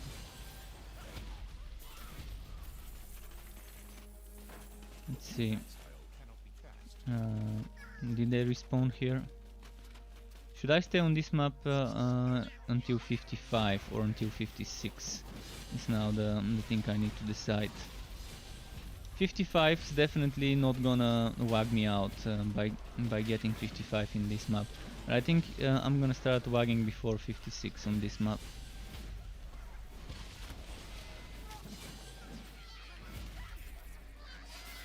Oh, look at that, that's nice. Here. Over here.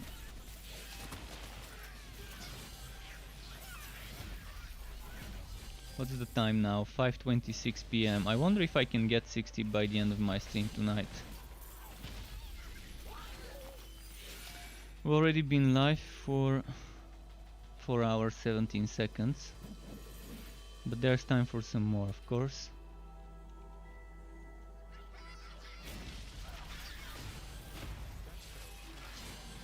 Come on, come on. Boom. Oh, look at how many there were there. Gonna group them together. And tell you oh, nice, nice.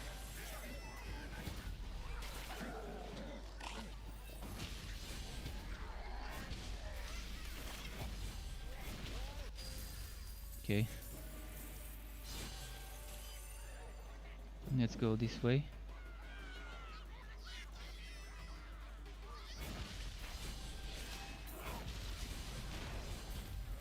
Ah, this potion fucked up my combo with that stupid knockdown.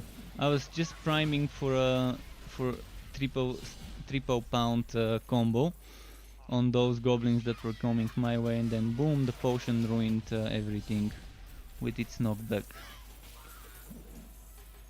And that's the only potion that gives you a lot of direct healing instead of healing over time. And I just, most of the cases, I'd rather have the big healing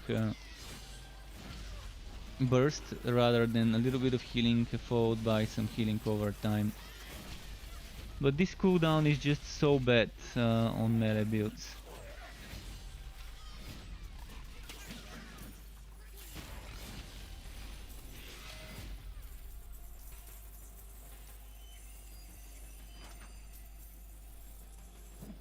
Wouldn't it be nice if we had an interface where we can customize the potion by adding different ingredients, like an alchemy tab, and then you add different ingredients and you create a potion that you can use. For example, add this effect, add that effect, selecting up to 2 or 3 different effects for the potion. Some effects could probably reduce the cooldown, some effects could maybe give you the knockback, some effects could give you maybe damage over time, some effects, not damage over time, but healing over time, versus direct healing, and maybe there could be some other ingredients that, like the current Act 3 potion that cleanses shock, removes the shock state. And if all of those get changed into ingredients and then you make it an alchemy system, and you build your own potion by combining those ingredients, and then that's the potion that gets used there.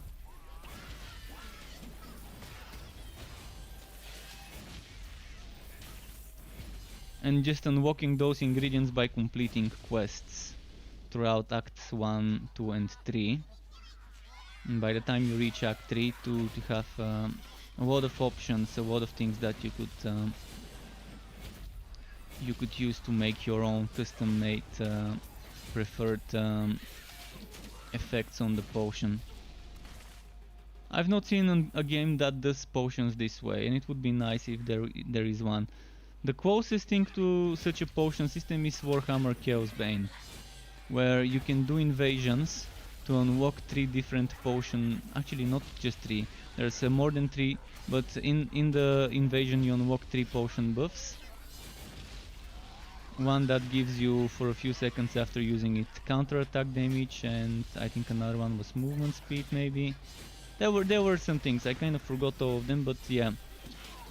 But those take passive skill slots, and you have limited number of passive skill slots, so that's kind of the downside of how they did it there. And they also take skill points. But if there is a system like the one I just randomly made up, I would love an ARPG with such a system.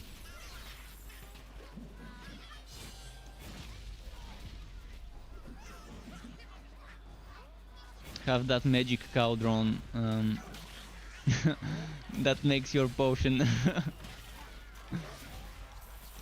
By the way, did you guys hear about the first-person ARPG in the Harry Potter universe? Hogwarts something, and it's gonna be taking place in the late 1800 years. That's actually gonna be a pretty interesting game to try playing. If you haven't, you might wanna look it up. There's trailers already. If it's done well, it's gonna be fun to have a first-person ARPG in that universe. Late 1800s Potterverse. Fighting dragons and other mages and things like that.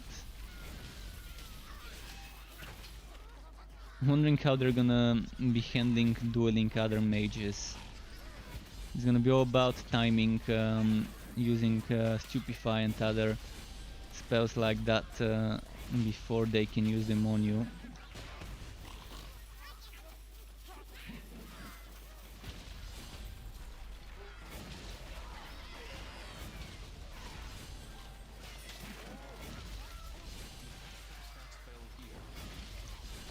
Okay, getting there.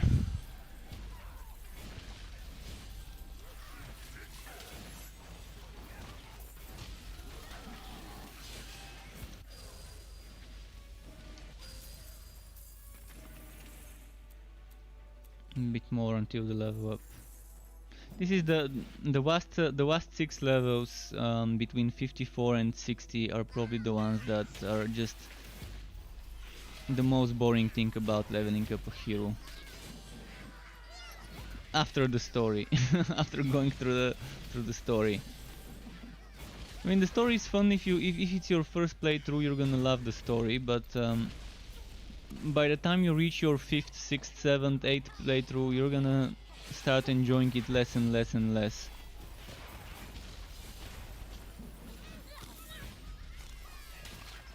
And yeah, with the nerfs to XP,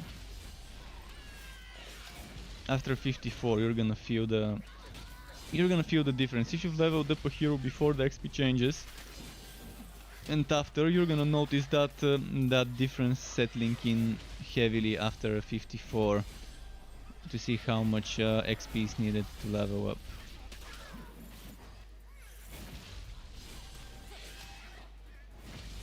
Without gauntlet maps like this one, it's painful.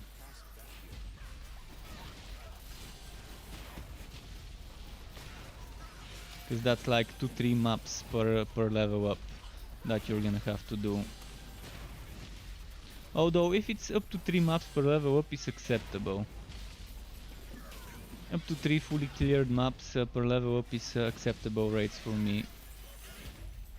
But I didn't think it was bad the way it was before. I didn't think it needed the nerf.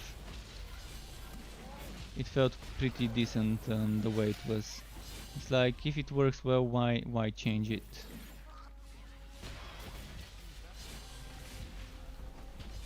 It's like those decisions were made by people in suits rather than developers. It's kind of like that's. I'm sure it's not the case, because Echtra are the ones that make the decisions. It's not perfect world. But it's like this decision was made just so they can push the numbers, so at the board meeting or whatever they can say, hey, our players need X amount of hours to max out to max level, so we're gonna keep them busy. I'm pretty sure that's not the case, but that's how it seems to make such a move. When no one asked for increased XP rates. For increased XP curves on how much it takes to level up.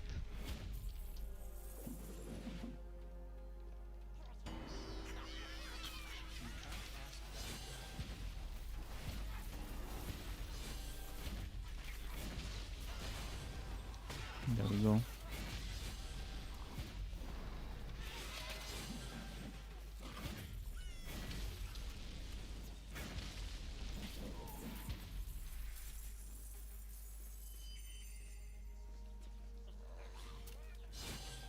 Okay, I started respawning there. Should I go back? Alright, let's go back. They've already respawned.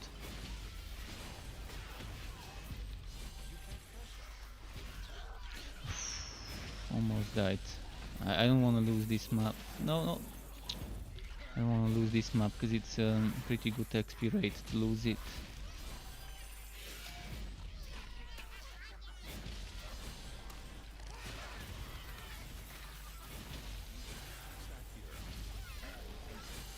But yeah, with this update, you're kind of the developers are kind of telling you, hey, you better be using gauntlet maps if you want to level up quick. Kind of like nudging you. Wink wink, nudge nudge, do gauntlet maps if you want XP.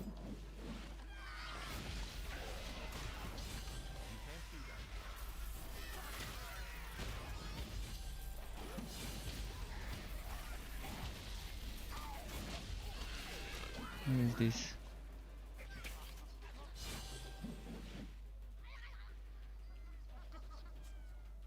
Alright, enough of this zone, let's go into the next room. Oh, nice. A lot of first spawners.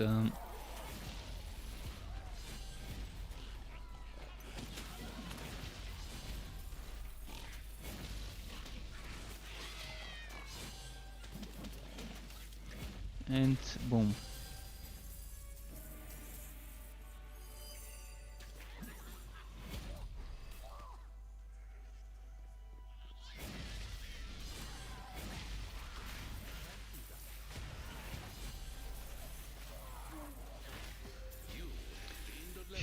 Alright, let's train this map if we can until 56. Hopefully it doesn't start wagging. If it starts wagging before I get 56, I'm gonna exit it and do another map.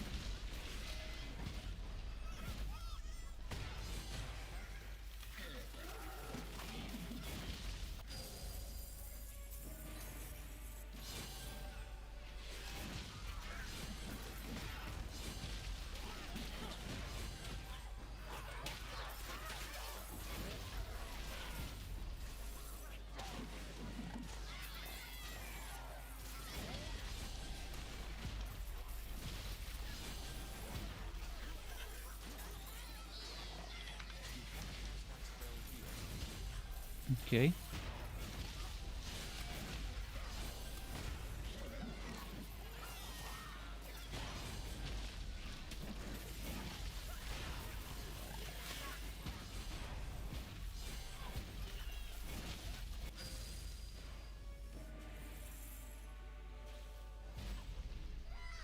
Right here. That reminds me, I need to spend my skill point. Let's do it before they start respawning after this fight.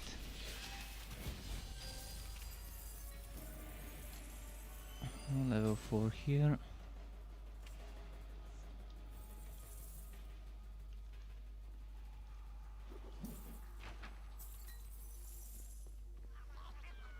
Oh, this.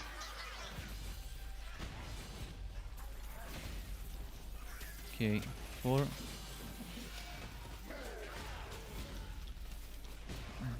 Bopogo. Look at the name of this goblin, Bopogo. That's such a weird name. Such a goblin name.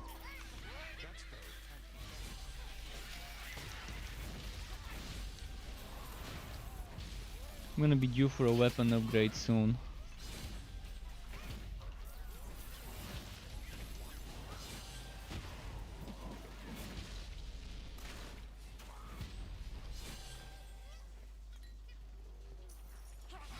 And boom.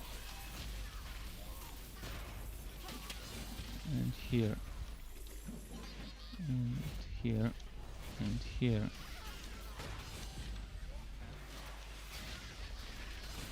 Alright.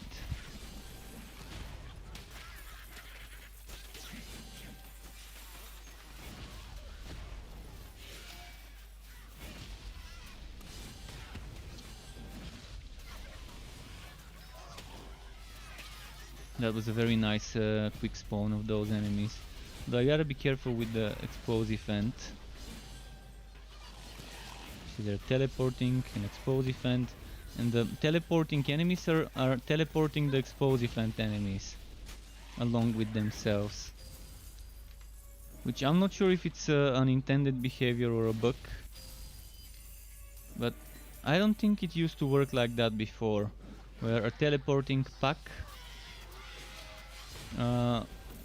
would port other nearby elites along with them when they do it.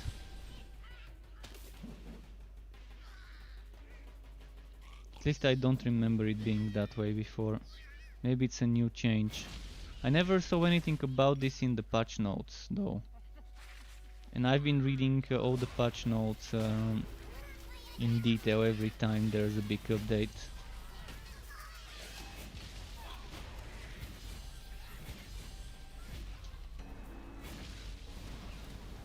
Look at that, how it's teleported even the yellow enemy alongside with it.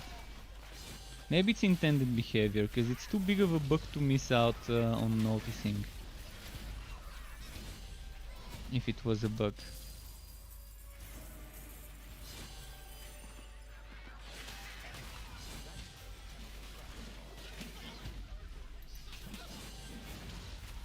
So 3600 until 56.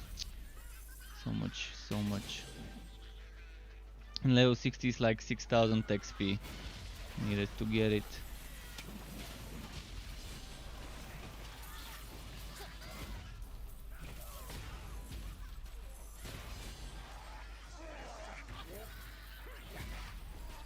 Look at this, look at this.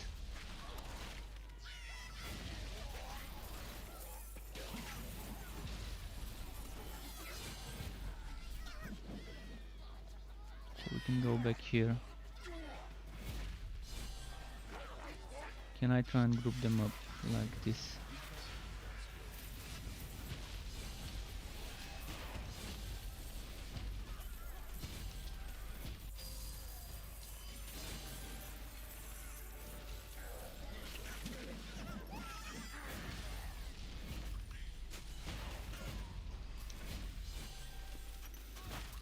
Okay.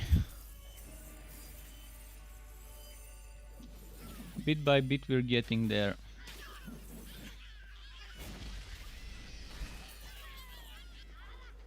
Pack by pack.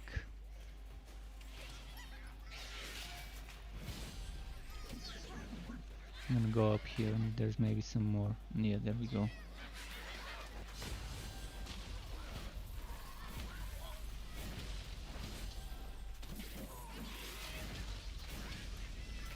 Right here.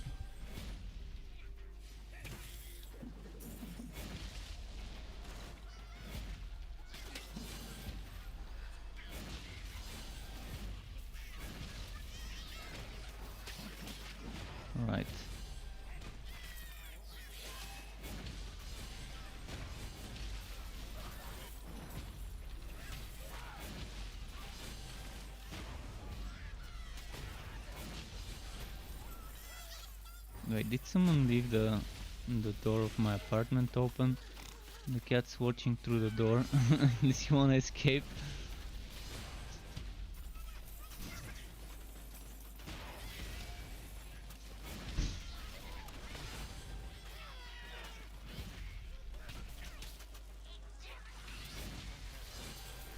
See.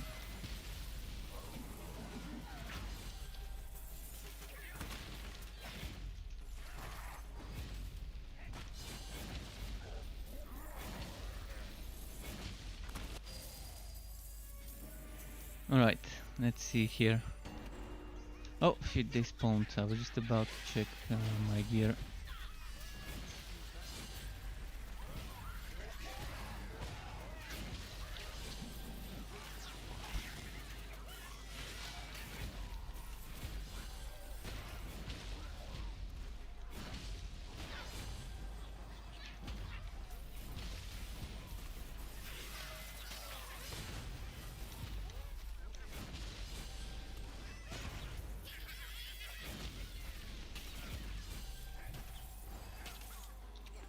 Okay, let's check.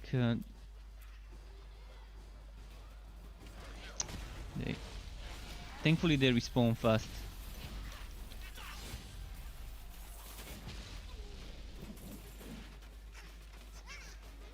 One third of the next level has been done.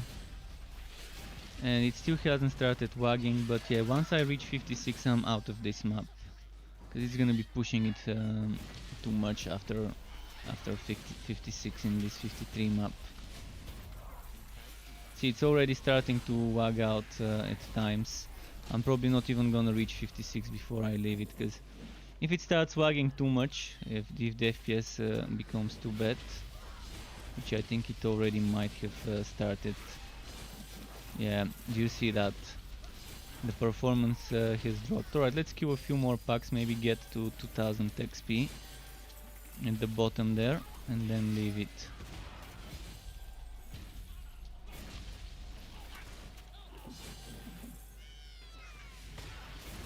In theory this map can be endless, but in practice the game just can't handle it, and the performance just goes down the gutter after a while.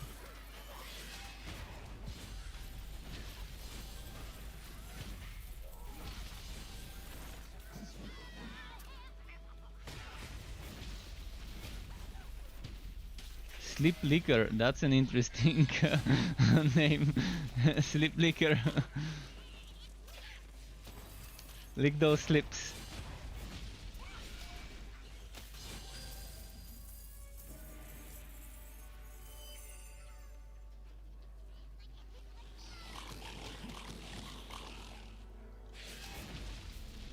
And regarding how the Slammer feels compared to other builds, well, it's a different thing. It's close range, it's melee.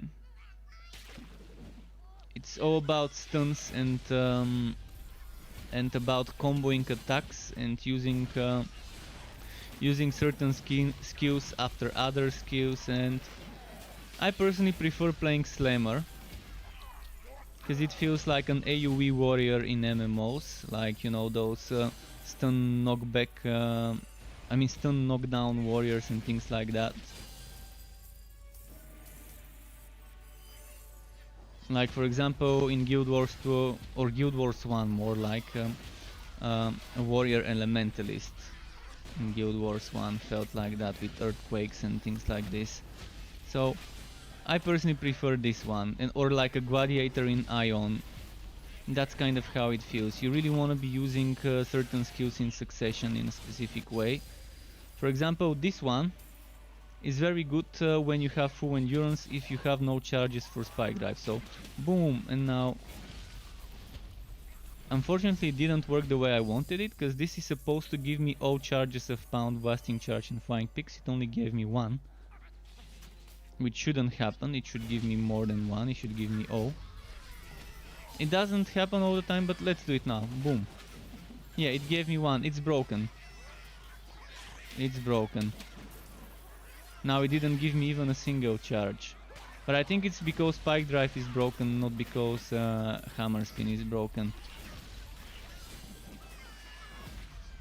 But normally, consuming endurance with any skill would give you full charges of Spike Drive. But if you consume endurance with Hammer Spin, you should get full charges for both Pound and Spike Drive, and Flying Picks if you have it on your skill bar. And Flying Picks, that's a whole another type of build. It's like summoning pets that keep attacking with picks.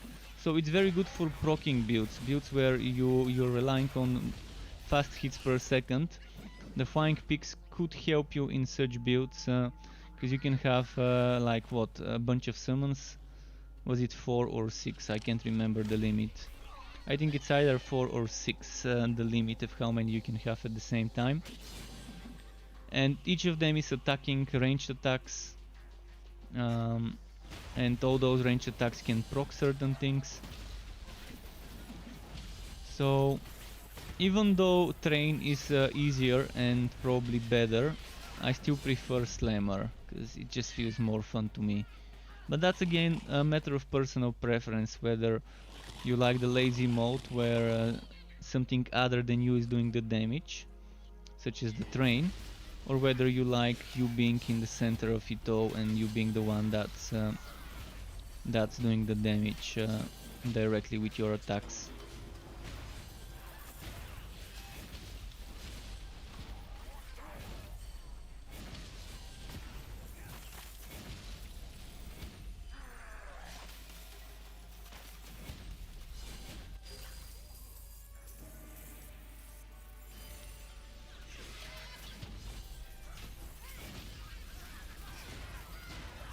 Come on, come on.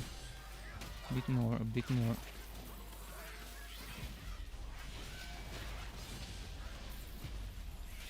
Yeah, I need to leave this map in a moment, because this map is just gonna start wagging more and more.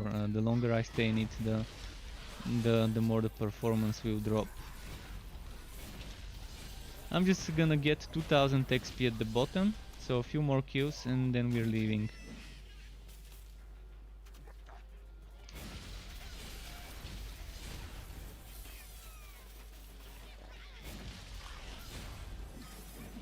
And then hopefully I can find another gauntlet map, but at a higher level than 53, like 55, 56 gauntlet would be ideal.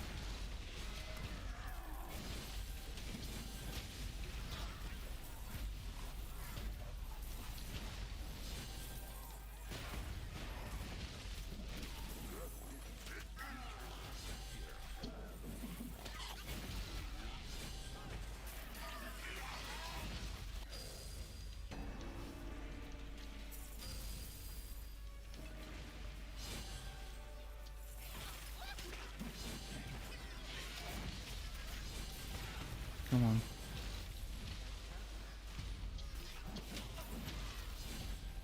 Oh yeah, I was supposed to reach the boss, so not this way. Oh, look at how many there are here. Let's kill them before going to the boss. It's gonna be a shame if I don't. They're just so nicely grouped up.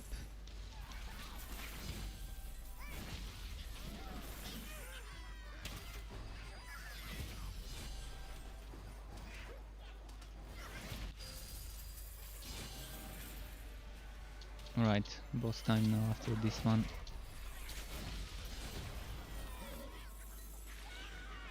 Let's move.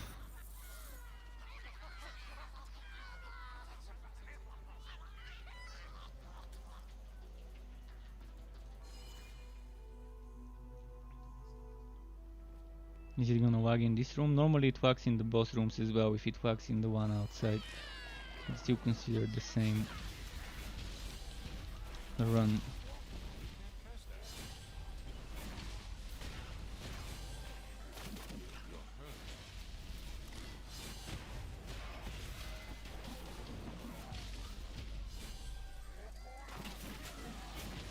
See how using hammer spin is not giving me 2 charges of spike drive.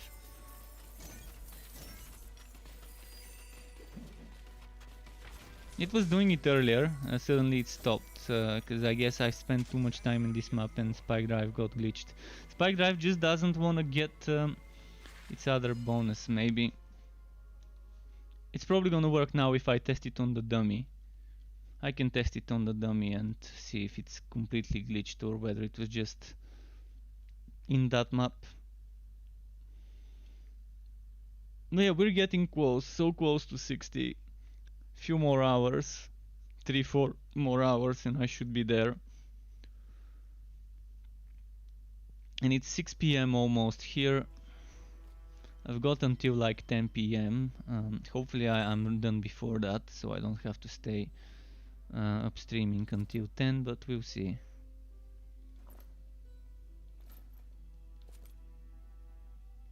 Faster cooldown for pet. Yeah, finally. An upgrade. Well, it's contracts time. Please give me those damn boots. Come on, I want those boots, the cosmic boots.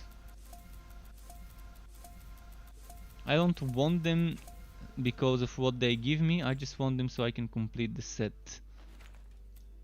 So I can get those extra slammer skill points from my chest in the Legendarium.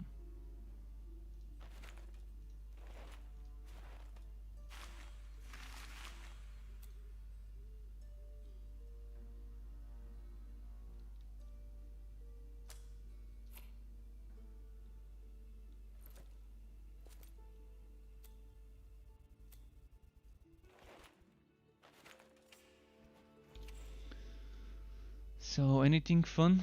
Nope. Nope. Nope. Nope.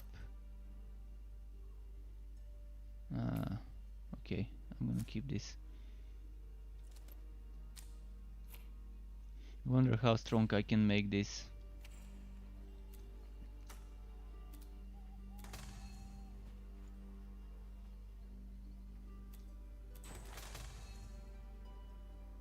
That's almost as strong as my two-hander. But I can probably equip a better two-hander, so let's see what's available from my storage. This is clearly better for now. Damage versus high hit, which doesn't get added yet.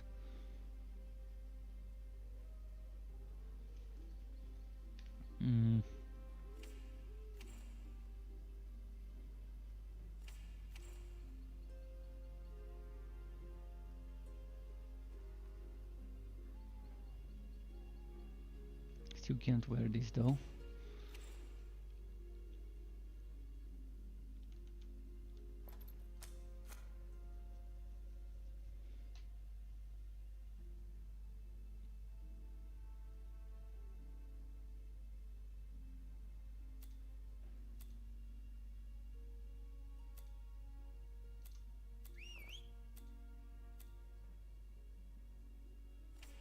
Alright, I've got 2 more to collect. Your pet has returned. And anything with empty gauntlet socket. Actually, this is for the shared storage.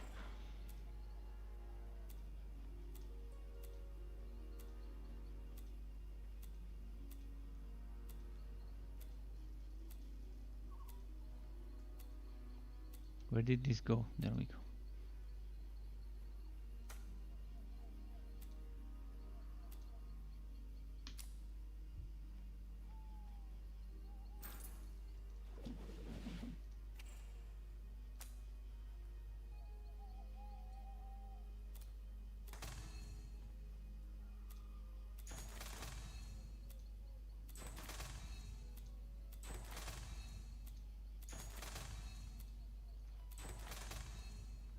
He doesn't want to give me poison defense. Come on.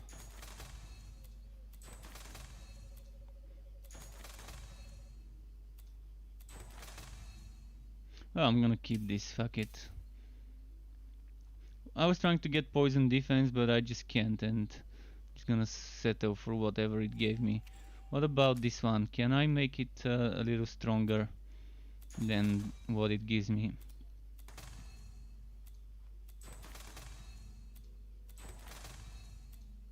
I should have stopped at 720. Ah, really?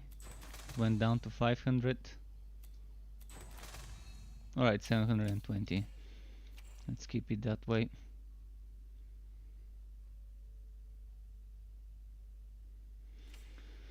So hopefully we get some high-wit stuff. I can test this. Extra damage.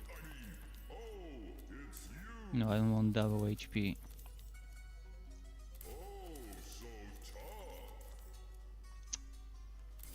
Yeah, I'm gonna have to do one of those. This one.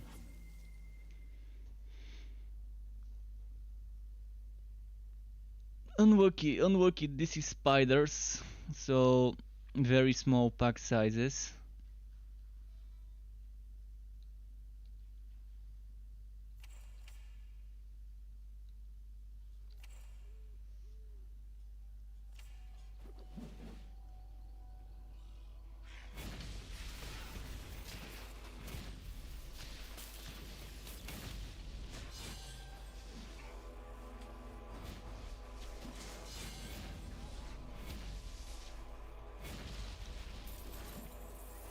Might as well just do this map quickly. Hopefully it gives me a gauntlet afterwards as an option.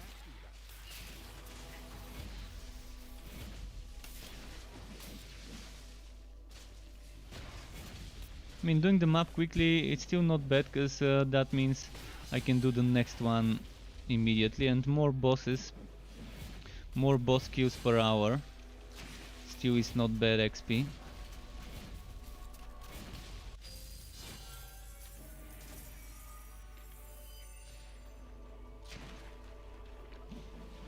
I'm wondering if I should go for the Petsico setup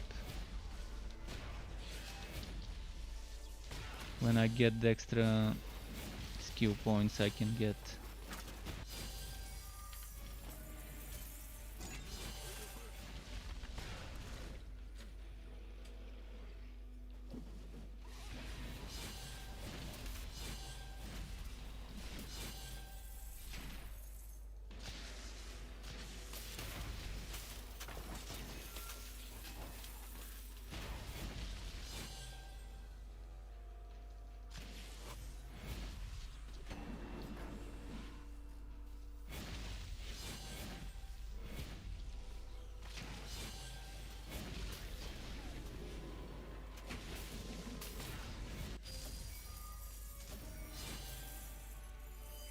Okay, I'm gonna run to the boss fight. Or maybe stop here for a moment.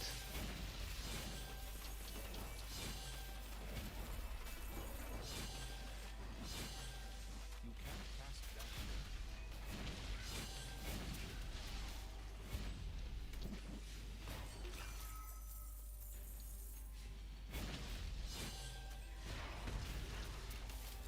So there's some good enemies to kill here. There's gonna be some density like this.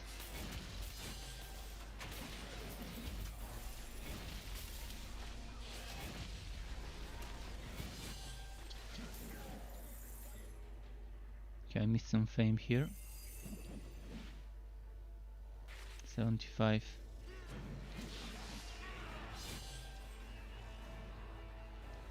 Kind of like a quarter of a level. Contract level.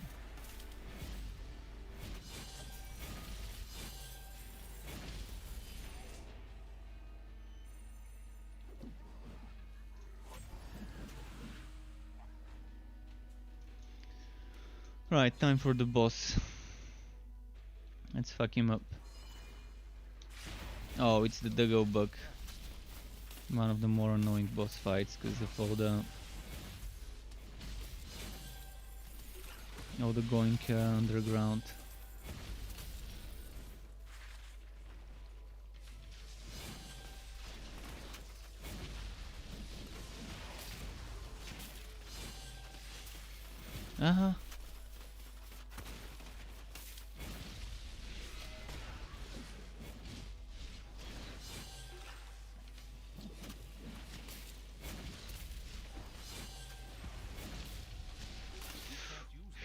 that was close.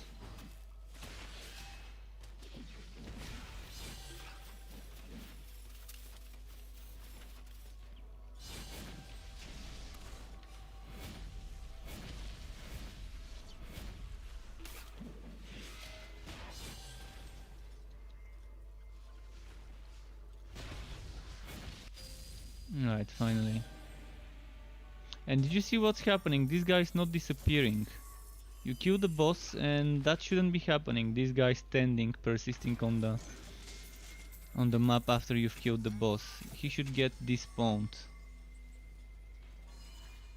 Definitely not the right way to handle this map affix with the enemy that's following you.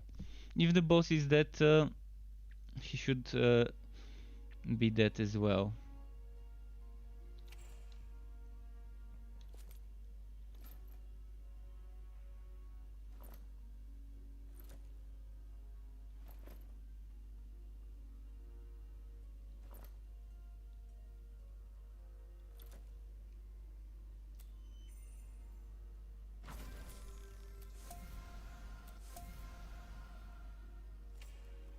Let's see what we've got here.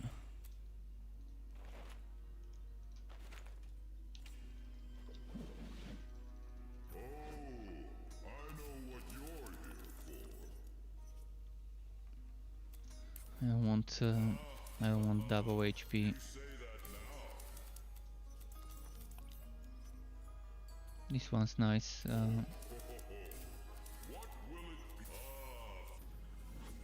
But it's gonna be level 54. I really don't wanna have to do level 54, but I'm gonna have to.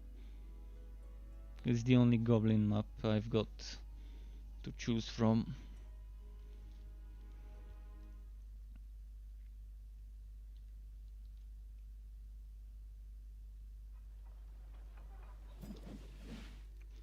Oh, Act 3 goblin map, alright.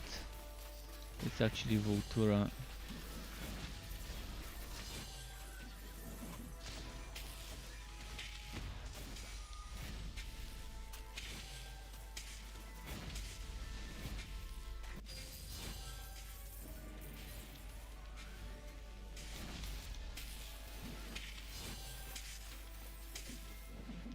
Another disappointing legendary drop.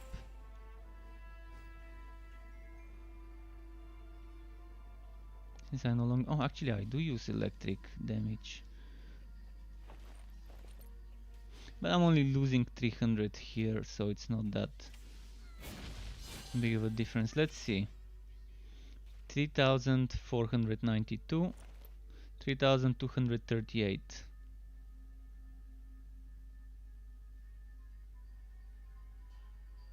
But my bog chance is pretty much non-existent, so I can't get much out of those boots.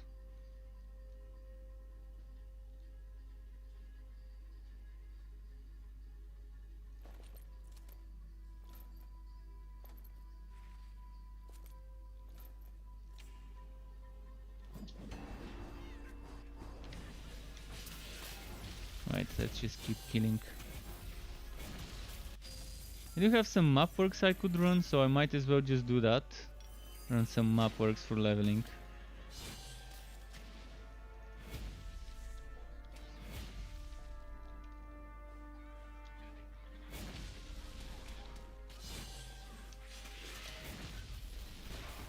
A literal god is saying this game good and worth getting at the moment. Again, I keep getting asked this question, and for me it's worth it, but for you it most likely may not be. Depends what you want. I mean, it's not a finished game, it's in early access, and there's still some bugs, there's still some roughness, there's still some imbalances, and the end game is pretty, at least to me the end game is pretty bland and boring. But there's a ton of things I like about the game myself. So if you tell me what you like in games, I can tell you whether this thing exists in this game. Like, if you tell me what you're looking for in a game, then I can maybe answer whether that game might be the right game for you in its current state.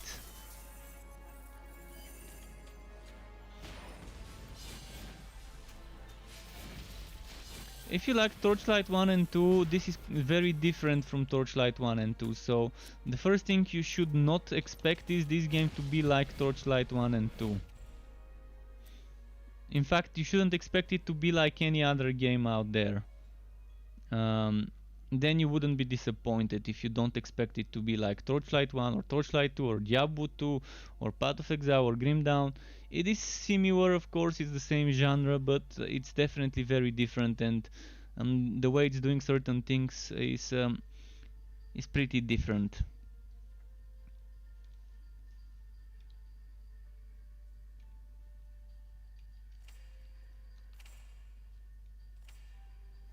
Klaus from YouTube says 100% agree. Yeah.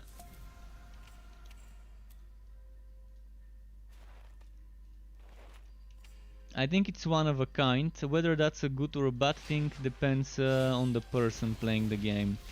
But it definitely is doing certain things in a unique way.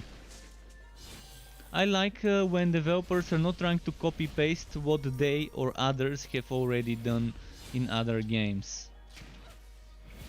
The idea behind Torchlight 1 and 2, Max Schaefer has said that when they first started making Torchlight 1, they wanted to make something that is not Diablo. And I think they pretty much succeeded with Torchlight 1 and 2. To make something that is not Diablo, it's on the other spectrum of the genre. And this game also is pretty well for the other spectrum of the genre. But it's doing its itemization and skill system different than Torchlight 1 and 2. I personally like the skill system here, and I like the itemization system here. I also like the enchanting system better on this game, but I wish there were some improvements.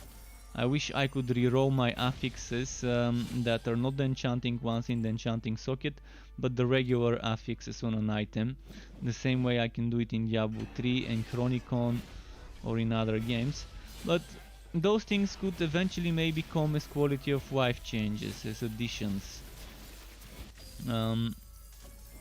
But yeah, with the current drop rates of items, I wish I would at least have a way to reset my affixes to change them,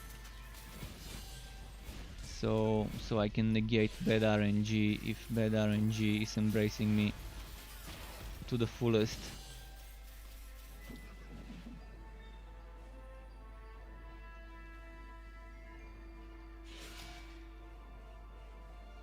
Yeah, that's exactly as Klaus said. And as a first look, you would probably feel like, alright, there aren't that many skills.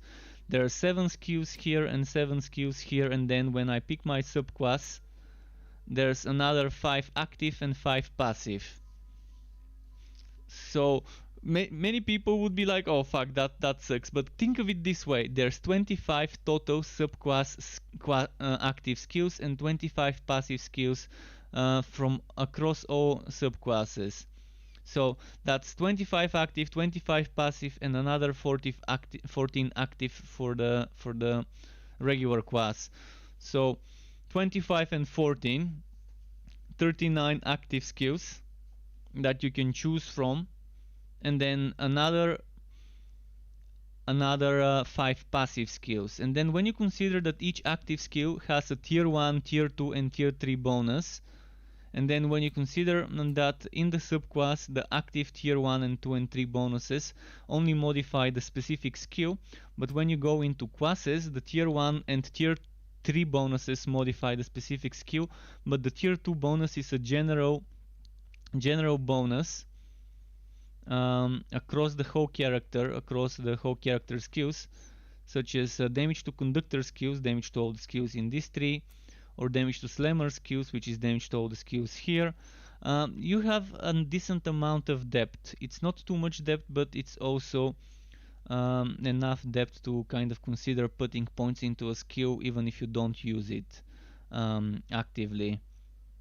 So this skill, even if I didn't use it, I would still benefit from the 65% damage versus stun, blinded or sword. Even if I remove it from my skill bar, I'm still getting that 65% damage.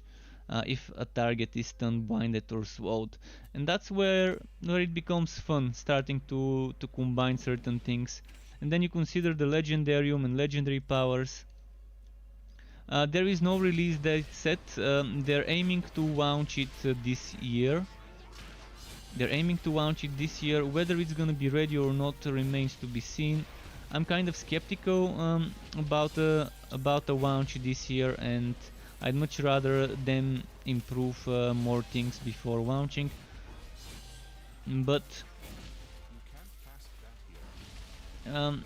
I'm one of a small minority of people who are a little bit more casual, and the way I like my games, probably 95 or maybe 97% of the player base in the genre doesn't like it the way I like it. So I've kind of learned to kind of accept that the game I want to play would never be made in the way I want it to be made. So I've kind of learned to accept that there's not gonna be a single game that I enjoy 100%. There's always gonna be bullshit that I don't like, that the developers of a certain game think it's fun and a nice way to make a game. So I've accepted this. My taste in games is a little bit different, but this game has the least amount of things I don't like. If I were to compare this to Diablo 3, to Path of Exile, to games like Chronicon, this game definitely has the least amounts of things I don't like. But there's definitely things I detest in this game in my guts and wish were done differently. But I kind of am accepting them and just dealing with it. I can't make my own ARPG. Making your own ARPG requires money and requires hiring people to make it for you. I don't have a bunch of $1 million to pay people to make a game. And eventually this game is not gonna be played by many. As I said, the majority of players don't like the things I like in games. So it's gonna be financially a game that won't make it. It's gonna be a money pit. If I were to make the game I want to play, it's gonna be a money pit because there's not gonna be many people who would love to play it and buy it, and it's gonna be at a loss. So even if I had a bunch of million to pay people to make the game I want, yeah, it's not gonna make the money back. I just know it. I just know what people like in their games, and I know it's not what I like.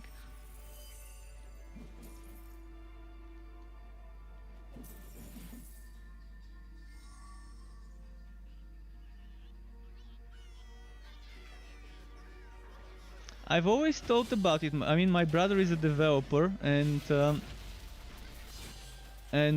he is currently working on his first game, but it's a very small and it's a mobile game. It's not an ARPG or any type of RPG, and it's more of a, without revealing much, it's in the same genre as chess.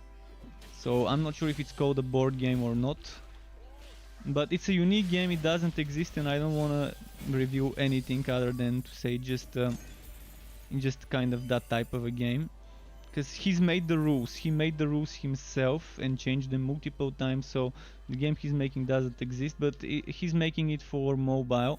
I mean, it doesn't prevent him from releasing the game in on PC if he wants to. But it's just a very small game, and he's just gonna sell it very cheap, like $1 or $2 or $5 or whatever. It's gonna be like a very cheap game, but it's his first project, and he's thinking of his next project to make some sort of RPG, 2D RPG, and on that one I can probably help him, but I don't want to push my own visions and ideas on him if he starts making another game later when this one is ready. He's been working on this game for like 4 years maybe already. I think it's been 4 years since he started working on it, but it's just a single man project for him.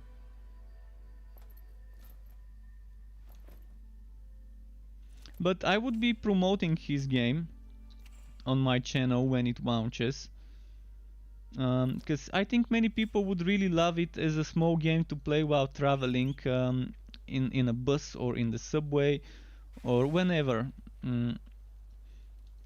He's doing a lot of work on the AI. He's teaching the AI to be so strong. I think right now he's at a 50-50 ratio of winning or losing versus the AI. And he's right now at the phase where all he's working on is the AI of the game, teaching it to be smarter and smarter and smarter, and yeah.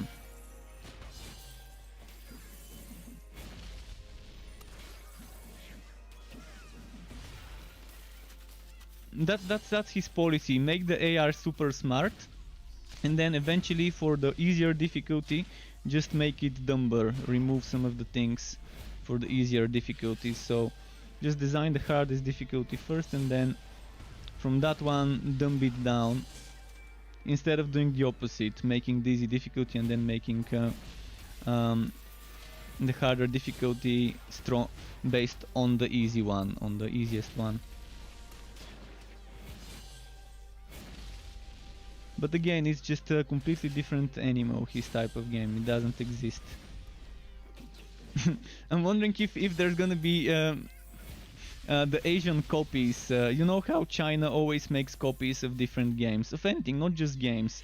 Something comes out and people like it, and then there's gonna be a copy of it. For example, take Flappy Bird, then there's gonna be something copying that one. And that's how it is with mobile games.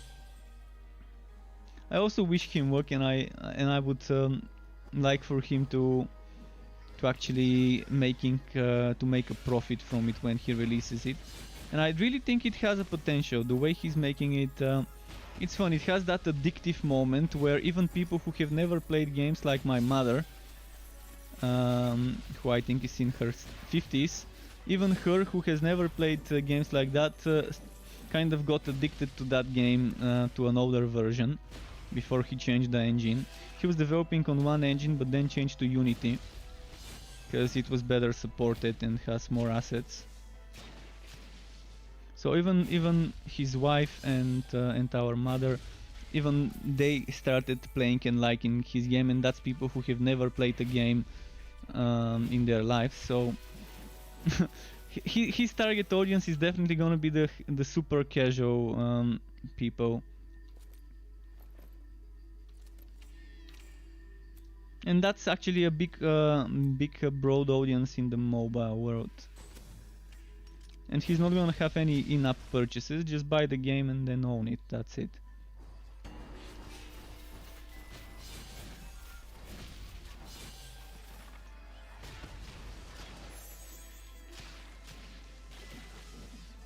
It is a really good sign. It actually is a really good sign.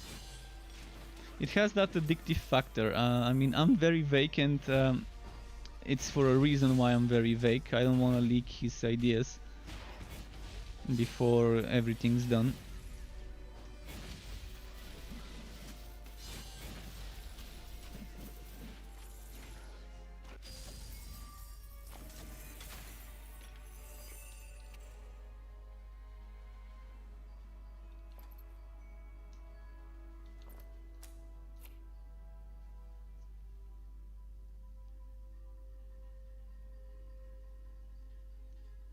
Oh yeah, when it's out, I'm gonna stream it. Even if he doesn't release it on PC, I can get him to export me a version on PC and just stream it.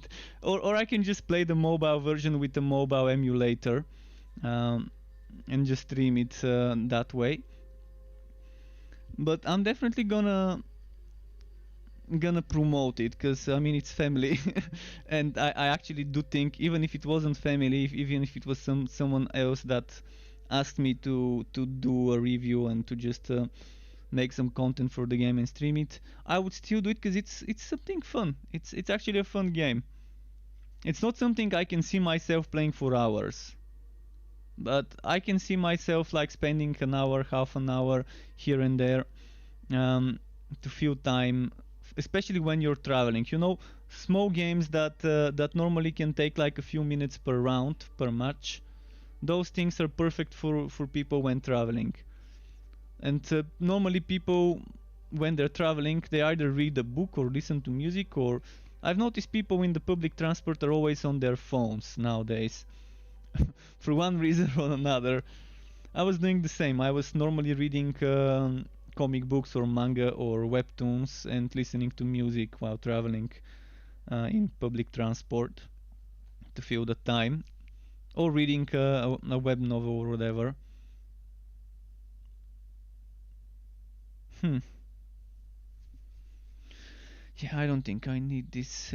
That's a lot of HP, and a build like this is pretty nice with HP stacking, because the 10% extra. I was just considering.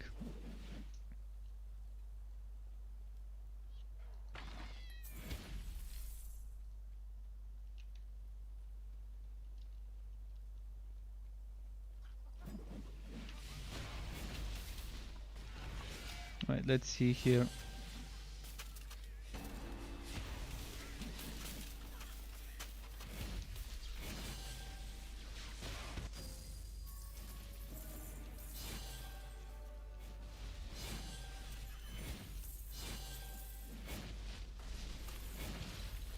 There we go.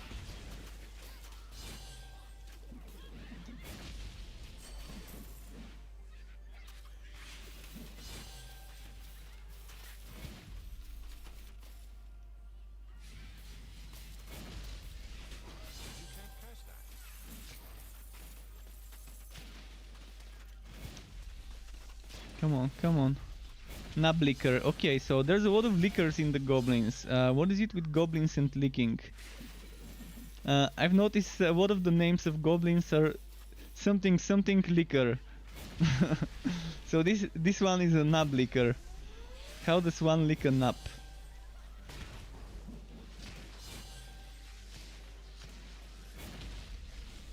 This one's called Sugos. This is Nublicker with U. This is Swooshnook.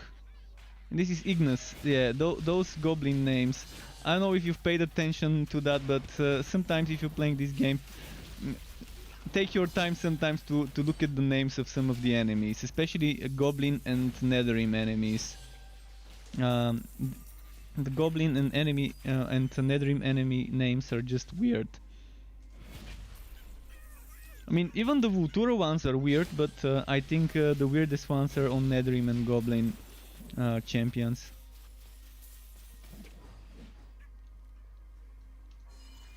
It's like a computer started putting two words together to make one word, or putting different words together to make some sort of a combination randomly.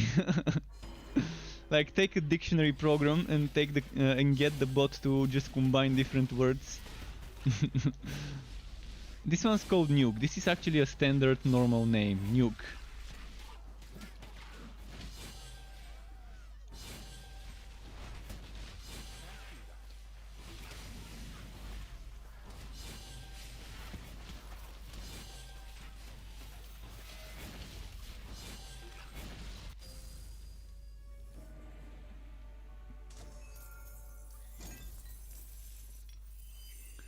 Still laying stompers. By the way, when I reach level 57 I can wear 60 items, and then I can probably try and patch up my missing items from the cosmic set. Right now the only item I really need to patch up this build is the cosmic boots. Once I get those, I will be ready.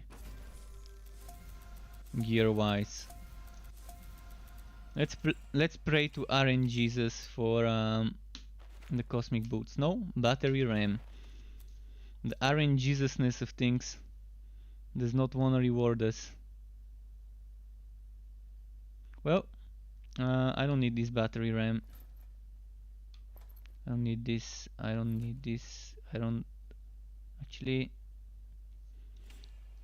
Yeah, I probably don't need this because the rifle is actually gonna be 5,000, so I don't need this.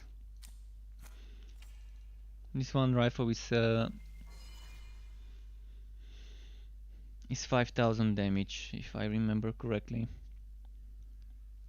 I've got very good level 61 handed gear. Very good level 61 handed items on this account. Not meta, but pretty decent. Pretty close. Come on.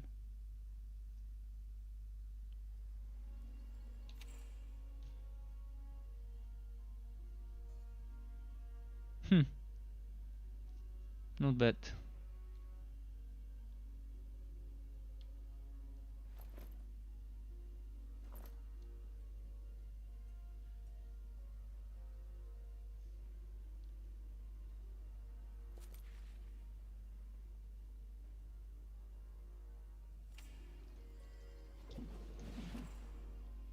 I need to do something in just a moment.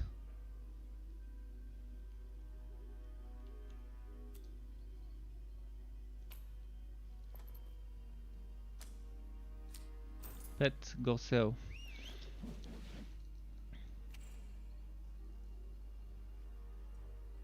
This one I'm probably gonna equip because fat damage, crit damage, fat damage. I mean, the only way this gets better is instead of the crit damage there was another fat damage. So there's not much room to get that item be better.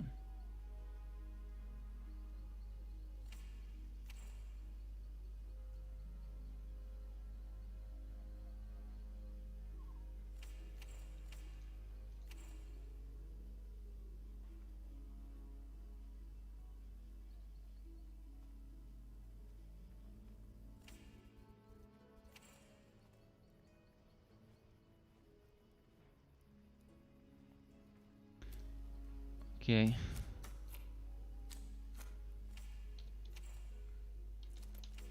Let's try and find a gauntlet map.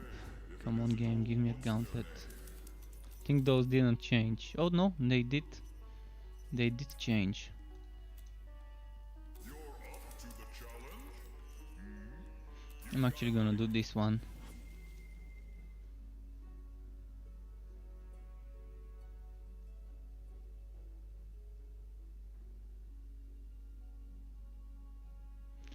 By the way, for Torchlight Infinite, we still don't know what's gonna happen with Torchlight Infinite. Whether whether there's gonna be pay to win, whether there's gonna be cash shop, but my guess is it will be with cash shop. I mean, between Torchlight Infinite and Diablo Immortal, let's find out which mobile game which mobile game would be the more played one, and the Warhammer Odyssey. So there's 3 mobile ARPG games of 3 decent franchises. I'm actually gonna test them just for the sake of it. It's not like I wanna play games, but I'm gonna give them a try. So whenever I'm discussing those games, I can say, hey, I've played it, it sucks, or hey, I've played it, it's not that bad, or hey, I've played it, it's actually fun. So I wanna know for myself rather than joining the bandwagon of people hating on games before they've even launched. But yeah, Diablo Immortal, Torchlight Infinite, and Warhammer Odyssey. Which one's gonna be the one worth playing? Neither? One of them, 2 of them, or all 3 of them? I'm definitely gonna stream myself playing them on my PC with an emulator, with a mobile emulator. Just for shits and giggles, so we can have some fun. We can have some fun and try and co-op it when the time comes. Although they're probably gonna be buy to play, and if they're buy to play, I'm not gonna pay money if they have cash shop and they're buy to play.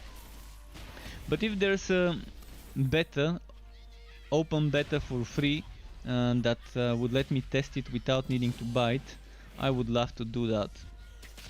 Just so I can say, hey, I've tested this game and you can do this.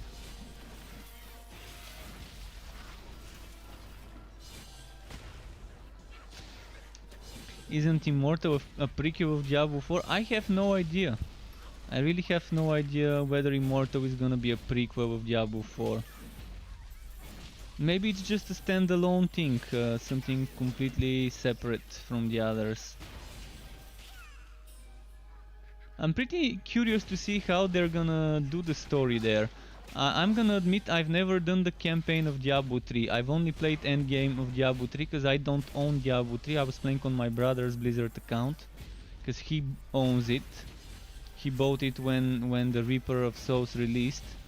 And he played it for a bit, then got bored and stopped playing it. And I picked it up during the Ring of Raw Grandeur, and I just jumped straight into the end game. I started doing the story on one hero, but I couldn't do it. I don't know, I didn't like it much. There was something about Diablo 3 that didn't grip me. It's not like the nice story of Diablo 1 and 2, which I actually anticipated. I always anticipated the cinematic at the end of Acts 1, 2, 3, etc. When I was playing Diablo 2, for example. The first time I played Diablo 2, I was like, oh, I can't wait to see what the next cinematic is after I finish that act. I can't wait to see what the next part of the story is. But with Diablo 3, I didn't have that feeling. So I don't even know what happens in the story of Diablo 3. Maybe sometime I might do it, I might play it just for the story, just so I can know what's happening. But I'm probably gonna do this before D4's release.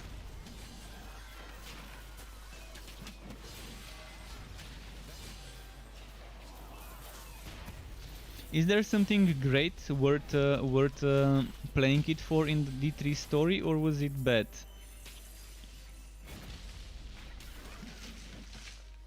I found it very weird how some of the enemies from Diablo 2 exist in Diablo 3. How somehow they ended up getting resurrected or whatever.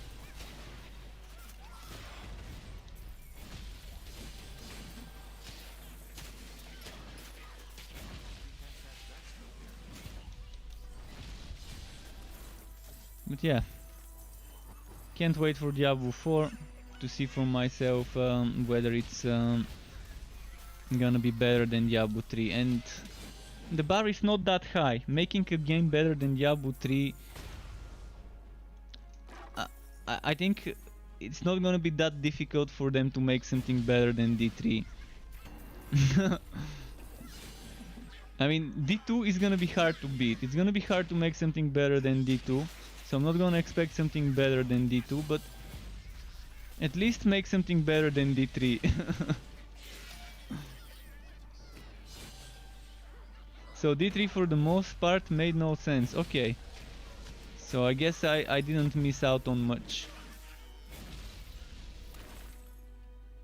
Story-wise. If someone combines all the cinematics in a YouTube video, I'm gonna watch it just for the cinematics, cause Blizzard have always been top-notch cinematic-wise in their games. I love the Warcraft 3 and Frozen Throne cinematics so much. And following the story. I mean, Warcraft 3 had one of the most fun campaigns to follow as a story. I love the original Warcraft 3 and expansion story. Even though I'm a person that doesn't enjoy strategy games as much, especially RTS games, I did love the Warcraft 3 ones, especially the missions where you weren't controlling a whole base, just a bunch of units, a few units, more of like a semi-RPG version of it. Those missions I love the most, because I'm very bad at macro managing my units, or whatever it's called, where you're controlling multiple units at once. I'm terrible at that part of things.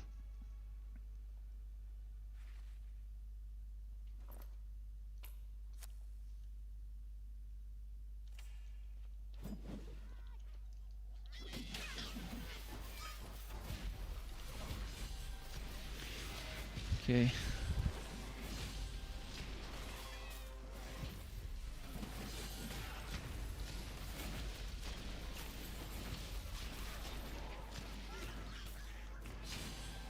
By the way, Klaus, did you catch the new Eat Brain podcast by L33? L33, the guy from my country that's an Eat Brain resident. There's a new podcast on the Eat Brain SoundCloud. You can go and listen to it. If you're a Neuro fan, if you like Neurofunk, you're probably gonna like it, because you know Eat Brain is a staple in the Neurofunk nowadays. It's mostly what they do, if not all.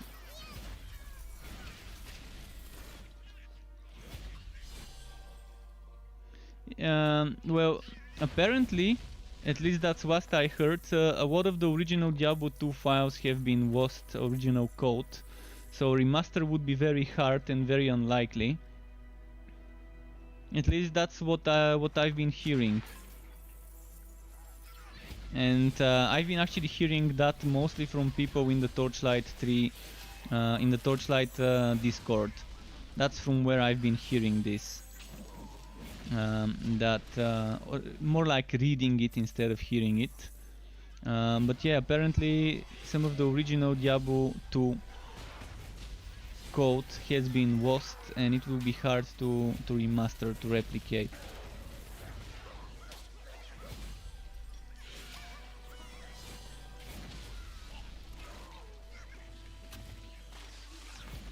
Oh, you normally don't follow on SoundCloud. Alright, I mostly follow stuff on SoundCloud. That's where I listen to, for example, the Noisier Radio podcasts, the Mob Tactics mobcasts, the Eat Brain podcasts. I mean, I follow. SoundCloud is such a good place if you're a bass head or a hardcore head and things like that. If you like that type of music, it's probably one of the best places to follow labels. And producers and DJs. SoundCloud is really great for that one.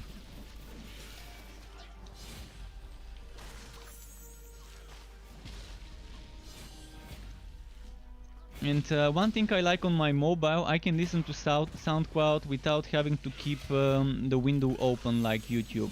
Unless YouTube change things, and I can just sleep my phone and let it play in the background without having the screen active.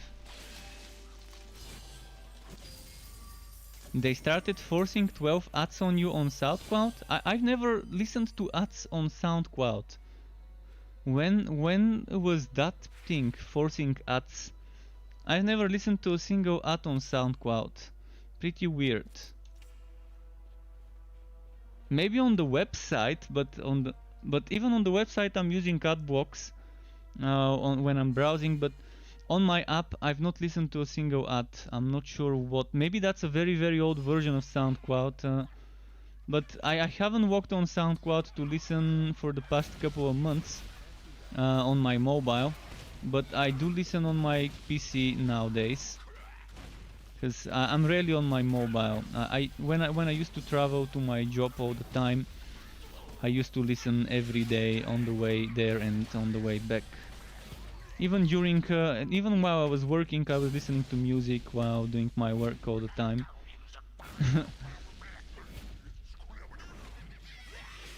So yeah, SoundCloud was kind of a big part of my job before. I was doing my stuff, I was constantly with my headphones on listening. I mean, I would have been listening while playing, but I'm gonna get myself in copyright strikes if I play music for my viewers. And it's also gonna break the immersion, especially when I'm playing single player games where there's an epic story like Kingdoms of Amalur. If I play some music on the background, even if you can't hear it and only I can hear it with voice meter, it's kind of gonna break the immersion for me. But I've considered doing it. I've considered playing music in the background, but the biggest problem would be the copyright strikes that I'm gonna get myself. So I'd rather just not do it.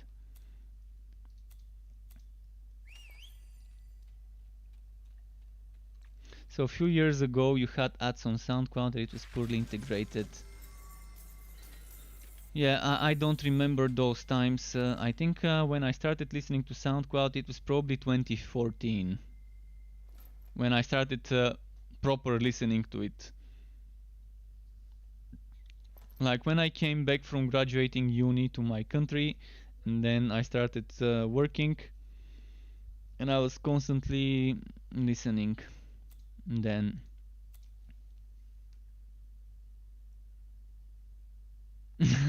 Baldur's Gate with with DMB in the background. Yeah, that's gonna be interesting. I mean, some games really fit well. For example, Cyberpunk. If I play Cyberpunk with some proper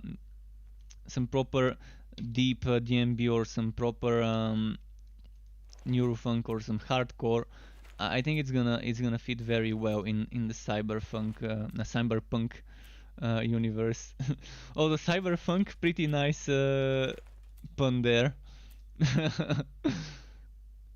Here's an idea for a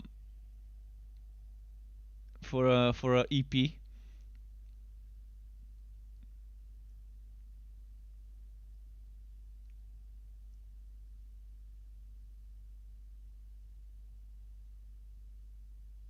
Right, I need to wait for my pet. 30 seconds.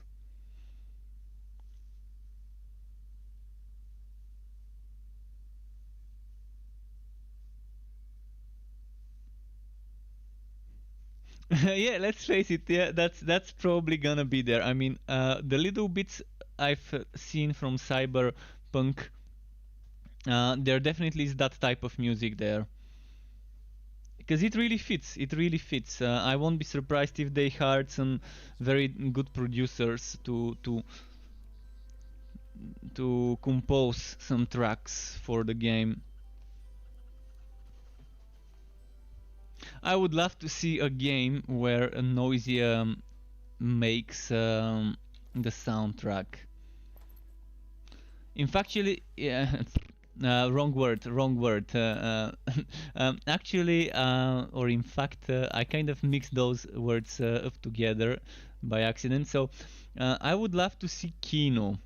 I think he's very underrated, but the guy has some classic music education, and a couple of years ago he released an EP where he was combining some classical music like strings and stuff like that together with DMB, and it was nice. I can't remember the EP. I'm gonna try and find it. Kino classic.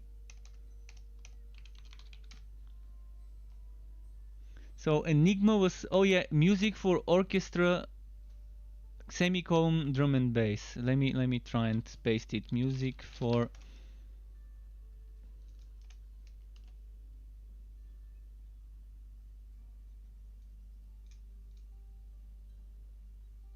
this one was such a nice album. I'm gonna paste it here.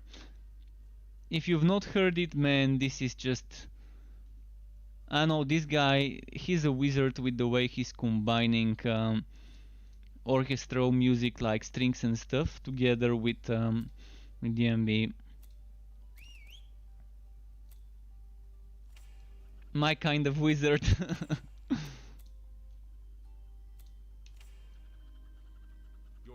So if you Google this, you're gonna see the album, and there's tracks on YouTube. You can listen to those for free. There's probably tracks on SoundCloud as well.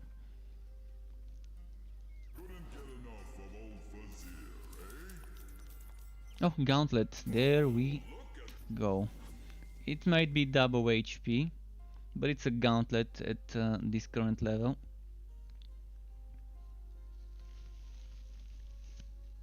This is gonna take a little bit longer to kill stuff. Exactly twice as long to kill stuff.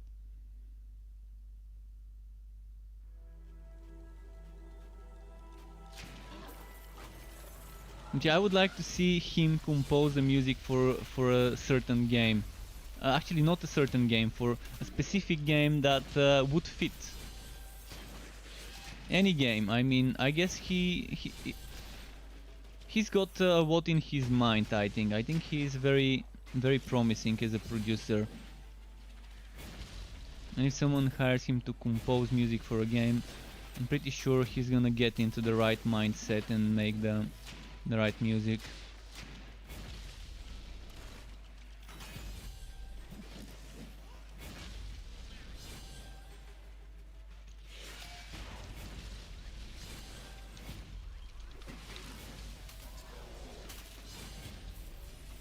Enigma is unique. Yeah, Enigma is unique.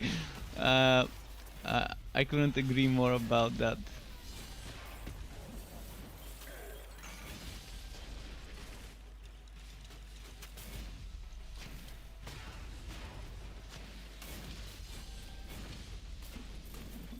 Kino Enigma, very good track indeed.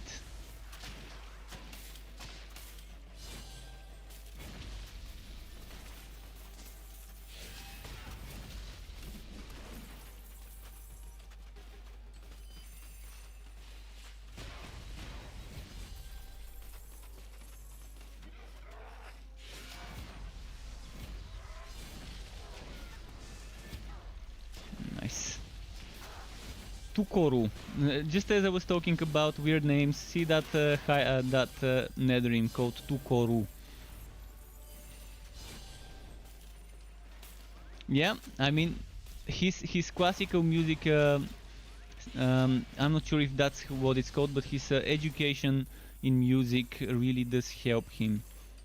I guess when he's composing, he's putting that knowledge to good use.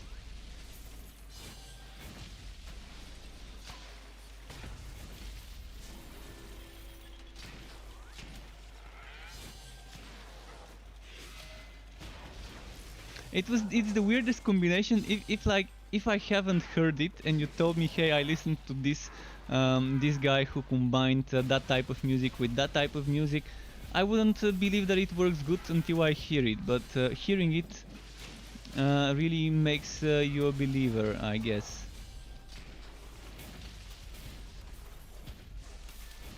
That something like that works nicely. Oh, I've enjoyed Camo and Crooked. I've listened to them live, of course. They're a little bit more on the softer side of things, but yeah, definitely can put up a nice set. And I mean, most of the people you can name, I've probably listened to them either in my country or on a Let It Throw. The 2 times I've been there. But there's still some producers I wish I would hear live.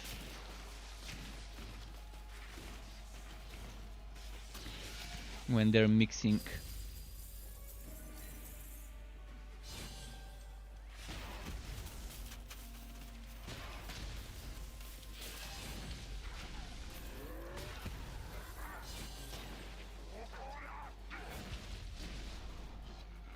Ah, the Red Bull Symphonic. I might not have heard this.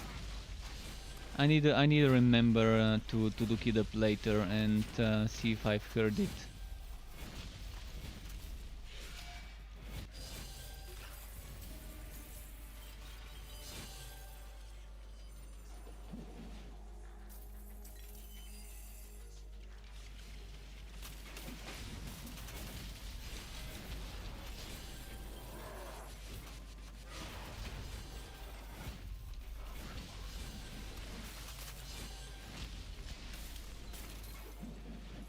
So this is double HP map, but they don't seem to be dying too slow. They're actually dying decently quickly for a double HP map. And the density is good, so I can probably stay here until level 57.5, maybe level 58 in this map. Chris said online and he's such a good mixer. Oh, interesting. I might have to check that.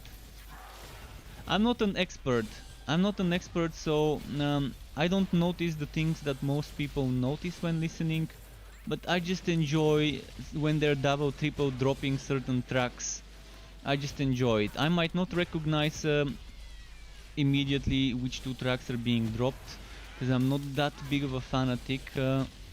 But yeah, I definitely just enjoy it when... I just enjoy it for what it is. I just enjoy the sounds.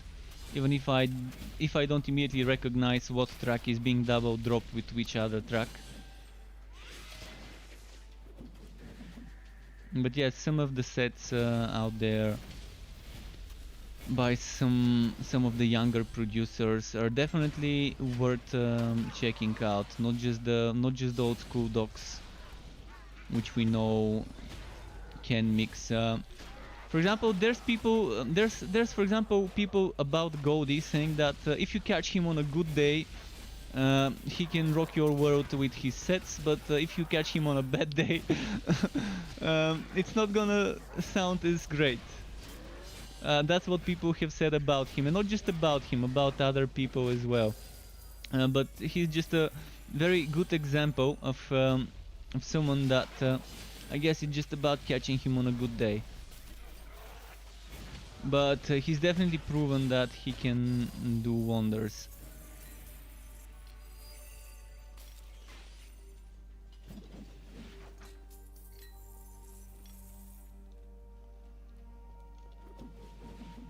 Just just a moment. I was gonna check the wood, but then I remembered, hey, I'm doing gauntlet. There's no wood in this map. I should stop trying to check my wood. All right, so should I stay until until the next level is half filled? Let's say I'm at 3000 XP on this level. Let's wait until 2000 XP on the next level. So another 3000 XP, and then I'm gonna leave this map. But XP is good, so it's nice to stay.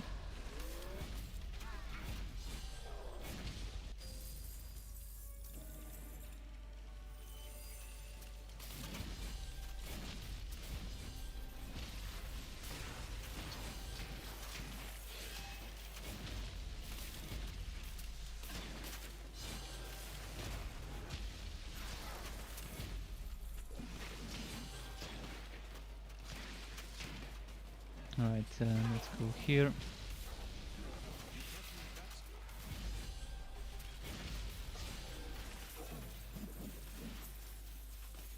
By the way, did you see the files? If you're still there, did you see the latest documentary, the Drum Base Arena documentary?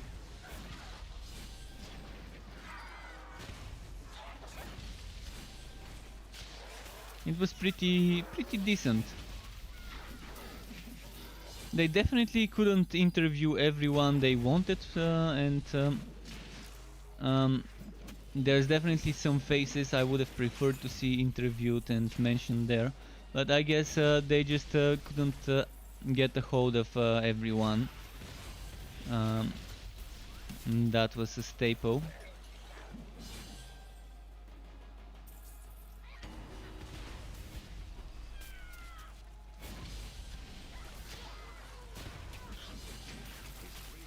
You keep seeing it popping in your related, but haven't gotten around to it. Well, it's good. It's enjoyable. As someone that likes the music, you're probably gonna enjoy it, most likely. It's nice to hear what the producers who shaped the music are saying in that interview, in those interviews that have been done. It's very well made, by the way. As a documentary, it's definitely well made. Good production value.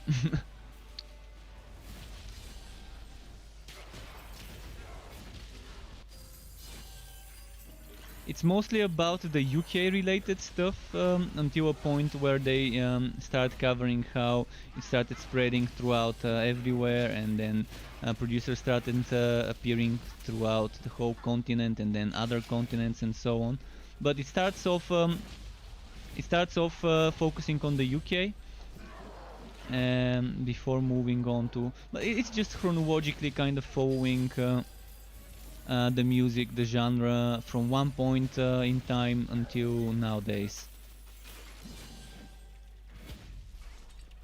And I like how they're trying to tell a story there.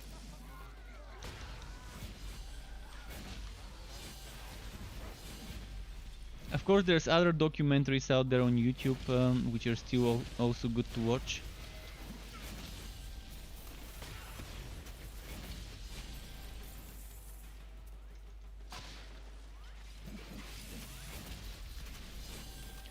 What's my XP? 4k. Alright, almost leveled up. Let's get 3 more k and then leave this map. So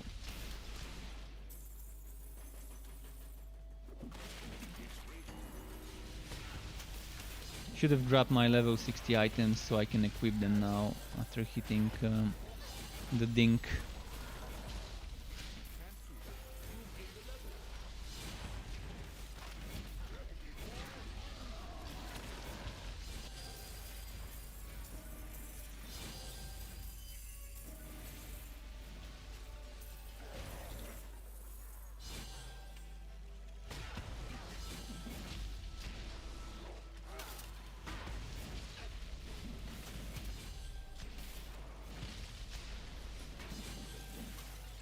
But yeah, right now I'm definitely not relying too much on the relic for the damage. And I really wish what I mentioned before to become reality, the frost skin cooldown to be heavily reduced. So we can get some enjoyment out of Frost Nova spamming builds. Every 5 seconds a Frost Nova is my my wish for this relic.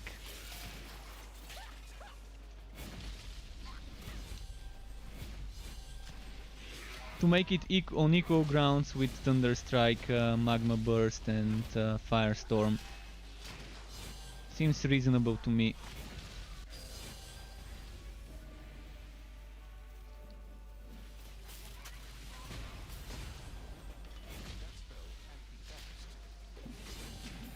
Nice.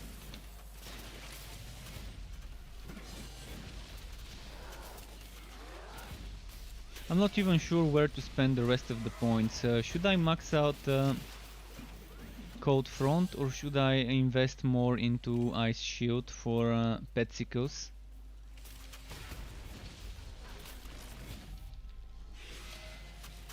I like Petsicles as a combo. But maxing out Cold Front is also not a bad thing. Keep in mind I can get +1 Slammer skill levels. Because right now I get only +1, but I can get another +1 and that's another 5 points I can save from my Slammer 3. So I've got a total of 9 more points to spend. This one and another 8. Which could get maxed out on that or that one. I can max out one and spend another point in the other. Probably gonna go for this one.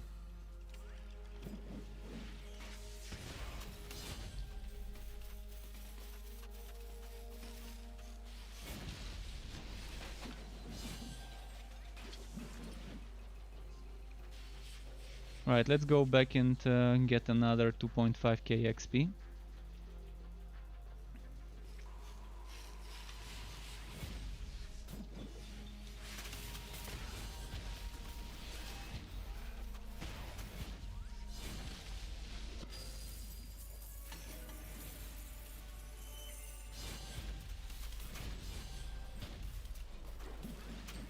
Alright, there we go. Next. Oh, they've respawned here already.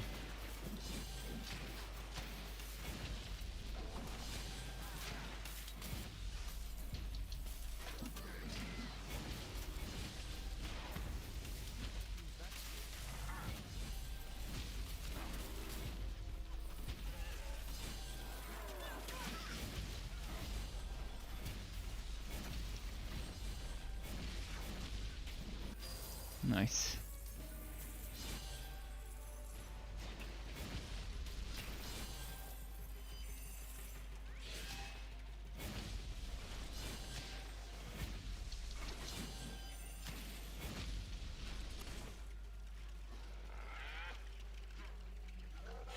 My damage would jump a watt after I switch my gear after this map, when I equip some level 60 items. Although I'm probably gonna go for one-handed and offhand, or one-handed and shield.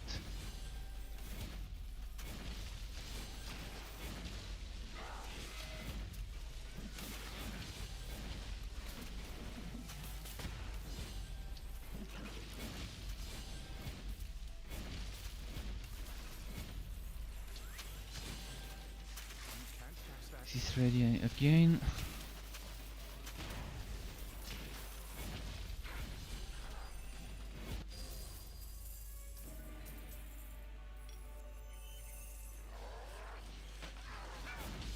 But yeah, I think Andy C is focus. I mean, I'm pretty sure he's one of the focuses, but not a huge focus. But um, there's a lot of screen time for Andy C. But there's also a lot of screen time for others. Like Sub Focus, like DJ Fresh, like Goldie. Um, who else? So there's Matthews and Emperor being interviewed. Who else? I'm gonna miss out some names. I can't remember exactly every single person who was interviewed in that documentary.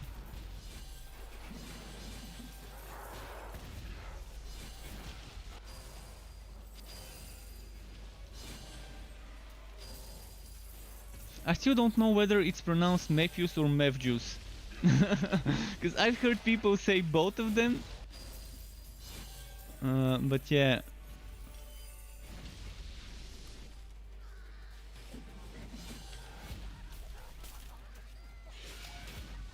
I mean, when you pronounce it Mevjuice, it kind of has that hidden meaning to it. But I still think it probably is properly pronounced Matthews, unless I'm saying it wrong.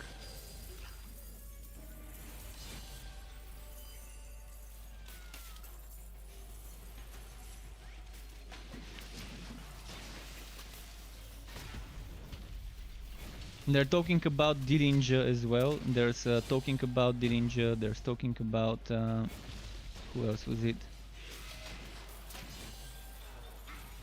You always say the Matthews. Yeah, I always say it like that. I think it's a play of words, and the second meaning probably originated as a play on words.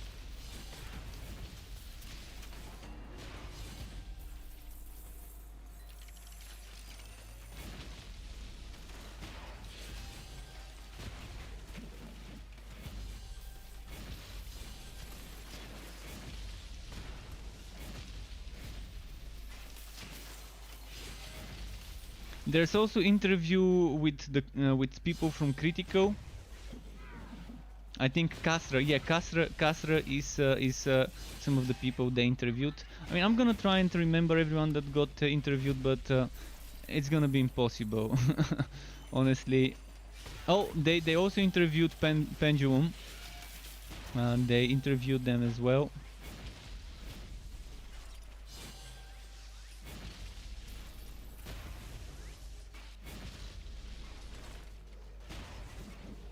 Yeah, you could just watch the thing, and I'm gonna miss a lot of the names because it's a long documentary, and there's a lot of people who were interviewed.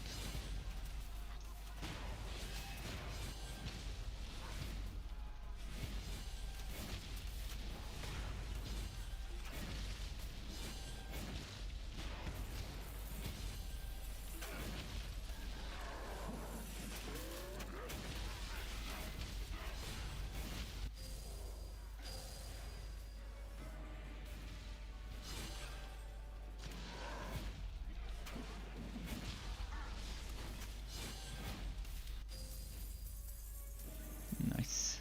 1900. Alright, a little bit more XP and we can leave this map.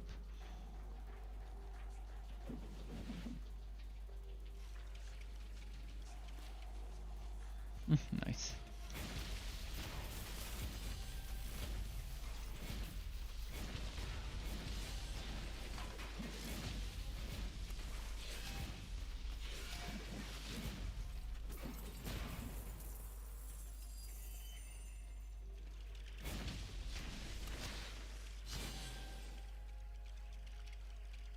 Ah, got that glitchy glitch.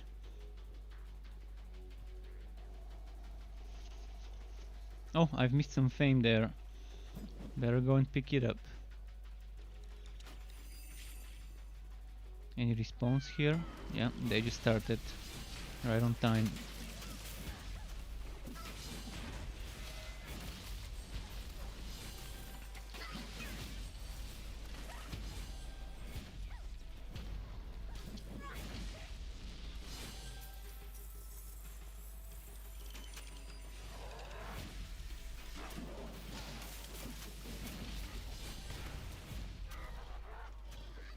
Right, there's more here.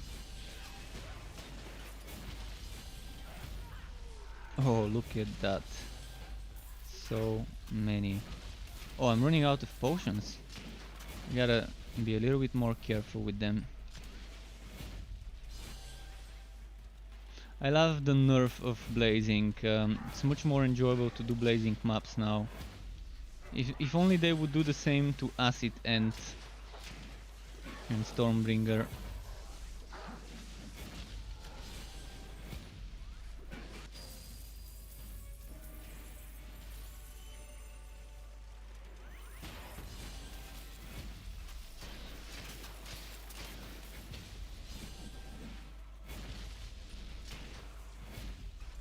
I can afford to stand for 1-2 seconds before moving out of the blazing, which is pretty nice, because sometimes you might end up getting stun walked inside it, or just not notice it on time, or just be in the middle of an animation. And since apparently they no longer interrupt, movement skills seem to no longer interrupt other animations, sometimes I kind of have to wait for a certain animation to end before I can run away from danger.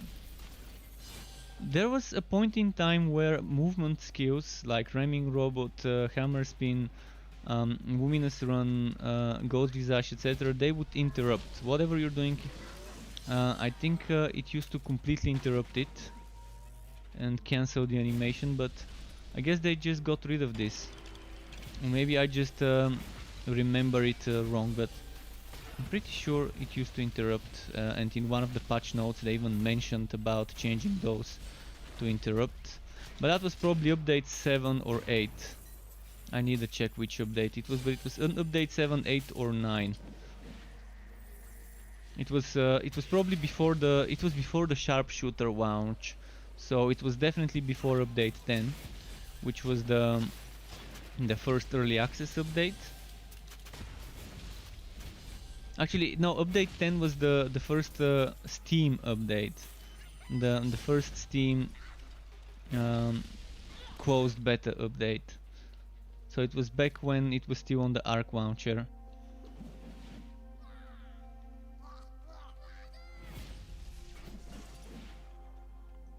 Alright, I need to wait for them to respawn. I set until 3000 XP and then I leave.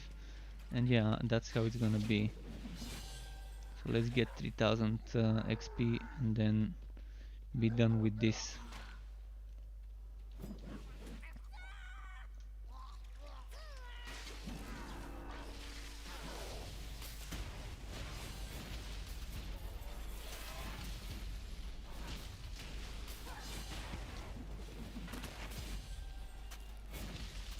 And yeah, by the way, Chase and Status definitely were in there as well. Another name I forgot about when I was trying to remember.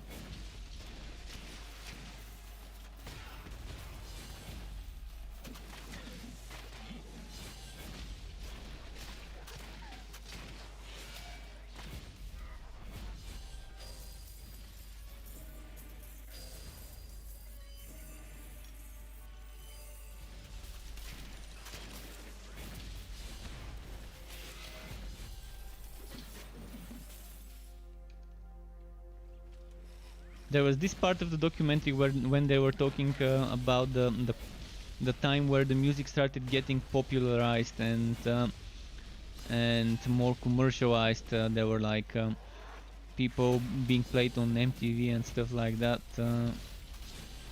So they did mention, I forgot the name of that producer who made Rita Ora famous, who made that kind of poppy DMB thing. But yeah, that producer, I know the name kind of brain farted and I can't remember his name.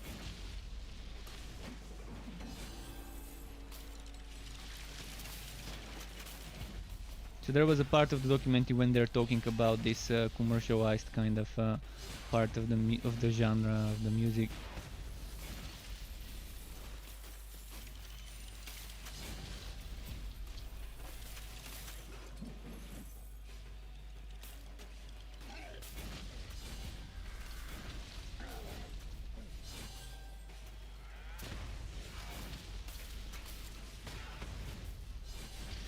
man, this is yeah, it's taking a while.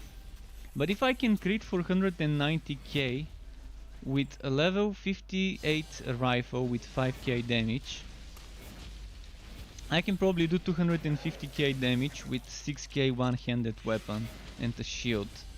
Be a little bit more defensive.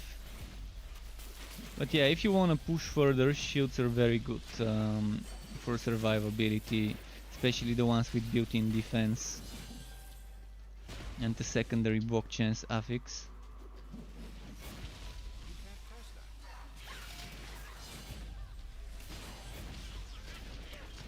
Alright, I'm on my way to the boss fight. Time to end this map. Getting close to 3k XP. So I'm pretty much ready to make the build video even now. Once I've reached 57, it means I'm ready to make a build video. Tomorrow it's coming.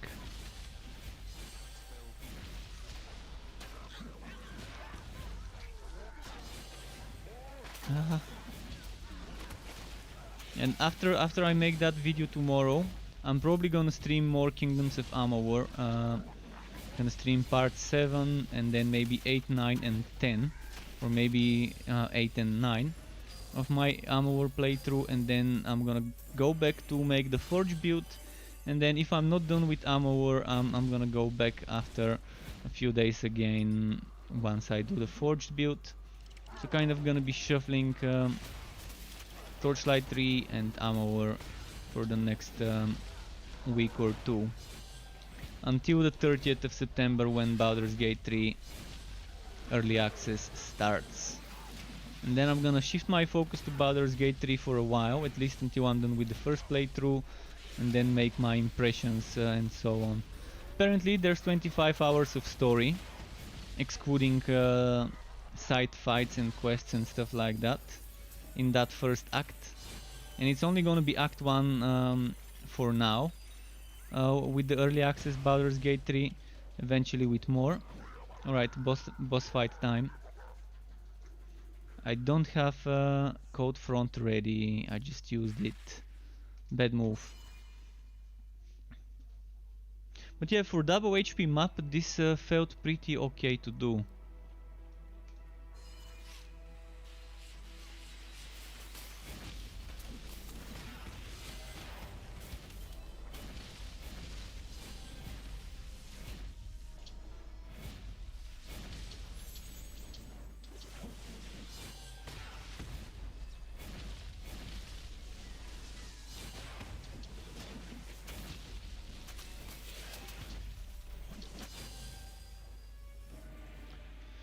Okay.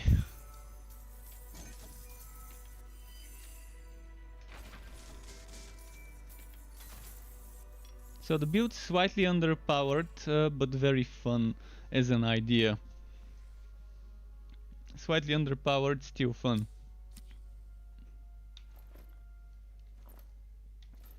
That's my verdict on this build.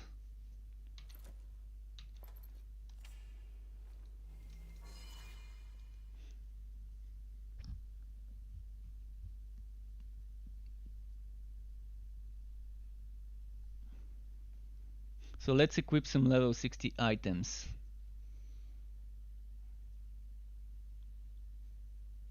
I will sacrifice some damage. For now I will sacrifice some damage so I can patch up my skills. Which means I'm gonna have to equip Cosmic Pants. I've got level 61s in my other Railmaster, I'm gonna transfer them in a moment. So first things first, where's the Cosmic Shoulder? Level 45, I think there was a level 60 somewhere. Where did it go? This is the level 60 item.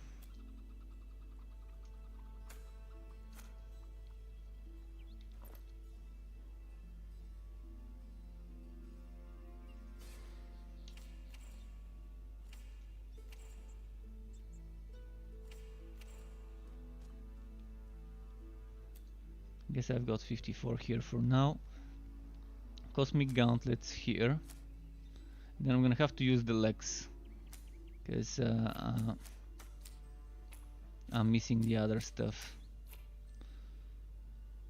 Level 60 armor, level 60 here, level 60 here.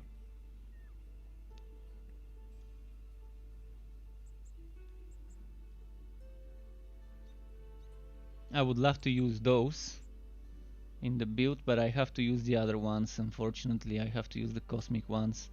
I mean, this helmet is too good to miss out on. That's 2 extra skill points.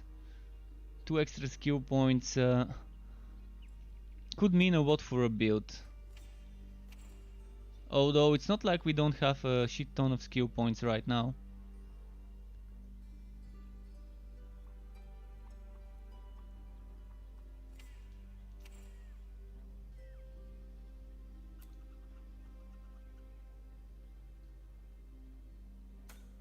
This could become good.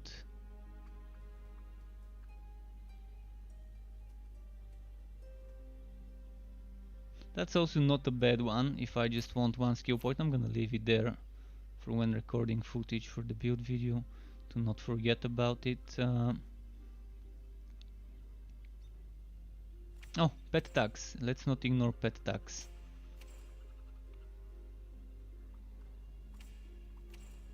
I need pet tags with cooldown.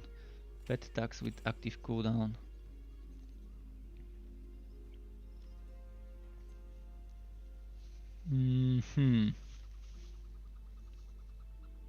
Faster cooldown, ice shield. Pet tags without cooldown, without cooldown.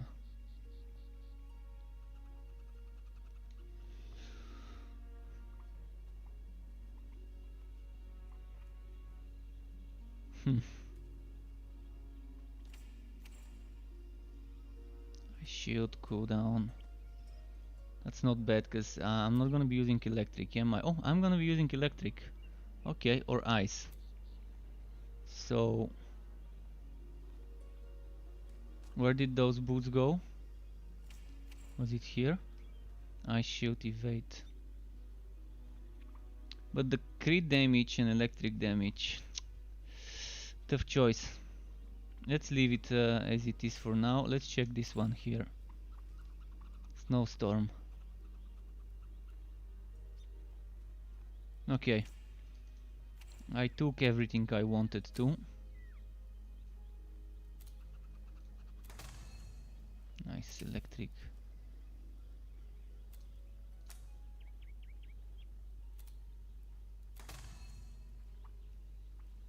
$980. Can I get something better than $980? Oh shit, I should have kept the $980.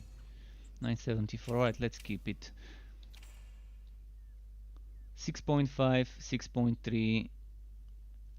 But yet this one has crit damage, so it's still better.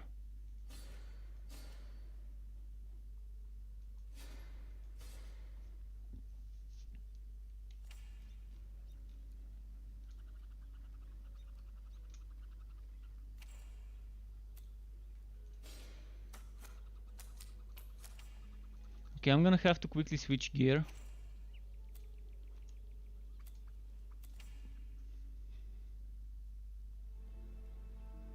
Let's go on this dude and transfer the celestial, not celestial, the cosmic pants.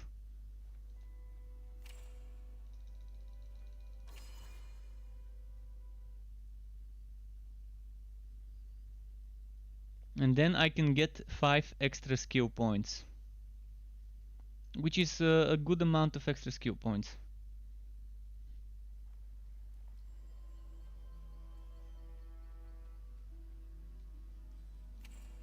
And just put it somewhere. Where is... Okay, here.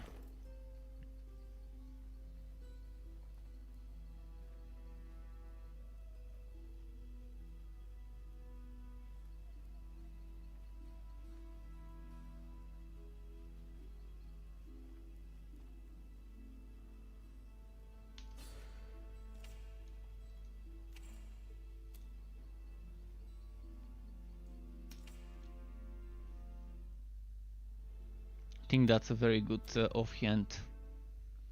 Again, it's not gonna be as strong as a good two-handed, but I don't have a good two-handed on this account. I don't have 8 point something close to 9000 damage two-hander. If I did, that would have been my pick. So I'm gonna have to settle for 6.5 one-handed with another 900 from an offhand. Or go for a shield. I wanna go damage first, so I just need to get rid of this attack speed for basic attacks BS. And I need this. And now, unfortunately, I'm losing 966 electric damage, but I need the set completed, so it's gonna be that way. And I really wish I had cosmic powdrons with crit damage.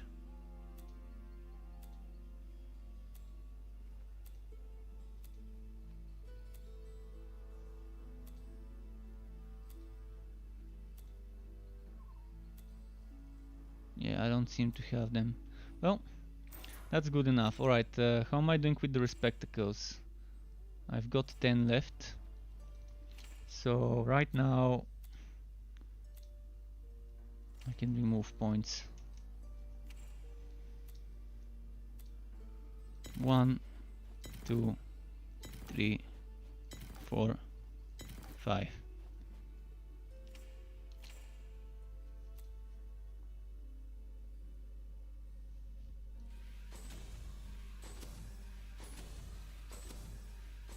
One more level and I can max this one out. And then the next 2 skill points I can put here. The original setup I'm gonna suggest and upload will be without those 2 skill points. So it would mean those extra 2 skill points, which I'm gonna put here, will not be included in my original setup, because I won't expect people to have a helmet like this one. Plus 1 skill level to 2 skills that they're investing more than 1 point into. Which would mean they could wear even this helmet instead of wearing the boots. Ideally I would be wearing cosmic powdrons, gauntlets and boots, and I would be wearing legs like this one for the flat damage and a chest like this one for the flat damage. But for now that's what I'm doing. So let's go to the enchanter. Let's remove this bonus. And what do I want to get?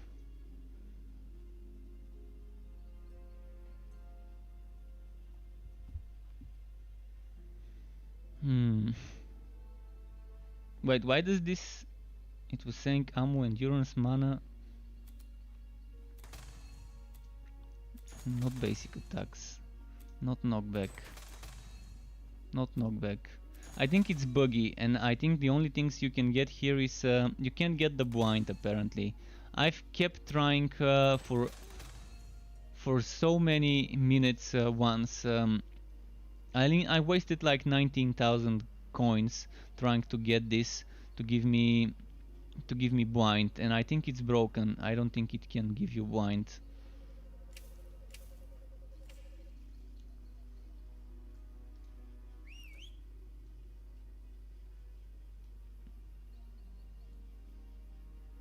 Can I get enough to try another time? Your No. pet has returned.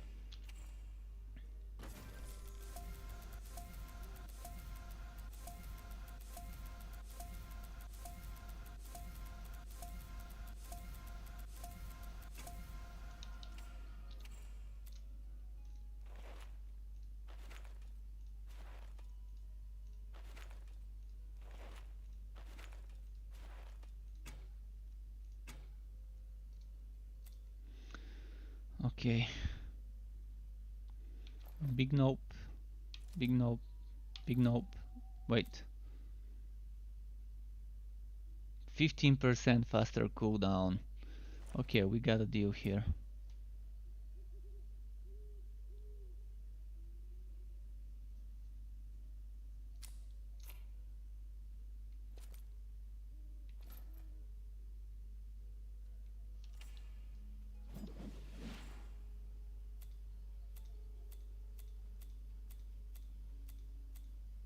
Is there no room really for a shield? Alright. Let's see, where could I put a shield? Over here. Where can I put shoulders?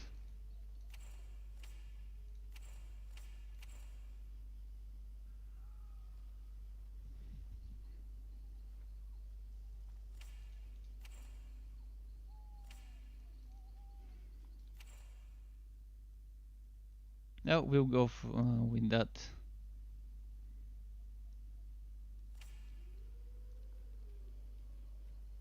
Greetings, insignificant one.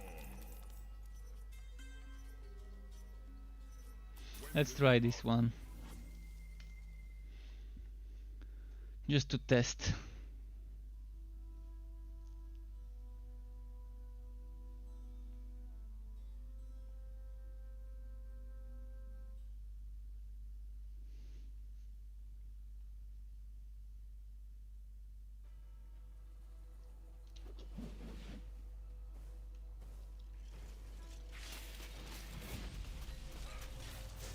Wanna see my basic attacks first. Okay.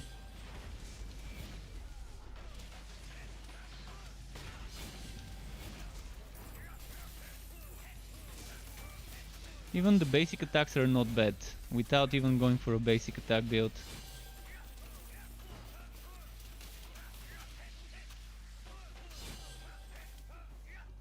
I'm just messing with the basic attacks. Alright, that's not bad.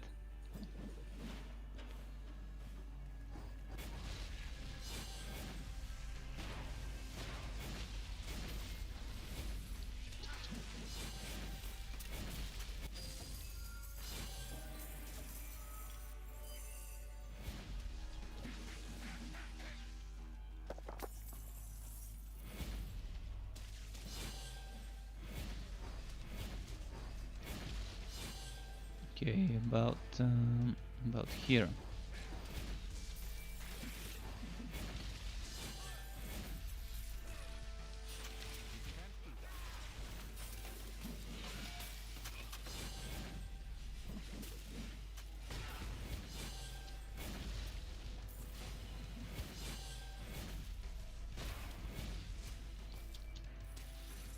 So there's ways of making Pound stronger with the battery,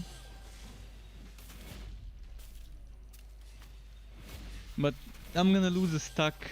I'm gonna lose a charge of hammer spin, and I don't want to lose that because I like the mobility of having 3 hammer spin charges.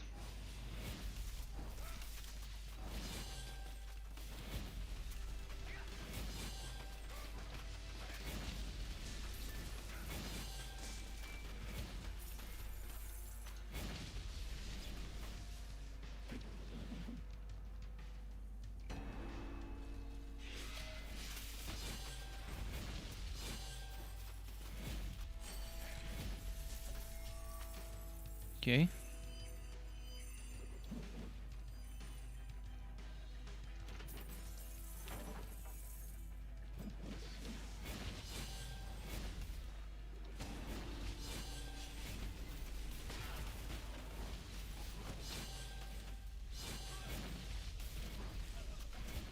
Yeah, I think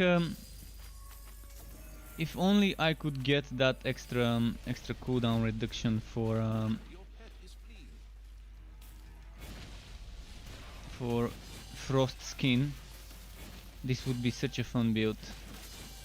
Because right now, again, the damage is coming from quas skills, not from relic skills. The relic skills are there just for support right now, and even support wise, those 2 passives are not doing much for me, the frost skin and breaking point. Every 35 seconds 100% weapon damage is just hearing this probably sounds like a joke.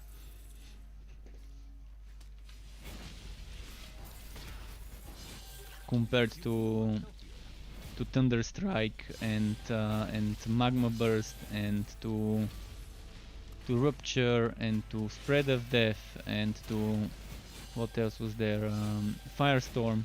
So comparing those skills to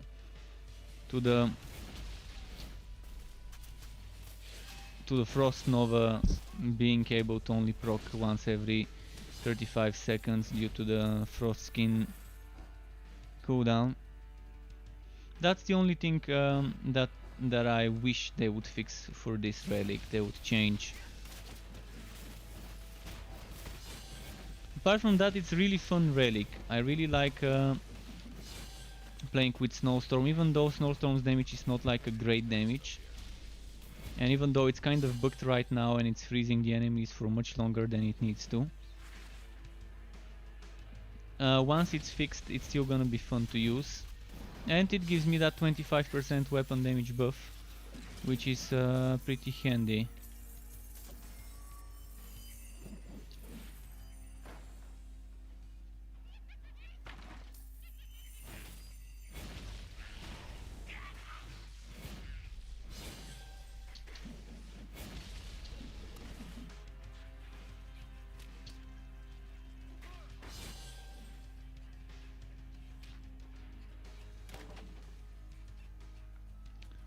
Right, I'm going this way. By the way, this looks amazing, the frost skin effect. How your whole hero becomes a big icicle.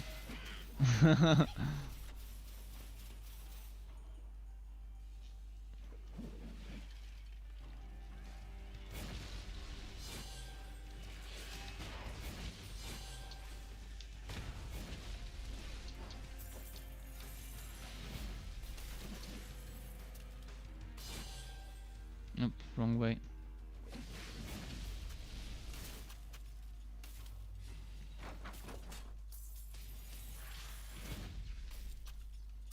So should I go down? Check who I can pull.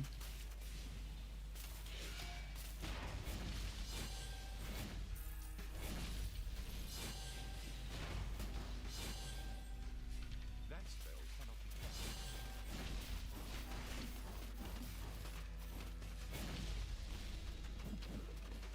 Definitely happy about the build. But it's exactly as I expected.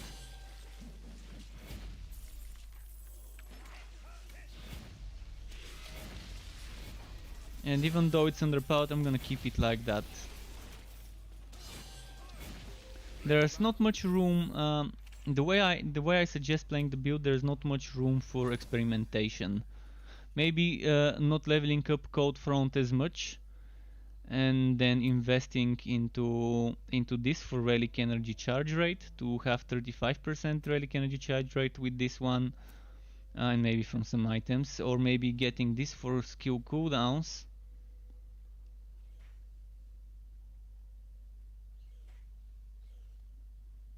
This for skill cooldowns seems not bad, because you're gonna get faster cooldown on Hammer Spin and faster cooldown on what else? This one and on this one.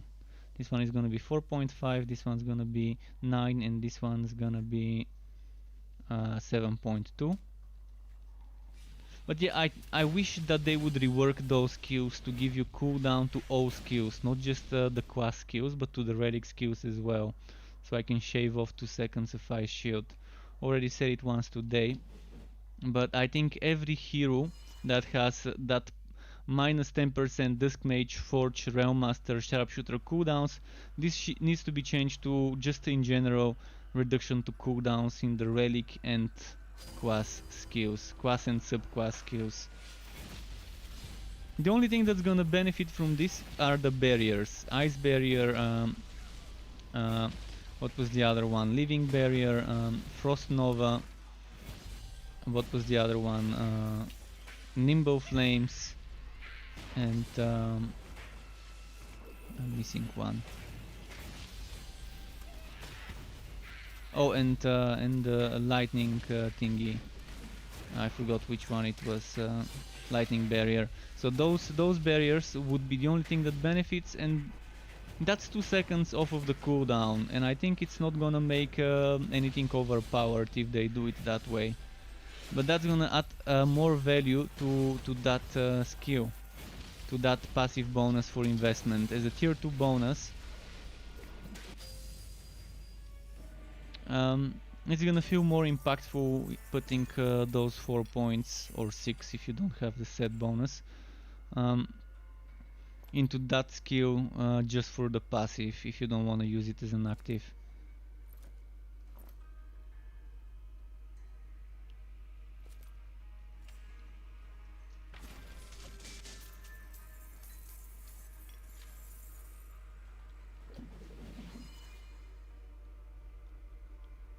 So should I stream until I'm level 60 or maybe until I'm level 59?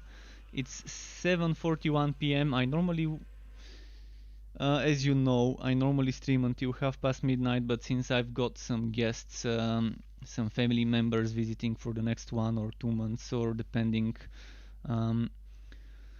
I have to stop streaming at 10 p.m. So I've got like an hour and 20 minutes, but actually no, it's 2 hours and 20 minutes. 2 hours and 20 minutes. But I'm probably not gonna last this long because I've already been streaming for 6 hours 32 minutes and I'm starting to get hungry, so I'm probably gonna get 59 and then just maybe stop. We'll see. Depends how quickly I get the levels. Oh, Gauntlet, yes. Wait, what was the other one? Blazing. Alright, let's do that Gauntlet. Maybe I can stay in this map until level 60. That's a lot of XP. Level 60 is 6k XP. And until 59 I need another, what, 2-3k?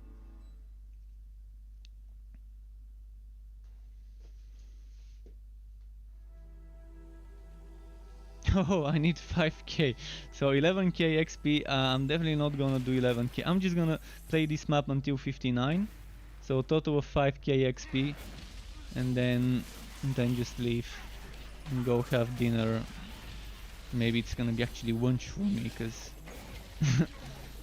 I had my breakfast at lunchtime.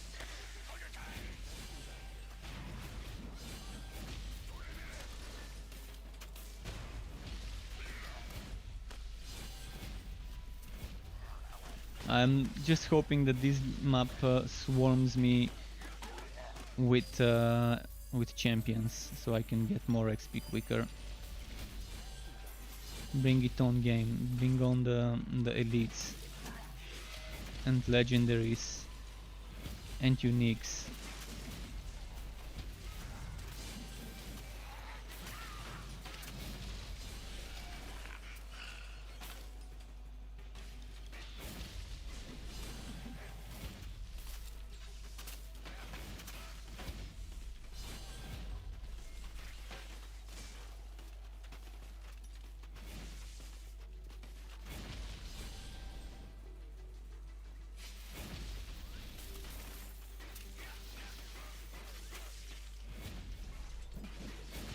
I'm liking my basic attack speed, by the way.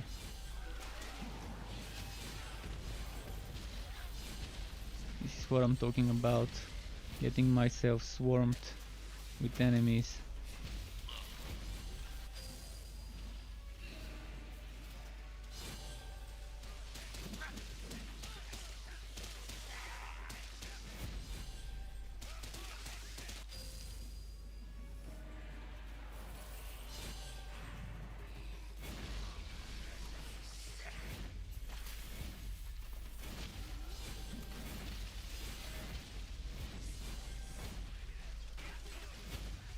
There's actually probably gonna be an interesting version of playing this with basic attacks. But right now my rotation is so busy that I don't find openings to use basic attacks unless I intentionally don't use my rotation like now, just to mess around with basic attacks. But between Hammer Spin, Blasting Charge, Lantern Flash, Spike Drive, Ice Shield, Snowstorm and Pound, even adding Cold Front every now and then, there's really not much openings to use basic attacks, and since this is not a basic attack build, there's probably no point to use it. Unless maybe someone's on like one shot and you just wanna quickly click on it and be done with it.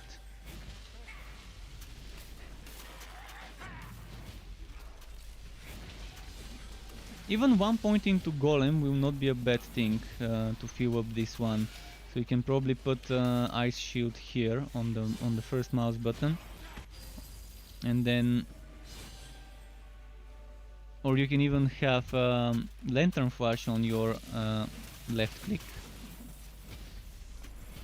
and then just use the golem as a one pointer to keep draining your energy quicker, so you can build up the cold front quicker. But the golem as a 3-pointer will be much more impactful with its current bugginess. It's pretty buggy right now, and can proc basic attack effects with its chilling aura, such as the Stormblade, such as the Sneku Stick, and what's its name? The Maestro Sword. This thing. Large bores, and with the basic attack you can super quickly generate relics and just keep spamming cold front, but that's a different build for another time, I guess.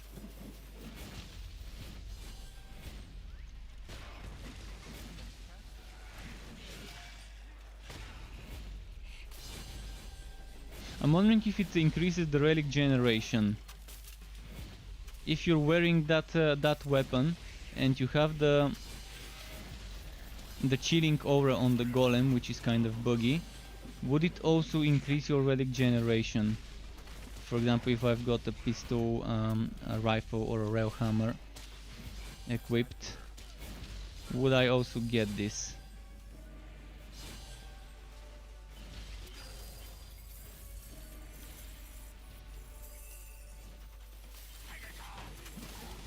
Right, 1.4 out of 5k XP. It's going well.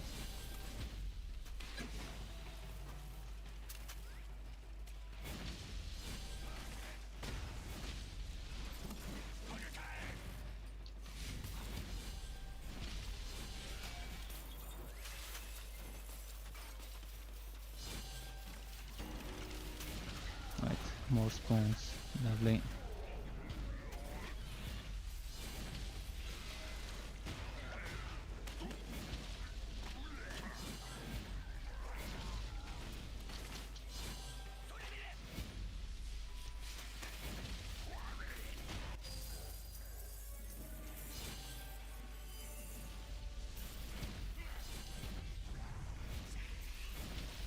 Come on, game.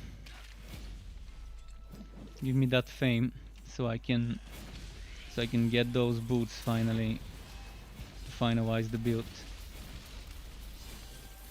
It's painful when it's just one item you need to finish the build, to make sure you've got every single piece of equipment you want in every slot, even if not min-maxed for stats, at least to have the right item. And it sucks when you don't have a way to guarantee that you're gonna get this item. You don't have a sure way of farming it. You don't have bosses, specific named bosses that have increased chance of dropping specific items, like in Borderlands 3, where you can just keep farming this boss over and over again until it finally drops the thing, because it has a higher chance of dropping that thing versus other things of the same rarity. Fazier's Dungeon would be perfect for this. Each stage having 1, 2 or 3 items with highly increased chance of dropping, if it drops a legendary, for that one to be those 1, 2 or 3 items that have been set for this stage. So at stage 1 you have a chance of getting, for example, Cave Breaker and what else, and Stormblade, for example, something like that. Then at stage 2 you have a chance to get the Sneku Stick. Slightly higher chance, if a legendary drops, for that one to be one of those. Because I'm assuming whenever it drops a legendary, it rolls the dice which legendary is gonna drop. And if they make it that on certain stages of the Fazier you have a slightly increased chance for specific items to drop, It's gonna be a motivating factor for people to reach those stages if they wanna farm specific items. And then they can just keep repeating that stage until they get the item to drop with the stats they want. Although I think it's better to just add re-rolling of affixes for the price of powder, the same way we do with enchanting, but for the built-in affixes. That's gonna be much better for min-maxing rather than farming over and over the same stage.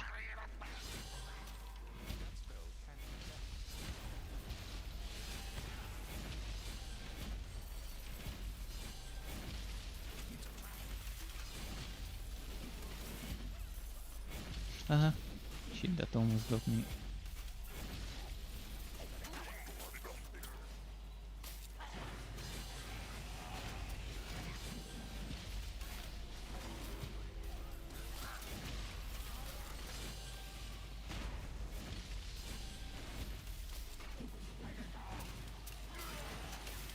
Let's group them up nicely.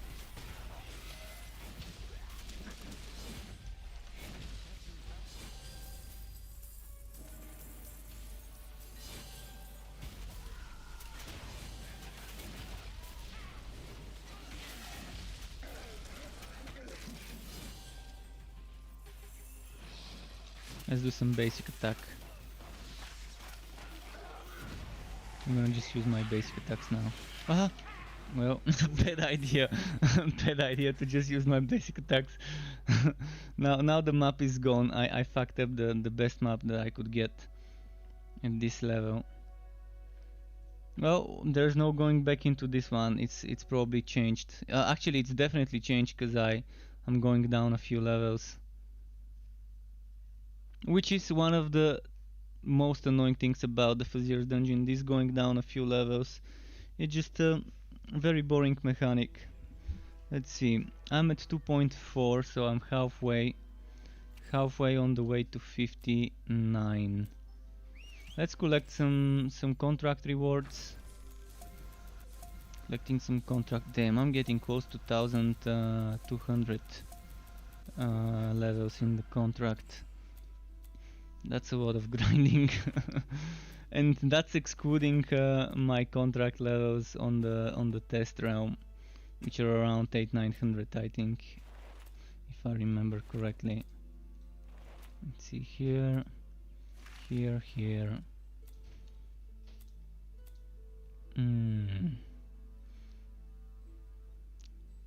Dryad neckband with faster cooldowns. I'm losing 5% faster cooldowns, but I'm getting shock and a Dryad neckband. So yeah, that's a changer. And this one, Phoenix token, could replace this Phoenix token. Or I could just even get Fire Nova. Yeah, I don't need this. I don't need this, and I'm pretty sure I don't need this.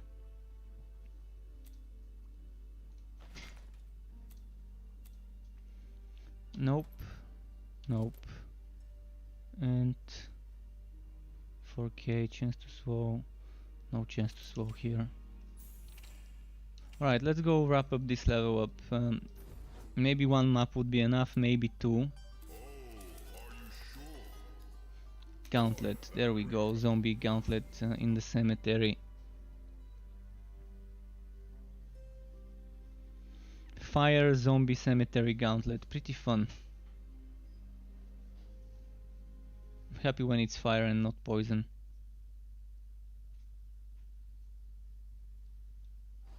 Let's see. So what I like to do on those maps is trigger. Get them all triggered and salty. And once they're all triggered and salty, I just stop and burst them out.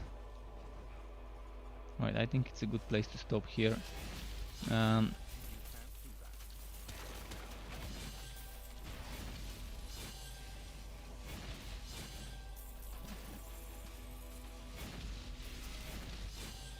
It was kind of a bad spot. I couldn't get them all in one place.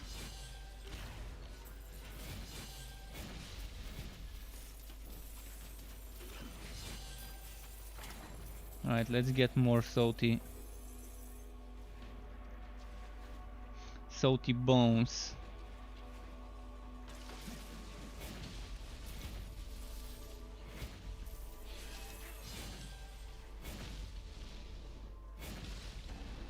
Ah, more appeared.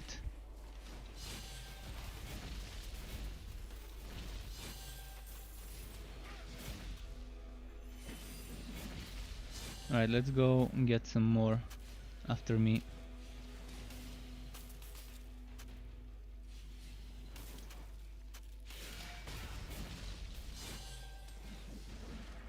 Look at the beauty there. Look at how much purple.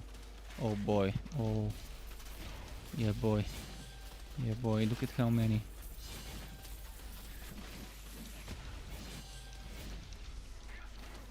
Scaly men. So many scaly men.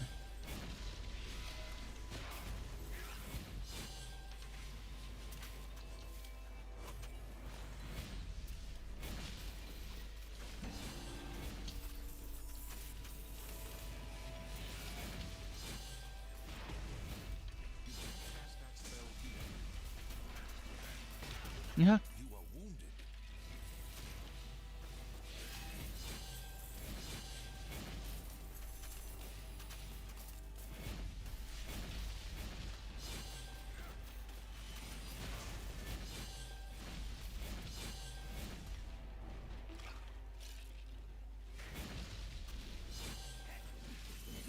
Nice. This is some good XP. The XP bar is constantly moving. I'm already good for another cold front.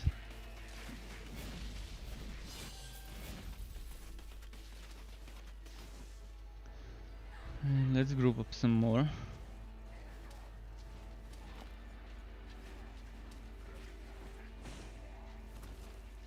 Like this. Oh, they teleported next to me. I was already queuing up a hammer spin. Over here, and like that. Boom, in the choke point. Boom, in the choke point. That's one of the great things about the cemetery maps. There's a ton of choke points you can use to funnel the enemies. And just with spike drive, the way it works now, the old spike drive was like 6 or 7 or 8 projectiles in all directions, and it wasn't that fun as this one, where you can just focus the damage in front of you rather than rely on the enemies being properly placed around you to get hit by all the projectiles. So that's one of my favorite reworks in the game that have been done to a skill. One of my least favorite reworks is how they changed Furnace Blast. Furnace Blast, once you activate it, used to remain as a channeled beam in front of you for a few seconds. Kind of like Holy Fury coming out from your chest, but without you needing to I think you didn't need to hold the button. I don't remember whether you had to hold the button or not, but I think you didn't have to hold it. It would just stay there. And I'm not a fan of the current Furnace Blast on the Forged, but there's still very nice ways to make a fun build with that Furnace Blast, with the Mountain King's Wheel. But you're gonna need that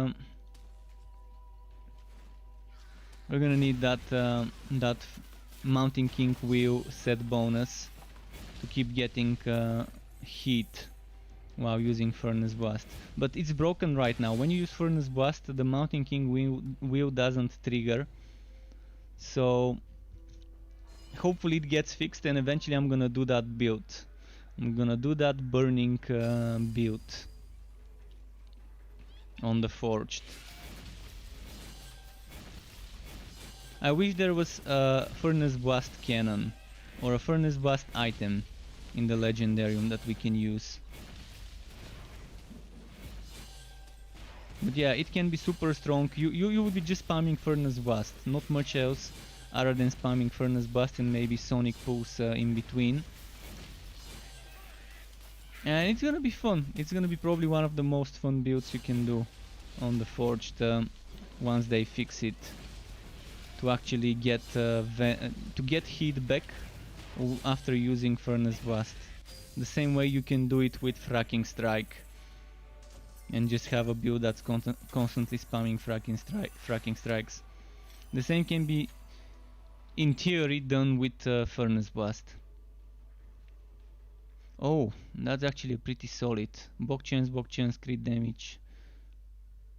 And that gold work doesn't sit well with me, but can have every single affix be perfect. Alright, one more map maybe would give me the level.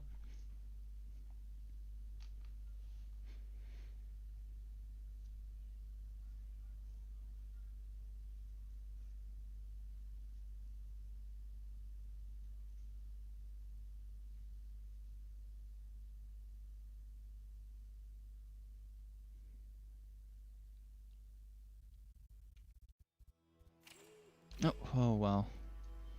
Almost teleported by accident. You're up to the challenge? Uniques.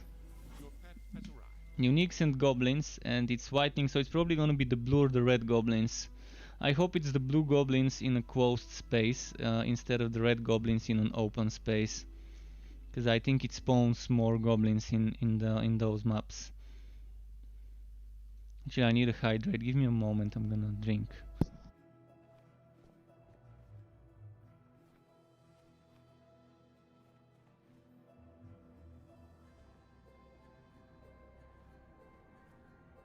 Alright, it's not the closed space I wanted. I would have liked the Thunder Ties closed space, but it's still blue goblins in a closed space, so not bad.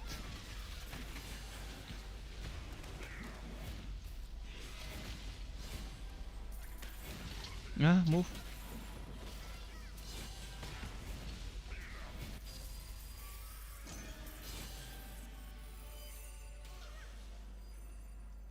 So when the map is level 58, my item is not downscaled. Oh, it is downscaled to 59. Just you can only have one level higher than the map as your gear level. So your gear level cannot be higher than one level more of the map level, but you can still wear items 3 levels higher than your own. So at 57, level 60.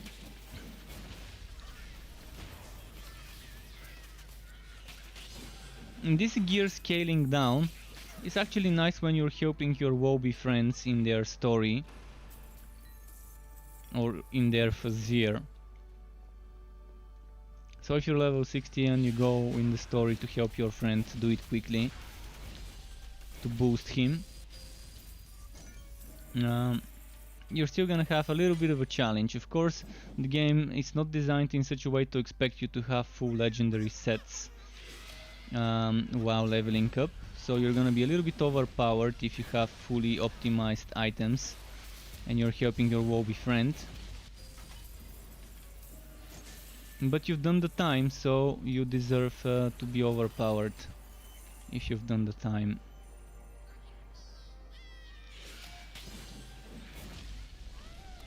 To farm the stuff, I guess.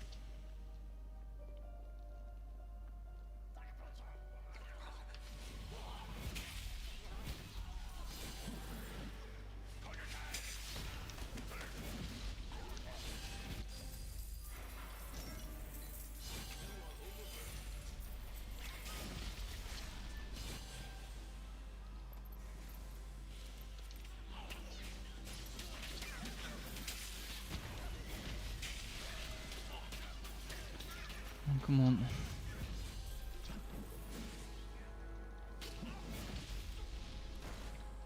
Alright, what's... Oh, I missed this.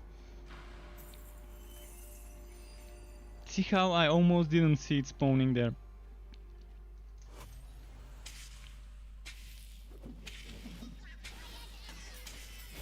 Boom.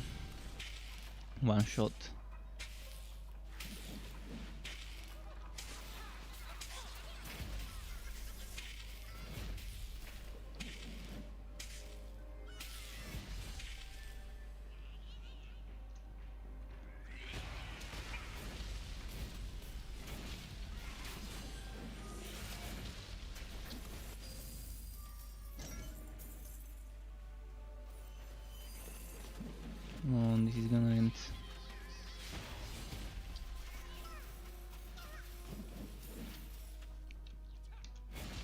Probably gonna need one more map, because this one is kind of a short map. I don't think I can get 1k more XP by the end of the map. Probably can get 400 with the boss XP included. What's my HP by the way? 55k.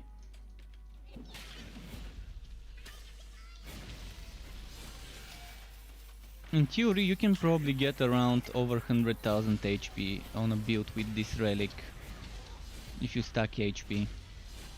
But whether it's worth it to stack HP instead of defense, I doubt it. Because defenses in resistances and damage reduction probably is gonna be better than stacking HP.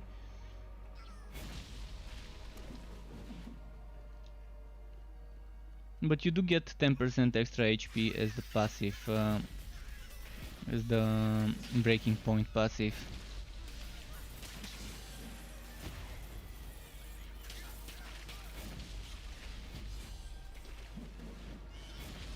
Alright, let's go wrap up that map.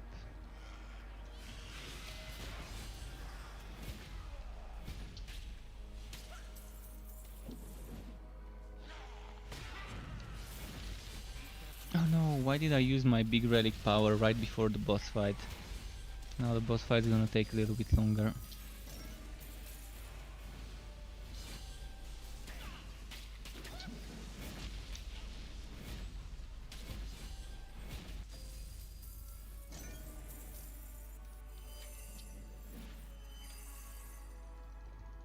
Yeah, but obviously I'm gonna need one more map to get 59.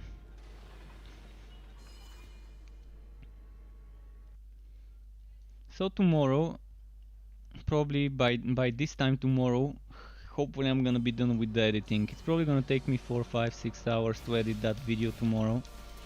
Takes a while. But yeah, if I wake up early and start editing early and recording footage for the video, by this time tomorrow it should be out on my website and on YouTube.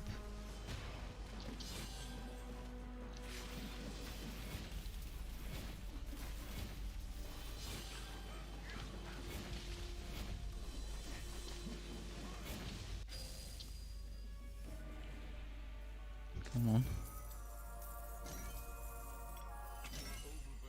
Oh, full inventory.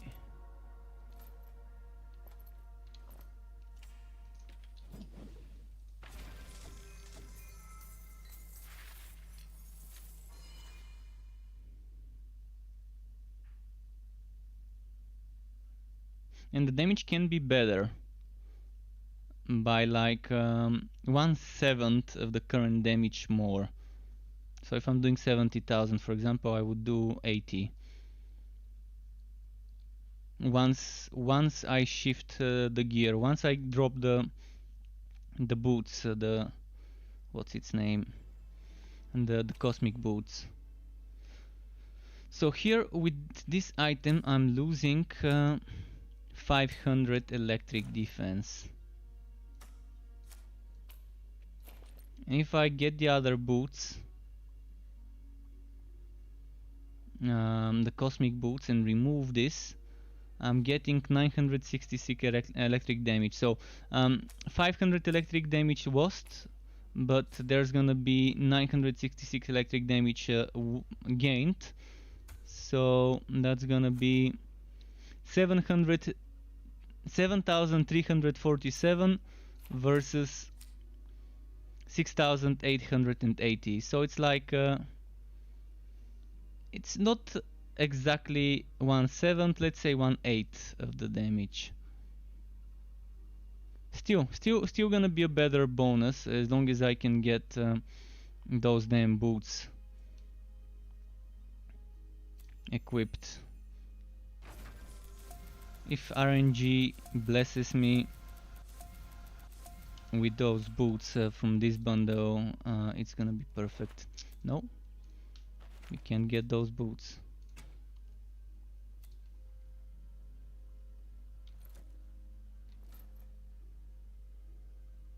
Alright, let's get rid of this. Open this bundle.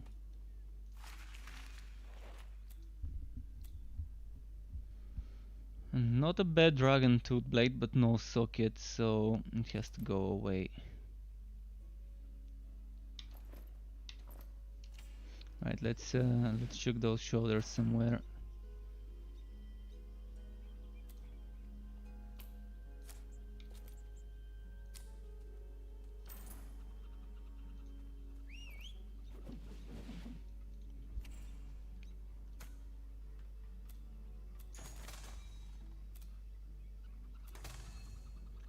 Chance to fear, I don't think it goes well. I don't think I can get this chance to wind, so instead of relying on chance to wind, I'm just gonna get something else. Maybe HP. HP goes well with that build, so might as well go for it. Of course the HP doesn't wanna drop on me.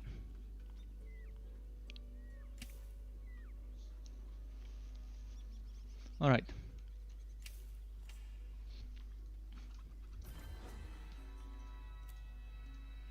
What's here? Nimbo Gold Waki map with goblins. And this most likely would be the last one before I go have dinner.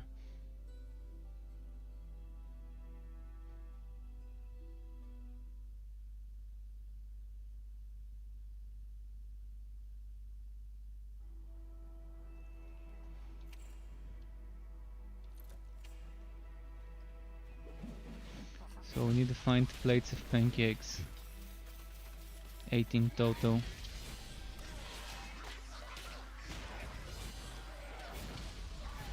This would give me the XP I need. Very well populated map.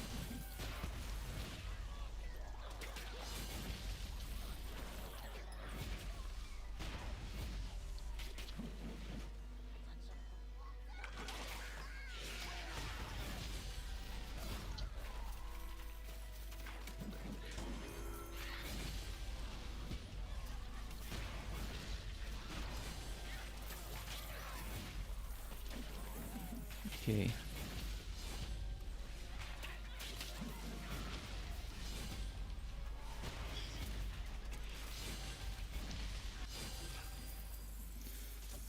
Good.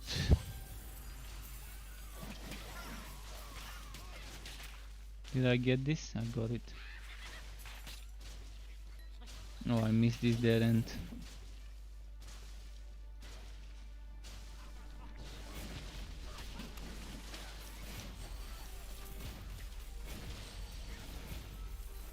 So after my stream today and my dinner, I'm gonna go update my website. There's 5 more builds that need updating. I updated 4 of them on struckweb.xyz. I've updated 4 builds with the additional 10 skill points in mind. So I changed the screenshots, I photoshopped suggestions for how to do the skill points after this new patch.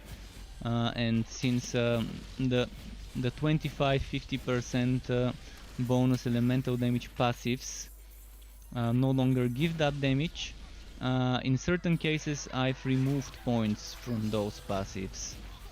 So I've arranged it so that you can see the old versions of those things and the new versions, and with the new versions there's gonna be yellow numbers in the old builds. On the new builds that have been uploaded later on, there's gonna be red numbers, of course, but yeah, I decided to change the screenshots for visibility to make it yellow. So I can probably show you an example, just a moment. So an example would be, let me enable my honey view, actually it's enabled. So this is one example how I've done it. For example, see, this one used to be 5, now it says 0. This used to be 3, now I'm suggesting 10. This used to be 6, I'm suggesting 10. This used to be 0, I'm suggesting 4. That's kind of what you could expect to see in the way of updating the old builds to match the new changes.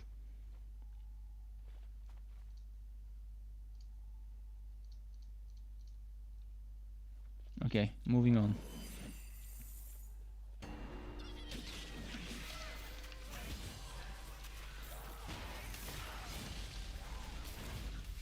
And this example, by the way, was from the Punchbot Drain a Watt build. The Punchbot Drain a Watt build that can now, in all 4 suggested setups, it can be made for for bunches of punches or for spin to win. The skill points allow it.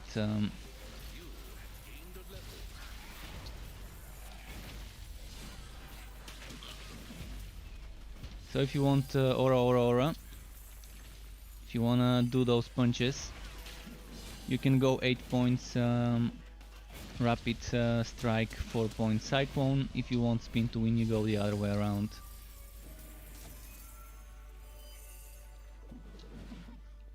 The rest could remain the same, and slightly different builds, yet still the same.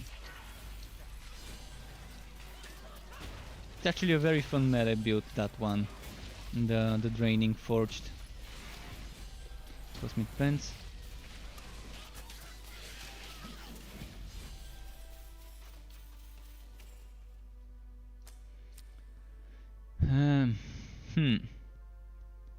Less HP, more defense. Less crit chance, shock duration, and an enchant socket. Yeah, I think this is better, because in the enchant socket I can maybe put HP, or maybe put more defense. HP is not gonna be bad for this build, so that's actually not a bad drop, even though it's level 59, not 60. If only it was the boots that dropped.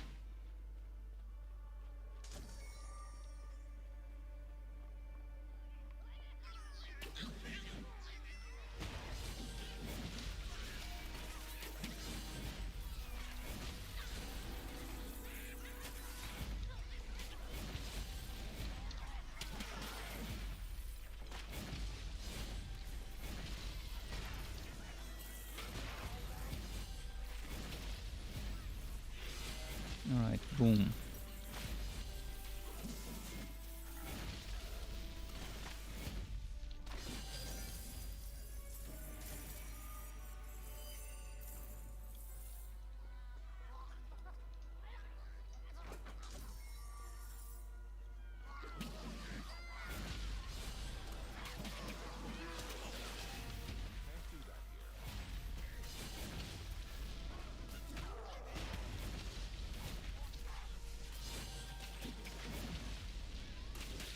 Boom. Oh, I've gotten that level up. So with those points, I'm wondering if I should level this one up. I mean, there's nothing else where I could spend those points. I mean, those last 2 points ideally won't be in the build. You're gonna need them here and here, because you're not gonna have my helmet.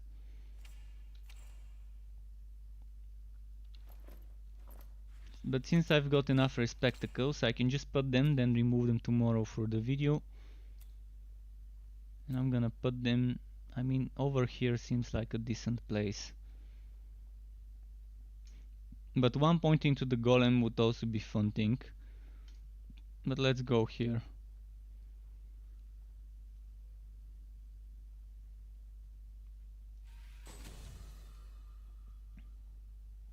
If only I had another point to get here to here. But yeah, that's me just being too greedy if I want one more point. Let's go finish this map, go have dinner. And then the build video for tomorrow.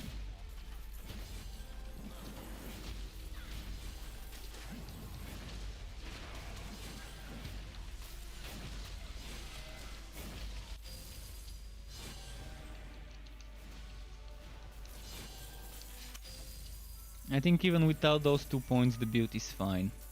Without those 2 points the build is more than okay. Keeping Ice Shield level 3 instead of 5.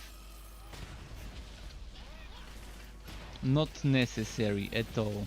In fact, you can even wear, if you have a good cosmic helmet, you can just wear that one. If you have one with endurance regeneration and crit chance, or crit chance and some other good stuff like maybe HP, whatever else can drop, that's nice. I mean, if you have one with extra skill level to something even better.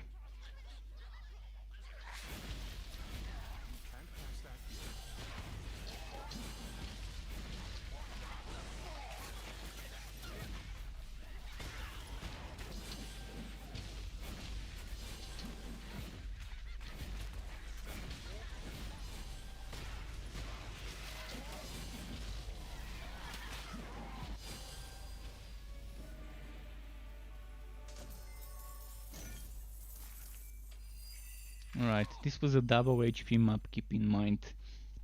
So it took twice as much as it would have to kill this guy because of the double HP. But yeah, that's my last map. I'm just gonna collect my rewards. Pray to RNGesus to grant me something something good. Although there's not gonna be a legendary gear bundle for the final contract levels I'm gonna collect. It was definitely fun today, leveling, finishing the leveling of this dude. So tomorrow I'm not gonna stream Torchlight 3. Some of you would be disappointed to find this out, but tomorrow I'm gonna continue my Kingdoms of Amalur playthrough, which means some of you would love it as well. And I'm probably gonna do 2 or 3 more days of streaming Kingdoms of Amalur, and then come back to Torchlight 3, do that Forged Cold Heart spin to win build, and after that, if I need to, if I haven't finished Kingdoms of Amalur's playthrough, I'm gonna continue that again. And on the 30th of September, Baldur's Gate 3 launches early access. So thanks again Struckwap for watching on YouTube and on Twitch. Keep it cool people, until next time, and goodbye.